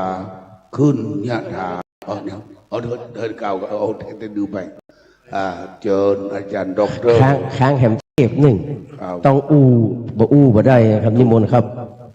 นั่นนะเอาว่าดูบัดแล้วใจนะหลวงพ่อเทพมังคลาต้องนะเพราะเป็นลูกพี่ใหญ่ต้องกันฟังหลวงพ่อเจ้าคณะเชียงใหม่รูปที่13ณบัดนี้เงียบนะครับความเคารพพระเดชพระคุณหลวงพ่อท่านทั้งหลายดีใจกับไอ้ด่านผู้จารย์ปณีทุกเจ้าเป็นก็ดีใจโอ้วันนี้ อันนี้เป็นผู้จารนะของวันน้ำใจป้าตกของประเดินเนี่ยถ้าเป็นตู้หลวงมันนี่บอกว่ากินบนเชียงท่านทั้งหลาย นานเท่านี้โอ้หลวงพ่อยกนิ้วเขาเบิ้ลแล้วเนี่ยหนึ่งความหูดีโอ้ด็อกเตอร์มันมีที่ไหนผู้จารด็อกเตอร์มีอยู่คนผู้จารด็อกเตอร์สองมีความสามารถน้ำเสียงดีบ่มีปักกระตือนไปไหนบ่มีมาพกมาโตถ้าเป็นตัวนี้เป็นเจ้าคุณไปแล้วอ่ะมันบารมีนี่มันเป็นบุญบารมีของใครของมันอยู่จะได้ก็ได้ตำแหน่งจะได้ก็ได้แต่เก่งดีมีความสุขเนาะแม่บ้านอยู่ไหนแม่บ้านอยู่ไหน ไม่อย่ามามีบุญแบบบ้าน นี่มีความรู้ความสามารถความประพฤติเรียบร้อยไอ้หลานเนี่ยมากินเหล้าเนาะมาเล่นการมาดานบัวเล่นหวยเล่นมาเล่นบัวเนอะ ต้นอะไรฝากไว้เถอะอยู่ตรงไหนก็ได้มีความรู้ความสามารถมีความประพฤติเรียบร้อยสังคมเนี่ยโอ้โหมันที่หนึ่งเลยเนี่ยรู้เจ้าเป็นมาตอนนี้ประมาณอันนั้นก็ต้องยอมมันเลยน่าจะเล่นการเรื่องนี้ไปโลดเลยนะมันมีความรู้หรอกฮะสอบตกบอกหลวงพ่อหรอกมันบอกหลวงพ่อเอาคำเป็นอย่างเอี้ยดีเนาะนี่เป็นผู้จารนะมีแต่ได้กับได้เนอะเป็นนักกำมือบอกหอมมาได้ มันบอกว่าอย่างขี้เหนียวจริงๆก็บอกมีมันจะขี้จี้นั่นอะไรครูบาอาจารย์เจ้าทั้งหลายก็มาหลวงไหลโดยเฉพาะรองอำเภอเปิดหอมจะเป็นหมื่นนะแต่หลวงพ่อก็เอาทำงานเพื่อพระศาสนาก็ดีใจว่าทุกอย่างหนึ่งอย่างที่หลวงพ่อว่าความรู้ดีด็อกเตอร์สองความสามารถเป็นเอกความประพฤติเรียบร้อยยิ้มแย้มแจ่มใสแล้วสังคมไปหมดขออย่างเดียวคือเจิญก็ไปบ่เจิญก็ไปหอมมันเนี่ยมันมีบางคนบ่เจิญบ่ไปเปิดบ่เจิญเราหรอกอันนี้มันหลวงพ่อถามหลวงพ่องานเมื่อไหร่อ้าวต้องบอกเธอบอกผมก็ถึงไป แต่หลวงพ่อธรรมดาธรรมเนียมนานไปก็คือกำลังใจกาน้ำมันรถกาก๋วยเตี๋ยวบางแม่บ้านโอ้พึ่งบ้านแม่บ้านไปโดยเสื้อบ้านมันเนี่ยน่ะมันบอกต้องเอาไปด้วยกันเอาบุญด้วยกันชาตินี้พระชาติหน้าพระเนี่ยถ้าบอกไปด้วยนะ โมทนาสาธุโอ้ยาววันนี้ยอผู้จารท่านทั้งหลาย60 ปีนี่ถือว่ามีบุญบางคนมาถึง60 ปีเนี่ยไอ้หลวงพ่อนี่เลยมาแล้ว60 ปี72 ปีบัดเดียวนี้เหลือ76ละ80นี่จะฉลองแห่งกรรม80แล้วถ้ามาตาย มาตายก็จะอยู่กู้กำนาน 74เนี่ยไปถ้ามันบรรทายเขาก็บรรทายแล้วกันเนาะก็บุญกุศลทำบุญมาร่วมกันโมทนาสาธุจะบอกโอ้ละบอกยอมเดี๋ยวเจ้าภาพขอบโมทนาสาธุครูบาอาจารย์ญาติโยมคนเฒ่าคนแก่เพื่ออายุมั่นขวัญยืมหมดทุกข์หมดโศกหมดโรคหมดภัยแข็งแรงมีสตางค์ใจอย่าไปยื้อขาดกระเป๋าเด้อสาธุสาธุสาธุหลวงพ่อจังหวัดโอวาทนาน749ขอบคุณพระมหาเถระขอบคุณญาติธรรม5 นาทีณบัดนี้กับก็กราบนมัสการขอบพระคุณพระเดชพระคุณหลวงพ่อพระธรรมเสนาบดีนะครับถ้ามันมีหลวงพ่อพระธรรมเสนาบดีก็ไม่ได้มาจัดที่นี่นะครับเพราะว่าเพื่อเป็นประธานฟื้นฟูนะครับวัดหนองเจ็ดลินคำแล้วก็ไหวสาอธิธาตุนะครับของท่านอาจารย์พระมหาวิษณุจารุธรรมโมผู้ได้ปลุกปั้นคำว่า7 สีนะครับแล้วก็กราบไหวสาเมตตาปรมีธรรมในพระเดชพระคุณหลวงพ่อพระเทพนะครับปริยัติวัด7 ยอดที่ปรึกษาเจ้าคณะภาค7พระเดชพระคุณหลวงพ่อพระเทพมังคลาจารย์เจ้าคณะจังหวัดเชียงใหม่นะครับวัดตอนท่านพระเดชพระคุณหลวงพ่อพระภาวนาธรรมภิรัตน์วิปัสสนานะครับเจ้าคณะอำเภอเมืองเชียงใหม่วัดร่ำเปิงนะครับหลวงพ่อท่านเจ้าคุณพระเดชพระคุณพระวิสุทธิวัชราพรด็อกเตอร์นะครับรองเจ้าคณะอำเภอแม่ริมนะครับถ้าปกติเขาบอกกล้านิมนต์เพิ่นมานะครับกล้าไก่กล้าตัวแต่หลวงพ่อพูดว่าละงานพูด400ข้าก็บอกไป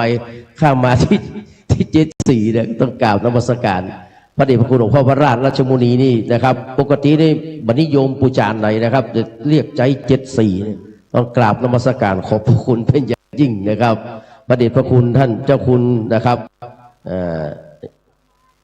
เดี๋ยวก็วชิรานุกูลสิทธิวชิรานุกูลอาจารย์มหาธิกรนะครับรองเจ้าคณะอำเภอเมืองแล้วก็พระมหาเถรานุเถระเจ้าคณะพระสังฆาธิการทุกๆรูปนะมีหลวงพ่อพระครูศรีศรีลาภรณ์เป็นต้นที่ให้กำลังใจด้วยดีมาตลอดมาพระเดชหลวงพ่อประภัทรธรรมรังสีเนาะนะครับแล้วก็หลวงพ่ออดุลศิลกิจหลวงพ่อโอภาสนะครับกล่าวประเสียงครับเพราะว่าตัวเจ้านักขนาดกับนมัสการขอบพระคุณเนอะถ้ามันขาดตกบกพร่องประการใดกราบประธานขออภัยและพี่น้องศรัทธาสาธุชนครูบาอาจารย์ของผมทุกคนทุกท่านนะครับแม่ครูรัตนีแม่ครูพ่อครูโสพลนะครับแม่ครูอารีรักษ์แล้วก็หลายคนหลายท่านพ่อแม่ทุกคนทุกท่านที่มีความเมตตากับผมตลอดมานะครับก็จะบ่ลืมพระคุณนี้จะบ่อู้นักครับแต่จะมีเพลงขอถวายเพลงและขอมอบเพลงให้กับทุกคนทุกท่านนะครับไม่ลืมความหลังนะครับของพี่เป้าสายันสัญญาครับแล้วก็จะลวดมือปอนเลยเนอะเครื่องหมายคนดีพี่ย่อมรู้ความกตัญญูต่อผู้มีพระคุณผลักดันต่อเติมส่งเสริมเกื้อหนุนให้ผลบุญกับผมในสังคมนี้ไม่ลืมความหลังเมื่อครั้งยากจนต่อสู้ดิ้นรนอดมือกินมือยังมีกราบลงแทบตักจงรักภักดีตราชีวิตนี้จะรึกอยู่กลางดวงใจขอเทพเทวาฟ้าและดินองค์อินพระพรหมผู้เป็นใหญ่พระจงเสด็จเป็นทิพยานจากใจว่าตัวลูกสายจะไม่ลืมผู้การุณข ขอบคุณยิ่งนักขอกราบแทบเท้าท่านพระคุณเจ้าที่มาเป็นนาบุญศรัทธาที่มามอบให้ไออุ่นขอให้ผลบุญคุ้มครองทุกท่านทุกคนครับขอบพระคุณพี่น้อง PCS ทุกท่านเลยนะครับ มือดังๆนึกนาน74นะครับ หลวงพ่อต้องยะถาให้เนอครับ ออกจากบุญญาณวัดเจริญจะเป็นนักฮ้องละไหว้สาพระเดชพระคุณหลวงพ่อประธานสงฆ์ขึ้นยะถาศรัทธาเกียมหยาดน้ำเลยนะครับณบัดนี้เจ้าเจนรับปอนเนอร์ปอนนี่จะเอาสังโสอัตรัตโทสาธรธาที่ครอบครัวเตอัตรัฐาให้แก่ผู้จารย์ทั้งหลายที่มาวันนี้พร้อมญาติโยมสุขท่านเนอร์ยะถาวาริวหาปุราปาริปุเรนติสาคลัง เอวะเมวะอิโตดินังเปตานังอุปกปติอิชิตังปฏิตังตุมหังคิปะเมวะสมิจจตุสัพเพปุเรนตุสังกปาจันโทปนรสโสยถามณิโชติโสยถาโสอัฏฐาลันโทสุขินโตวิลุลลังโอพุทธัสสะสันเนอะโรโกสุขิโตโหยิสังอัสสะเปยาติภิสังอัฏฐาลันทาสุขิตาวิรุลลังหาพุทธัสสะสันเนอะโรกาโหหิสังอัสสะเปหิยาติภิเตอัฏฐาลัทธาสุขิตาวิรุณรังหาสันเนอะโรกาสุขิตาโหทัสสังหัสสะเปหิยาติภิสัพพิติโยวิวัจจันตุสัพพะวินัสสตุมาเตภวะตวันตารายโยสุขิติขายุโอภาวะกานาสีลิสานิจังวุธาปัจจายโนจตารโอธรรมาวัฏันติอายุวันโนสุขังปะลาสาธุสาธุสาธุเงียบนะครับโบราณล้านนาเจียงใหม่เจ็ดลินบ้านเฮามันครบองค์3เอาได้ทาน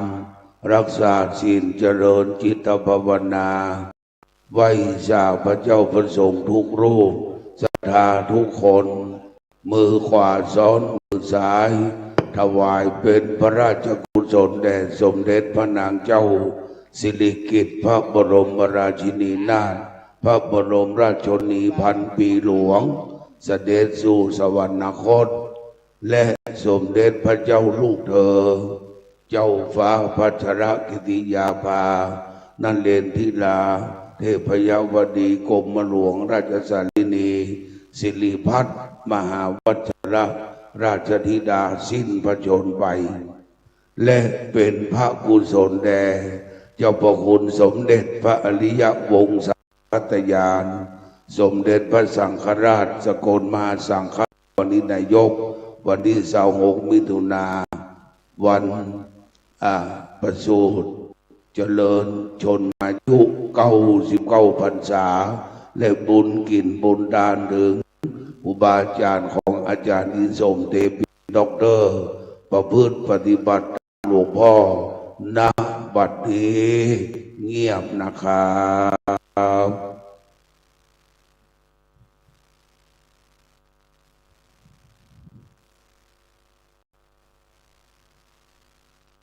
พอ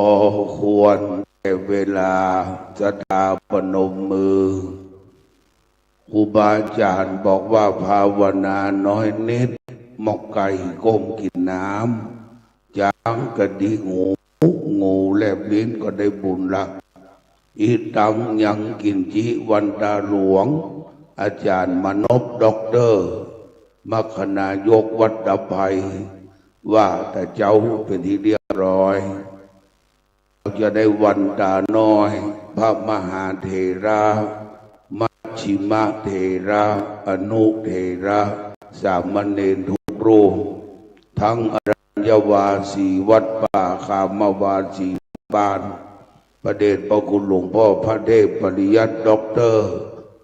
85ประเดชพระคุณหลวงพ่อพระเทพมังคลาจารย์76อุบาเจ้าจันทรังสี77และจุโตนจุองค์ก็แสนกว่าปีมรณคำเนอนะบัดนี้วันตามิพันเตสัพพังอาปาราตังมาทะเมพันเตมัญญากาตังปุญสามินาอนุโมติตาปังสามินาปุญญังไมหังตาตัปปังสาธุสาธุอนุโมตามิจัตตารโอธรรมวัฏันติอายุวันโนสุขังปะลา สาธุสาธุสาธุสถาฟังเนอะช่วงนี้ขโยมขึ้นมาเอาสังฆทานและพระเจ้าประสงค์ลงก่อนลงไปฉันเพลที่ศาลาเงาสถาฟังลูกเนอะสถาอยู่เฉยๆขโยมขึ้นมาเอาสั่งเลยขโยมขึ้นมาเอาเลยขโยมคนก็ขึ้นมาขโยมทุกวัดมาเอาสังฆทานให้เรียบร้อยแล้วพระเจ้าประสงค์ลงก่อนลงไปฉันพระทานเพลที่ศาลาบาทด้านในส่วนพ่อแม่สถานลงที่หลังลงทานนึงมีกินเลอะสถานขโยมวัดต่างๆขึ้นมาเอาสังฆทานก่อนเนอะดังคือพระเจ้าลงก่อนพระคุณเจ้าลงก่อนเป็นคนตามคือครูบาอาจารย์ทีมงานคาเชนกับทีมงานป้นานอาจารย์สมศักดิ์แล้วก็อาจารย์อิดเพกับเนอร์ครับพอไปมาที่กับผมนี่กันเนอร์นะครับ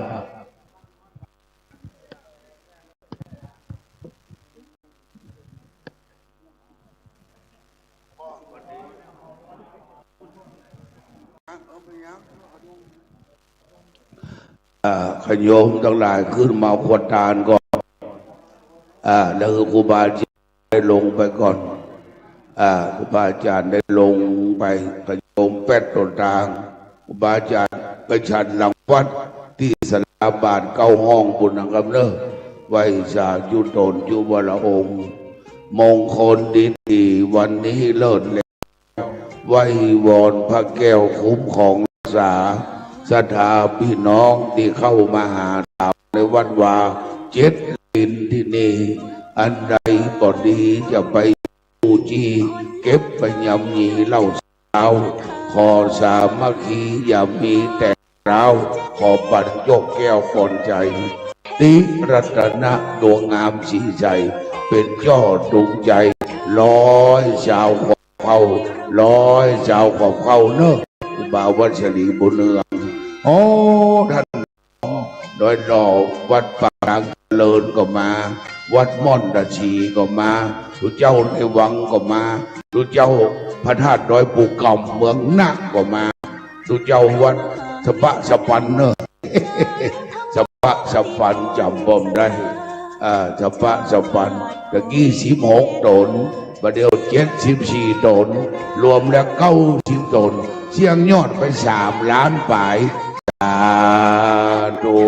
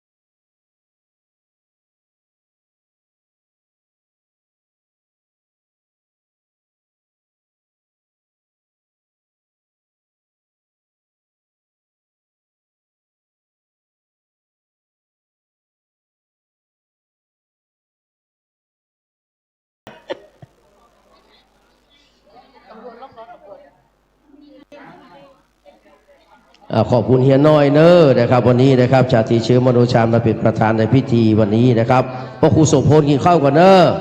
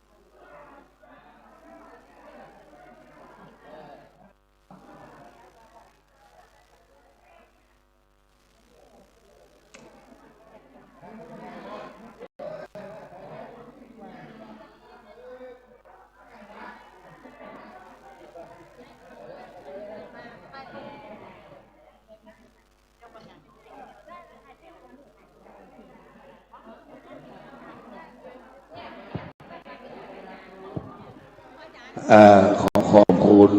เฮียน้อยจุนชาตรีเชื้อมโนชาญหรือเฮียน้อย เลขานุการนายกองค์การบริหารส่วนจังหวัดเชียงใหม่ท่านนายกพิชัยเลิศพงศ์อดิศรได้มาเป็นประธานจุดธูปเทียนบูชาพระรัตนตรัยขอขอบคุณท่านชาตรีเชื้อมโนชาญด้วยนะครับ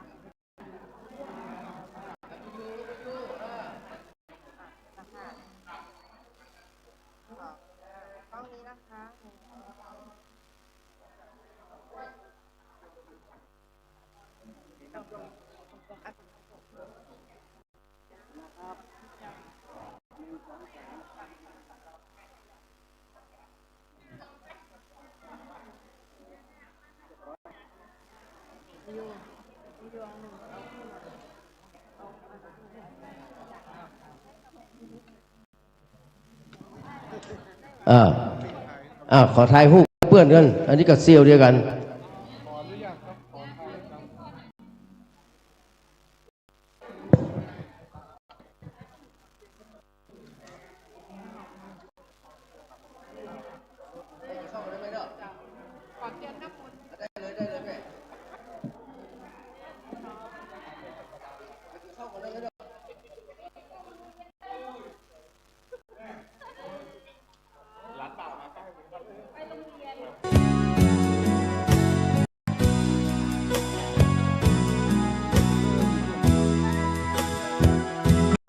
ขอบคุณ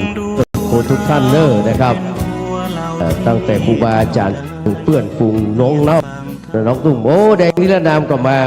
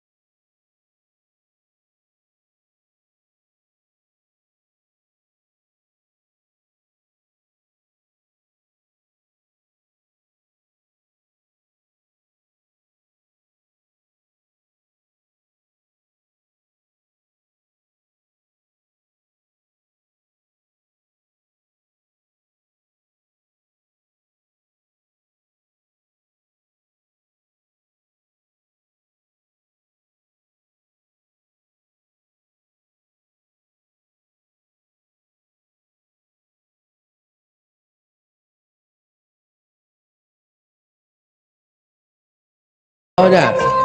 เมื่อบนเรียวยอดเงินกับสาธุเนี่ยไม่พุทธนินเนอร์ครับ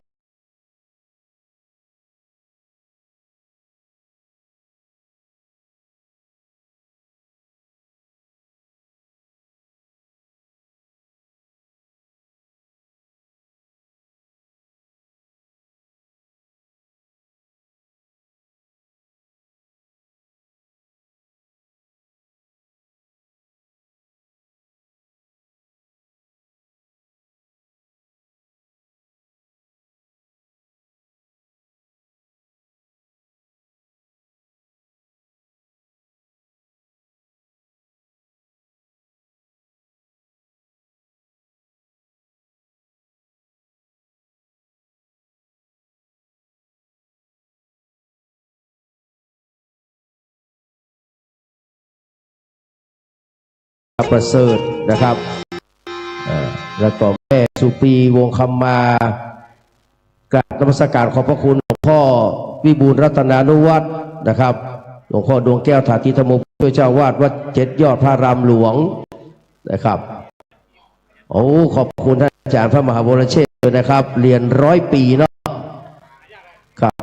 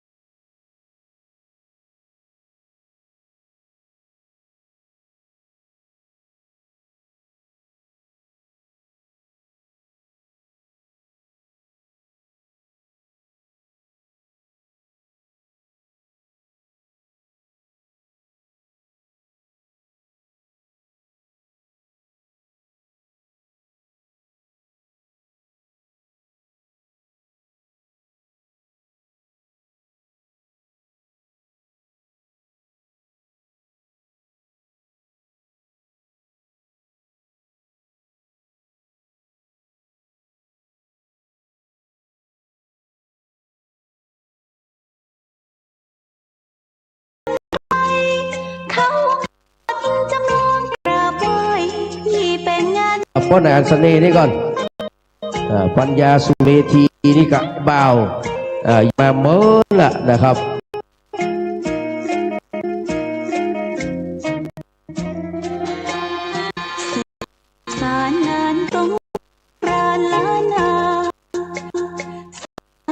เอาประเภทอาจารย์มาให้อาจารย์มาให้มา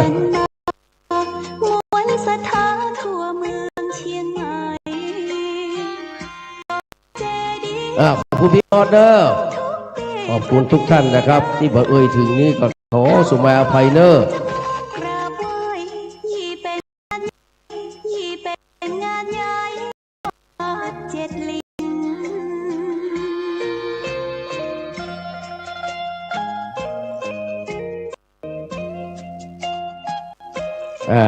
ขอบคุณพี่นาเนอร์ขอบคุณอย่างมาก ขอบพระคุณครับกินข้าวด้วยกันนะพี่นาเนอร์กินข้าวแล้วเนาะขอบพระคุณเนอร์อนุโมทนาได้เลื่อนตำแหน่งเป็นสวยินดีได้เป็นสวแล้ว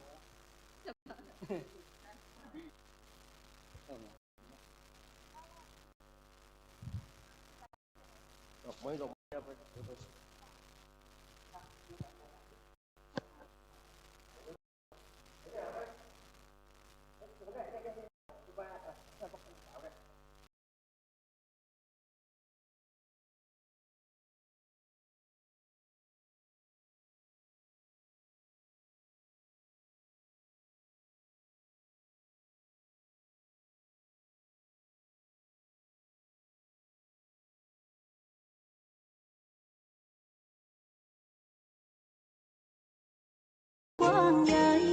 คน